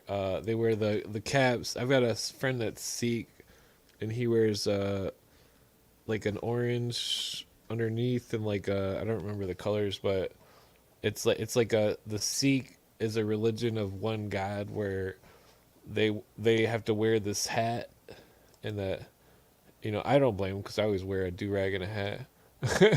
Oh yeah, I'm a I hat always guy, but that might be why I'm losing my hair. So now I'm pissed off at myself. I want to go back in time and be like, you fucker, don't ever wear hats.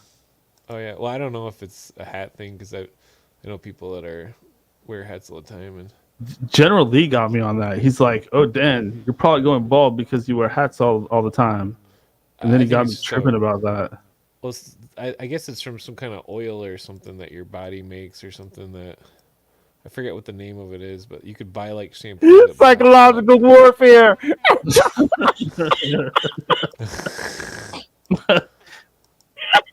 To target the man's hairline. Let's go in too low. This is a Anasazi dish. The Anasazi had a weird thing about him, like because that doesn't really look human. I mean, That's it's weird. badass. There's the Anasazi dish. It's weird because they tried to delete the Anasazi people, because there's so many old books where they use the word Anasazi, and now if you look it up at the computer on most of the stuff, Anasazi stuff, it'll say, "Oh, It just they means were old really ones, right? Anasazi." I can't remember the definition, but This one here looks like Godzilla. I think it just means old one. well, I thought it was some kind of possible like a picture of an initiate going through a psychedelic journey, maybe. Put the oil of rosemary. I'll try it. Hell, I'll try anything. Yeah, that Yeah, one. why not? That I'm one's some getting kind hurt. of sex god picture. Yeah.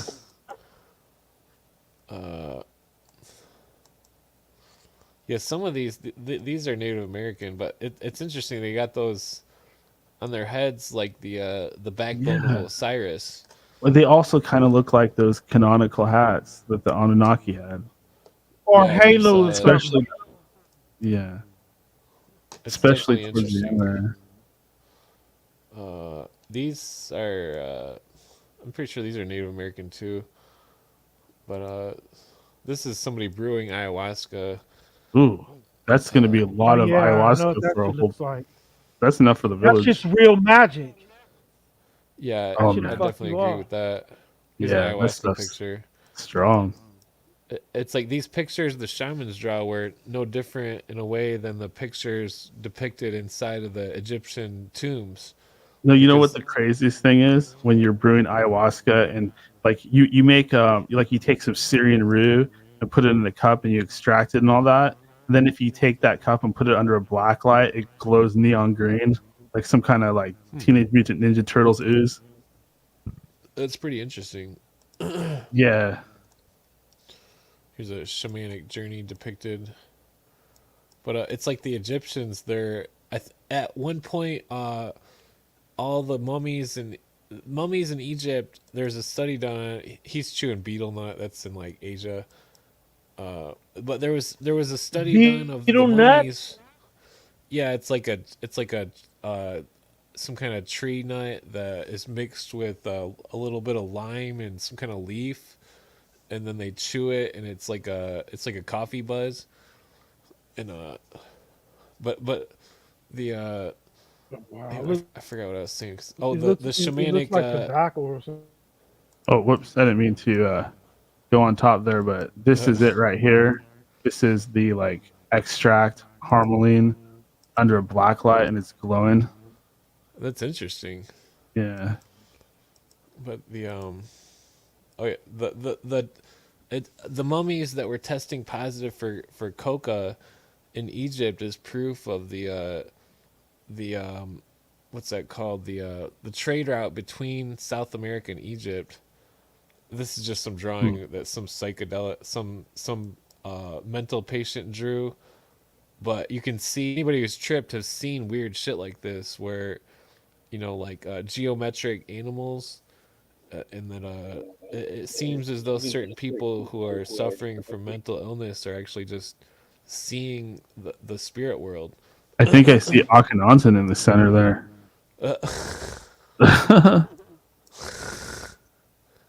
That's funny.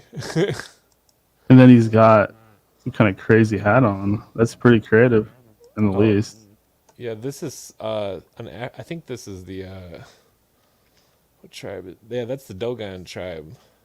Oh man, Yeah, that looks like a cave painting that I have in one of my folders. I don't know how to find it though. That's interesting. Yeah, the Dogon people. There's a book called the Sirius Mystery, and they talk about the Dogon people and how they knew the distance of the star Sirius and the weight.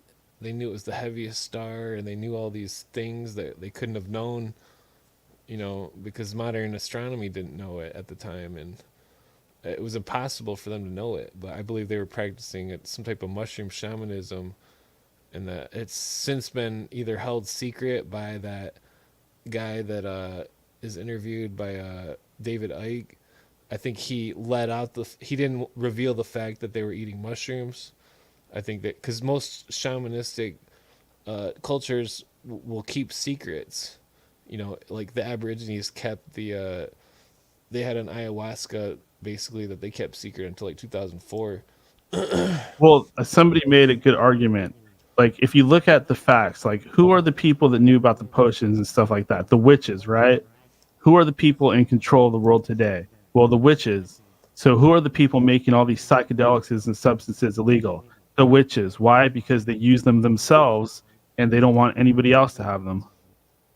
Oh yeah, it's possible. They don't want us to wake up and see that they're enslaving us with economic slavery.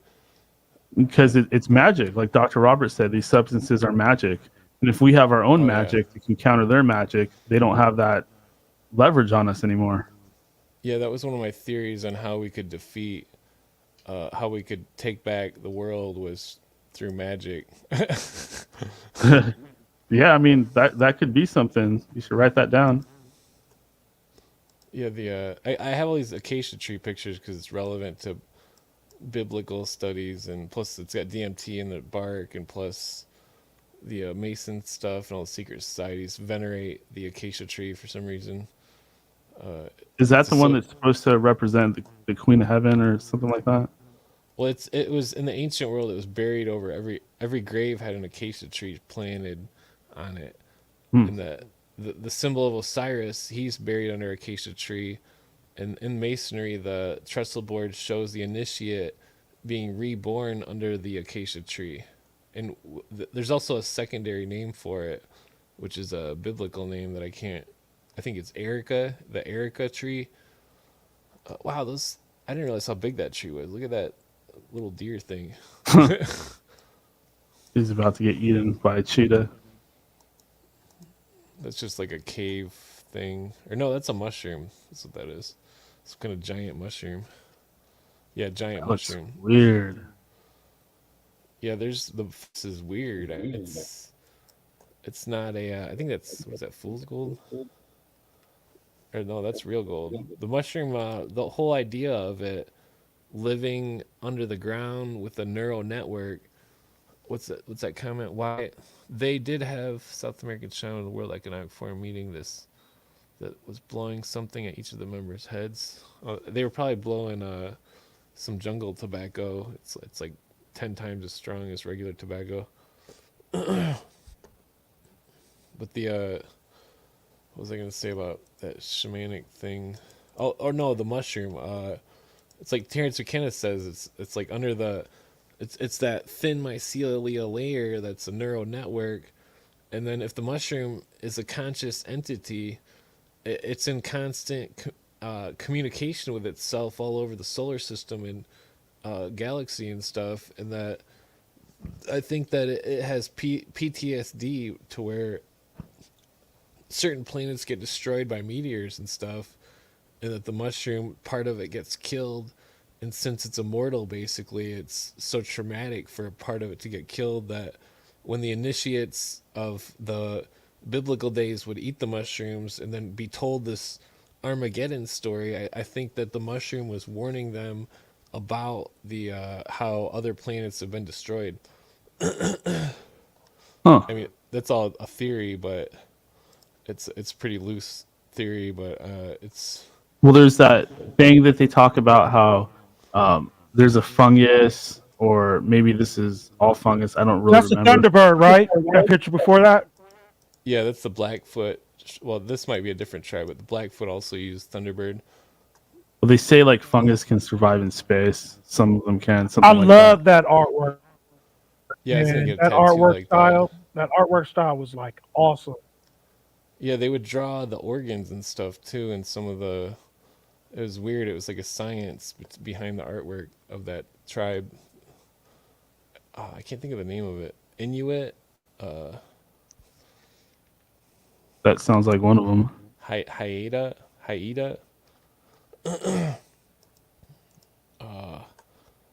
Damn, what were we just talking about before the Thunderbird thing? There's a crystal Thunderbirds are, skull. are a crazy topic. Like out here in the Pacific Northwest, I've seen golden eagles that were seriously big. Like I look up and I'm like, holy shit, that's got to be out of the norm. I'm talking like 8-foot wingspans. Huh. That's interesting. I think it's real. The Thunderbird. It's giantism. There's so many. That's a what's that called? A sensory deprivation chamber. It's salt water, and it's funny because that Fringe show they use sensory deprivation chambers, and the female agent gets put on LSD and is submerged into the chamber for out of body experiences, right on the TV show. Huh. What is that? This is the rainforest being deforested. You want to hear something weird? What's that? What's that? You still there? I was reading somewhere where like when they had the MK Ultra project, like they kind of shifted from LSD to sensory deprivation, then a combination of LSD and sensory deprivation chambers, and they left like a homeless woman apparently on LSD in a sensory. Jesus. Damn. Yeah, they did prison experiments too. They're violating the Geneva Convention.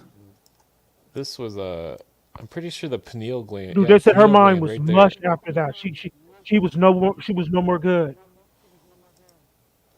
I think I remember hearing that one. Like that's got to be the most worst things that they've done to a human being. Oh yeah, my But friend. they do that to you in prison. Oh, that's right. Like whoever was telling me that story was somebody that had been in prison, and they say that basically when you get put in solitary confinement, they're doing the same thing to you. You start hallucinating. Yeah, the people that are in the system. Like I was never in prison, but Oh, I believe that. well, No my son, my just like being in a little box, man. oh yeah. Well, my friend Marjan Cunningham from Battle Creek, he was I hate to I didn't mean to say his name, but he was in the system for a long time, and then now he's in a nursing home, and he used to be a really good rapper, and like the system fucked his head up so bad. Where this is a shaman scaring the evil spirit of the guy with the mask.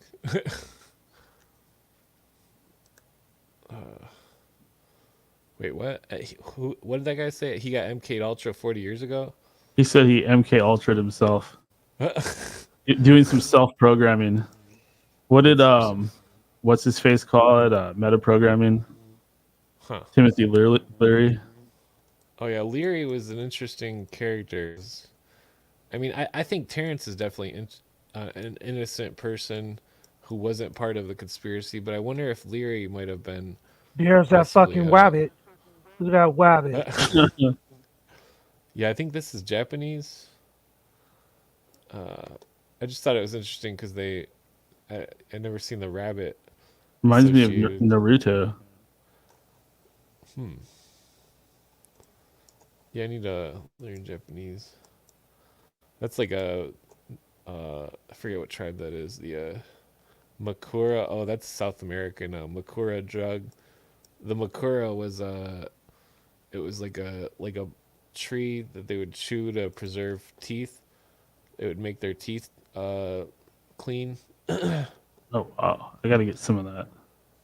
Yeah, it's the same as that. I'm pretty sure the makura is the guinea hen. I'm always chewing the sticks for asthma and What does this is that a do giant to you mushroom. or for you, may I ask? It makes it so I don't have to hit my Like inhalers as hallucinogen much. mushroom? Oh, the mushroom or the stick? Yeah, that Imagine just thing eating in the his whole hand. What ball. is that? Yeah, that's just a giant mushroom. That's not a psychedelic one, but just the Is it fact of hallucinogen? how these. Is it Well, edible? this one isn't, but just how they grow and how big they can get, and what I can't remember what kind this is. This is a oyster mushroom, or damn, it doesn't say. I've had amanitas growing in my backyard. That was pretty exciting. Oh yeah, they're pretty interesting. Big. Yeah, this is I don't remember what species that is. Damn, it doesn't say. But the I'm Or mushrooms jealous. can can that grow one really get you huge. high? Most of them are usually the ones that can give you a buzz are the ones that bruise blue, but there are some fake blue bruising mushrooms that are poisonous. So you have to do like a spore print, and you have to be extra careful because a mushroom could wipe you off the planet basically if you Think eat the about the wrong one. Mayans. Think about the Mayans. They must have been doing mushrooms and ayahuasca like every day. Yeah, I think they were definitely the Aztecs too. And they I did too think. much and they let Cthulhu through and he destroyed their civilization. But I think this is um, Australian Aborigine, and it's relevant because the Egyptians all the way across the world had a pep, which was a serpent, and uh, they both attribute the serpent to having hold over the physical plane. Well, I don't know if the Egyptians did, but the Aborigine did, and the idea, because the biblical lore, the serpent is the devil, in that the devil was banished to Earth and stuck here, and that like a prisoner of the material plane. It's really interesting subject. There's some. Yeah, that's kind of like Lucifer. He's from another dimension. Oh yeah, this is some ninja armor.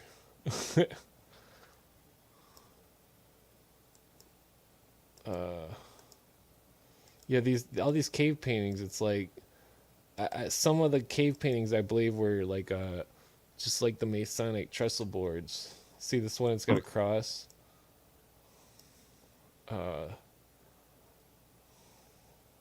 I'm not sure what this This guy looks done. really old, like caveman days. Yeah, Oh, he's but smoking something. is he? Yeah, I guess he Yeah, might. look, he's got like a fork thing and he's got it. He's snorting something off that cross mushroom. Huh? It could be. Or It's they're like definitely lightning weird. rays coming off of it. Looks like I got two pictures of that. But yeah, it's weird how they're always showing their junk. What the Like hell? it's He's relevant. got the triple tip. This is Time Wave Zero. Oh yeah, that didn't quite work out. Damn, what is this? Pizarro seizing the Inca of Peru. Yeah, it's terrible what these people from Europe did to all these different tribal cultures and stuff. Colonizing pieces of shit. Yeah, it's like This guy's got because I his wing well, out. it's like, okay, so I was on my podcast earlier, the first live stream I ever did, and this one dude on my Twitter who's from Kenya, he hopped on because I was trying to find some freestyle battlers, but then it turned into conspiracy stuff later. But like, he was saying that in Kenya, because I asked him about plant medicine, he said they outlawed the use of plant medicine.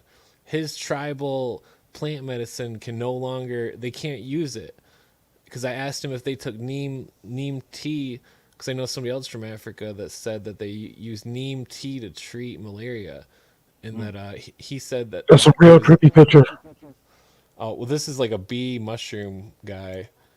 I think this was Aboriginal, but I think it's evidence that they were, taking mushrooms. You take Here's enough of them, you see shit like that. here's the rainbow serpent of the Aborigines. Oh wow, that's cool. Yeah, it was like the destroyer. It was the destroyer in a way. Excuse me. It's the rainbow god. Yeah, I think it's you can relate the lore to Lucifer in a rainbow through the Aborigine, because the Aborigine stuff was the least tainted in a way, just like the Viking lore. We used to have this one Luciferian rapper, or I don't know if he's like a Luciferian, but he's like he channels Lucifer, and his name was Rainbow God. He's a pretty good rapper. Huh. That's weird. Yeah, here's a real samurai. Yeah, the rap scene is really bizarre because it's like so many people that have so much talent will never see the spotlight. This is just like a collage of mushroom type stuff. The priest robe that looks like a mushroom, the Christmas ornaments. One of the churches shows 4 species of unknown, Huh. possibly mushrooms. One's blue. You know what blue means? Yeah. This looks like a liberty cap mushroom. But these, one of these was supposedly a poppy, and that solitary. Oh yeah, they put what's his name? One of the saints. They tied him to a. I should go to the religious folder. They tied him to a pillar with an upside down cross, and they chained him there, in the Vatican. He was responding to Chad Warren, who said in the chat, "Did you know the church invented solitary confinement? A penitentiary is based on penance. One was given only a Bible. This is where using prison to rehabilitate people came from." Wow, I did not know that. I learn something new every day. Well, that's crazy because when I was Hey, Dan, I gotta leave. I gotta leave soon.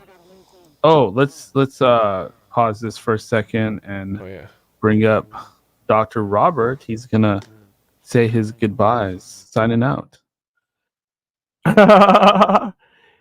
Thanks for tuning into the show. Please support Daniel if you can. I mean, monetarily. I mean, send him a couple of bucks, some change if you can. Every little thing counts. Try to get as many people to subscribe to the channel as much. That will eventually help us. Please, and also, as always support my girl ALC. She's doing beautiful things, man. She has a plan. She's one with a plan. Check out her website. I encourage a lot of people to just check out her website and see what she's done for her constituents, because I believe that's the way to go, and see if you can kind of pressure and force your own political figures or political representatives to adopt a same thing with you, so you can. In fact, ALT is doing this thing now, man. I just remembered. Check out her website and find out how to tune in. She's doing this thing called government hacks, where she's showing people how to get like free money from the government to help them pay bills and stuff like that. Like the first episode is on how to get free money from the government to pay your bills, and she shows you guys how to fill out the paperwork in everywhere. And I think they're federal programs, so it applies in all states. And I think you can call her office for help with the paperwork too. See, here's a politician who's showing you guys how to get money to pay your bills and other such government hacks. That's the type of leadership we need. People who are finding ways to give us tangibles without having to go through the super red tape of getting policies passed or ideas or procedures that's going to meet resistance in the chambers of Congress, where she can find things that a lot of people don't know about that we can take advantage of, that'll put money in your pocket directly. But with that said, man, I gotta go because I gotta go get my daughter, man. And it kind of ran over. I hope you enjoyed Down the Rabbit Hole with Dr. Robert. You can find me on X, which is now, or Twitter, which is now X, and just look at Daniel and you can find me there. And you can find me on Instagram and TikTok, and it's just Dr. Robert LSD. At Dr. Robert LSD. And bye, everybody. It was a great show, man. I really enjoyed the guests, and thank you, Daniel, for everything. And see you guys next week. for another episode. Absolutely. Thank you once it again, easy. Dr. Robert. Great episode tonight. Yeah, it's cool hanging out. All right, get you guys later. Peace. Always. Peace. Later. You done? Yes. Thank you, Dr. Robert. Alrighty. Yeah. It's a investigation on the Charles Manson thing is pretty interesting. Yeah, I'm loving that. You know, it is almost 5 hours, so we should probably wrap things up, Clint. We'll have to show more slides next time. Thank you so much. That was very entertaining. I'm getting addicted to these slideshows. Yeah, pretty soon I'm going to have to make more or find more. Yeah, exactly. Any last words? You care if we do a one sound test real quick to see if this drum machine goes through on the screen on the audio, just for like a split second. I just want to see if it'll. Is it coming through on your end or? It's quiet, but yeah, it's working. Okay, cool. Yeah, I was just damn it! I swear it was on number 1. But okay, yeah, I just want to do a sound check to see if it actually worked. I was doing the live stream earlier trying to get the beat to come through without. It was complicated because I had this Kenyan dude named Commander come on, or he said it with like a slang pronunciation, but I couldn't get the. I had to play the beat physically through the stereo. And have it going through my microphone and have it like blasting at like 6 a.m. I had this crazy drum machine. It was like I had to sell it because I had to pay rent, but I think it was called an Arcturia Brute, and that thing was the shit. Like it would dump some deep bass. Oh, there we go. Wait, let's see. Hold on. Let's get this down. Let's bring this up.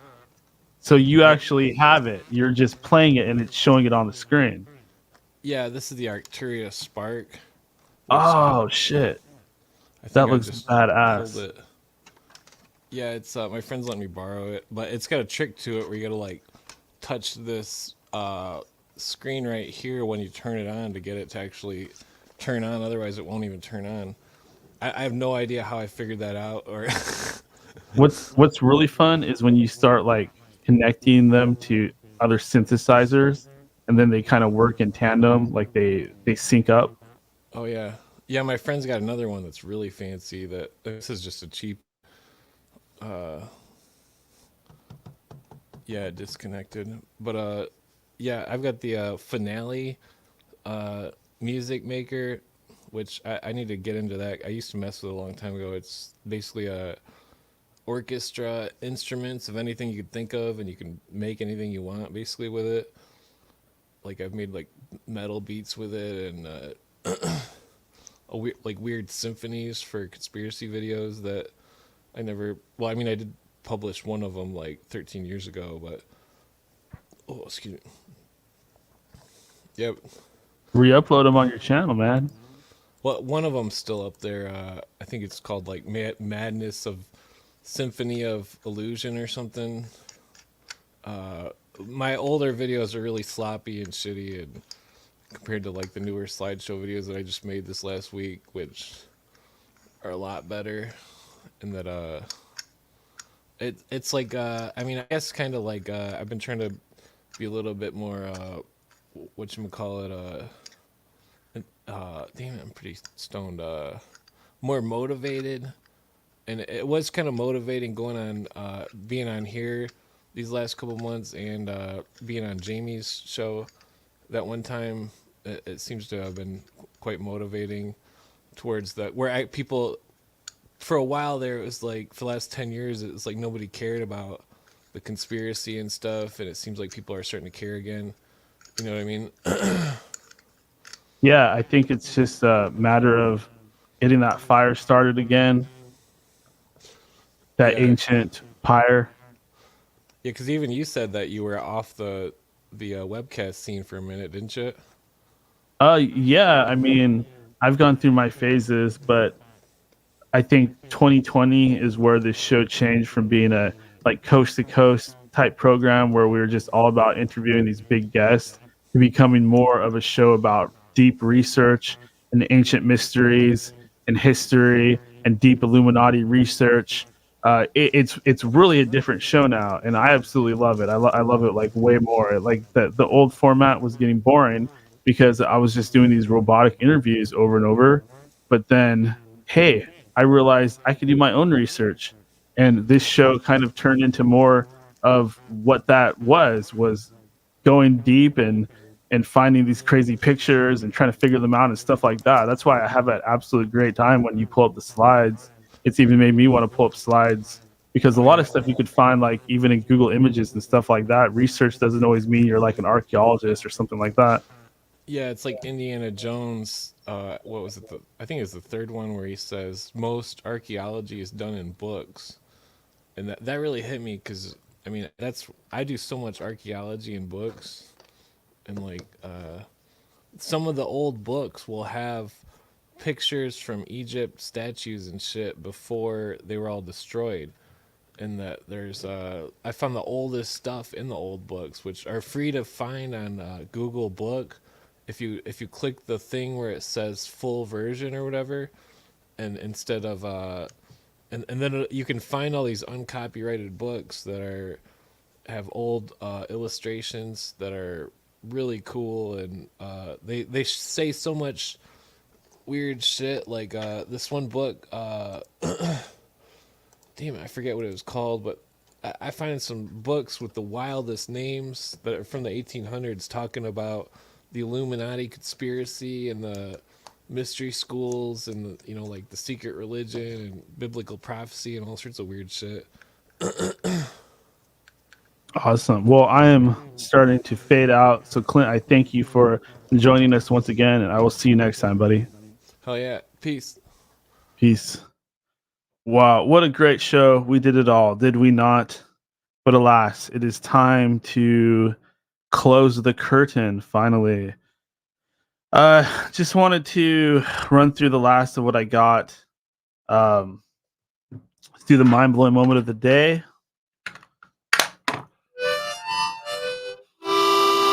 Mind-blowing. Mind-blowing.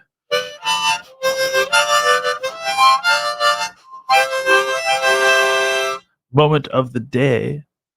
This mind-blowing moment of the day was brought to you by the Roman Empire, spanning the course of the world and ruling for 1,000 years. What a majestic empire indeed. I would say that today's mind-blowing moment of the day would have to be the Sumerians like going to different planets to run from their crimes. I love that. Imagine if such things were true and the technology back then was way more advanced than what we have now, and they're doing things like hopping onto other planets or other dimensions or something like that. I think there's a lot of evidence for stargates out there. Like if you research that topic, you'll probably find a lot of cool stuff that lines up with the movie even. So if you're curious about stargates, I feel that they're very real. We're not going to bullshit you on this show. We're all about the truth. We're all about the real history, not the bullshit that they teach.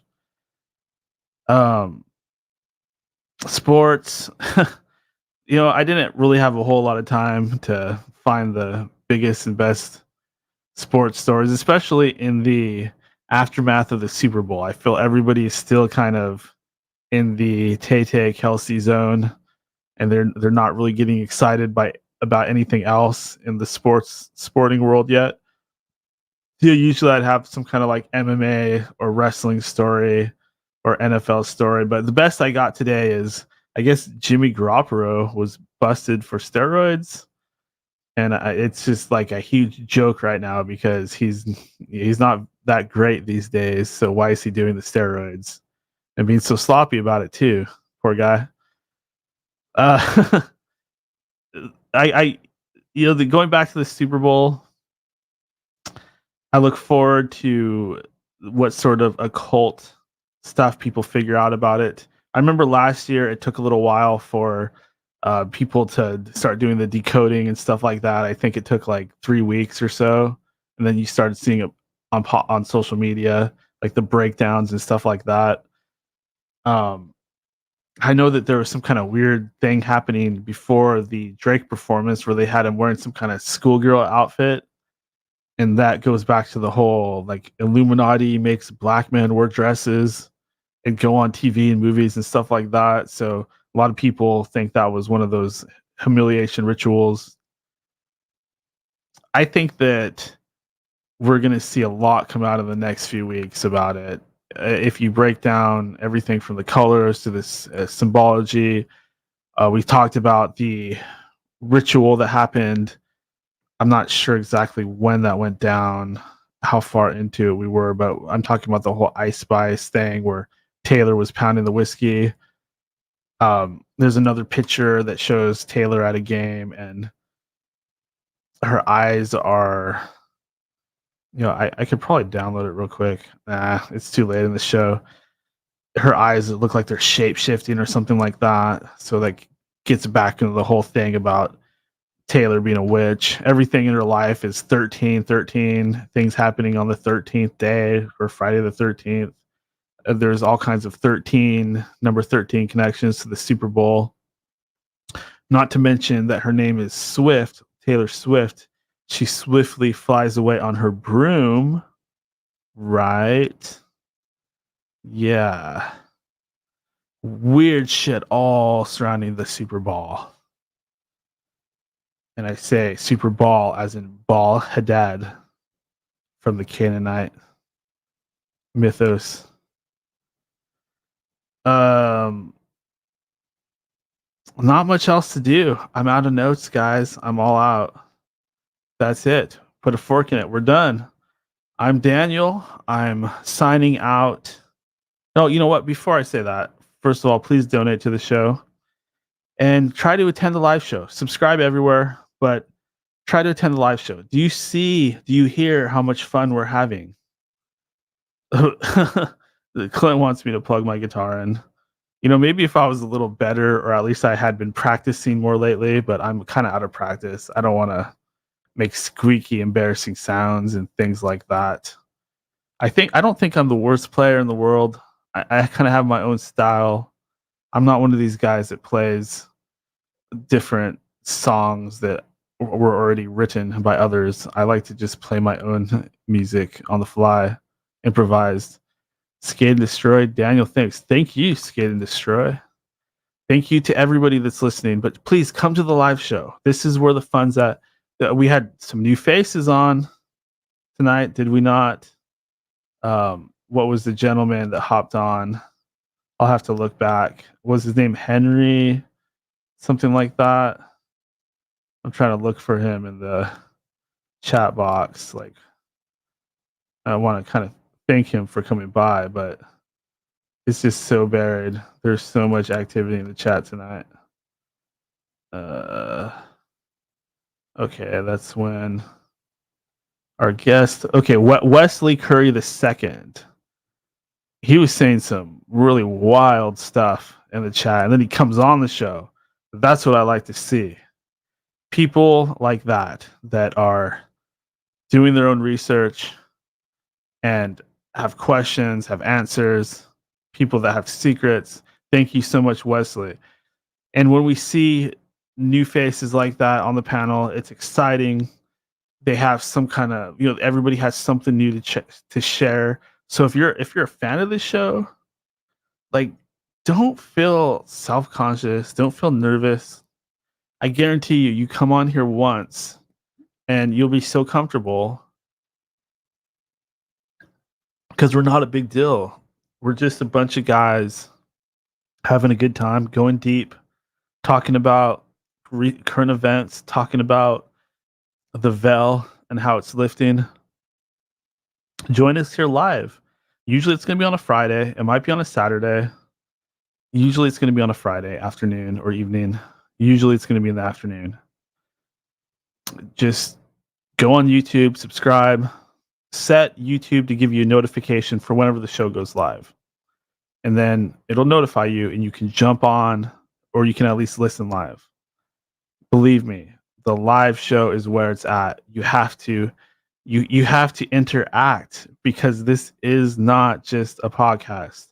This is a live reality show that you take part in.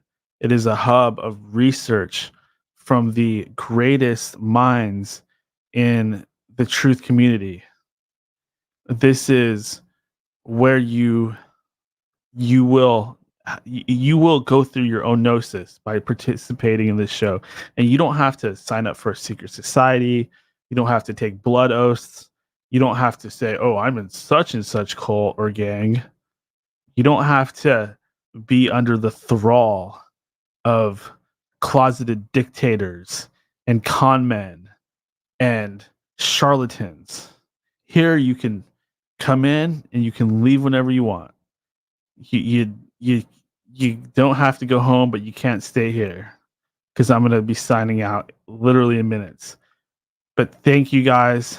Thank you. You are the wind beneath my wings. You are the best. This audience is the best. This fan base, whatever you want to call it, it is the best. There's like no trolls. There's like no negativity practically, and it's all genuine. It's all real, because we're all so excited about this subject matter. Best fan base in podcasting, best fan base in any type of media right here, because we are about the knowledge. We're not about tearing each other down or a bunch of narcissistic, egomaniacal, nihilistic bullshit where we're just trying to fucking tear each other down. That's not what this is about. This is the old school. This is the ancient pyre of wisdom right here. And we are going to go deep and deep and deeper and deeper and deeper until there's nowhere else to go. We're literally swimming through the abyss. That's how deep that we're going on this show. And I want you to join me here every Friday night or every Friday afternoon, live. Do you hear me? Live. You and me and you are destined to meet on this plan. It might not be today, it might not be tomorrow, but it'll happen. Thank you, everybody. I am Daniel, signing out from these beautiful broken rooms. Wait, who's this? Mr. Dugan. Signing out. Hey, properly, it's called Dugan. Dugan. Like that. Yeah. Signing out, though. Hey, I've been here with you for like 8 years now, man. Nice. I love you. Thank you. You're a hardcore. I like that. I'm a silent observer. Well, thanks for hopping on. I wish more people would follow suit and do what Mr. Dugan is doing. What Dugan is doing. Where are you located, Mr. Dugan? He doesn't want to say. Minnesota. Alrighty, go Vikings. Good to see you, Mr. Dugan. That's what I like. Thank you so much, Mr. Dugan. I wish that I could go longer, get to know him better, but I'm literally about to pass out. Oh, there. I missed a bunch of comments. Mr. Dugan in the comments says, I'm not new. I've been here for so many years. We need to speak now. Awesome. Thank you for hopping on and listening for all these years. Hopefully he comes back and we get him on panel. Paradigm shift from Mark Reyna. All right, guys. I love it. Cheers. Cheers to all. I love it. I'm Daniel signing out from these itty gritty, shitty, broken ruins here in the heart of the Northwest. Signing out from the heart of the abyss. Signing out from an undisclosed hellhole. This is Daniel. These are the end of days. And good night and good day.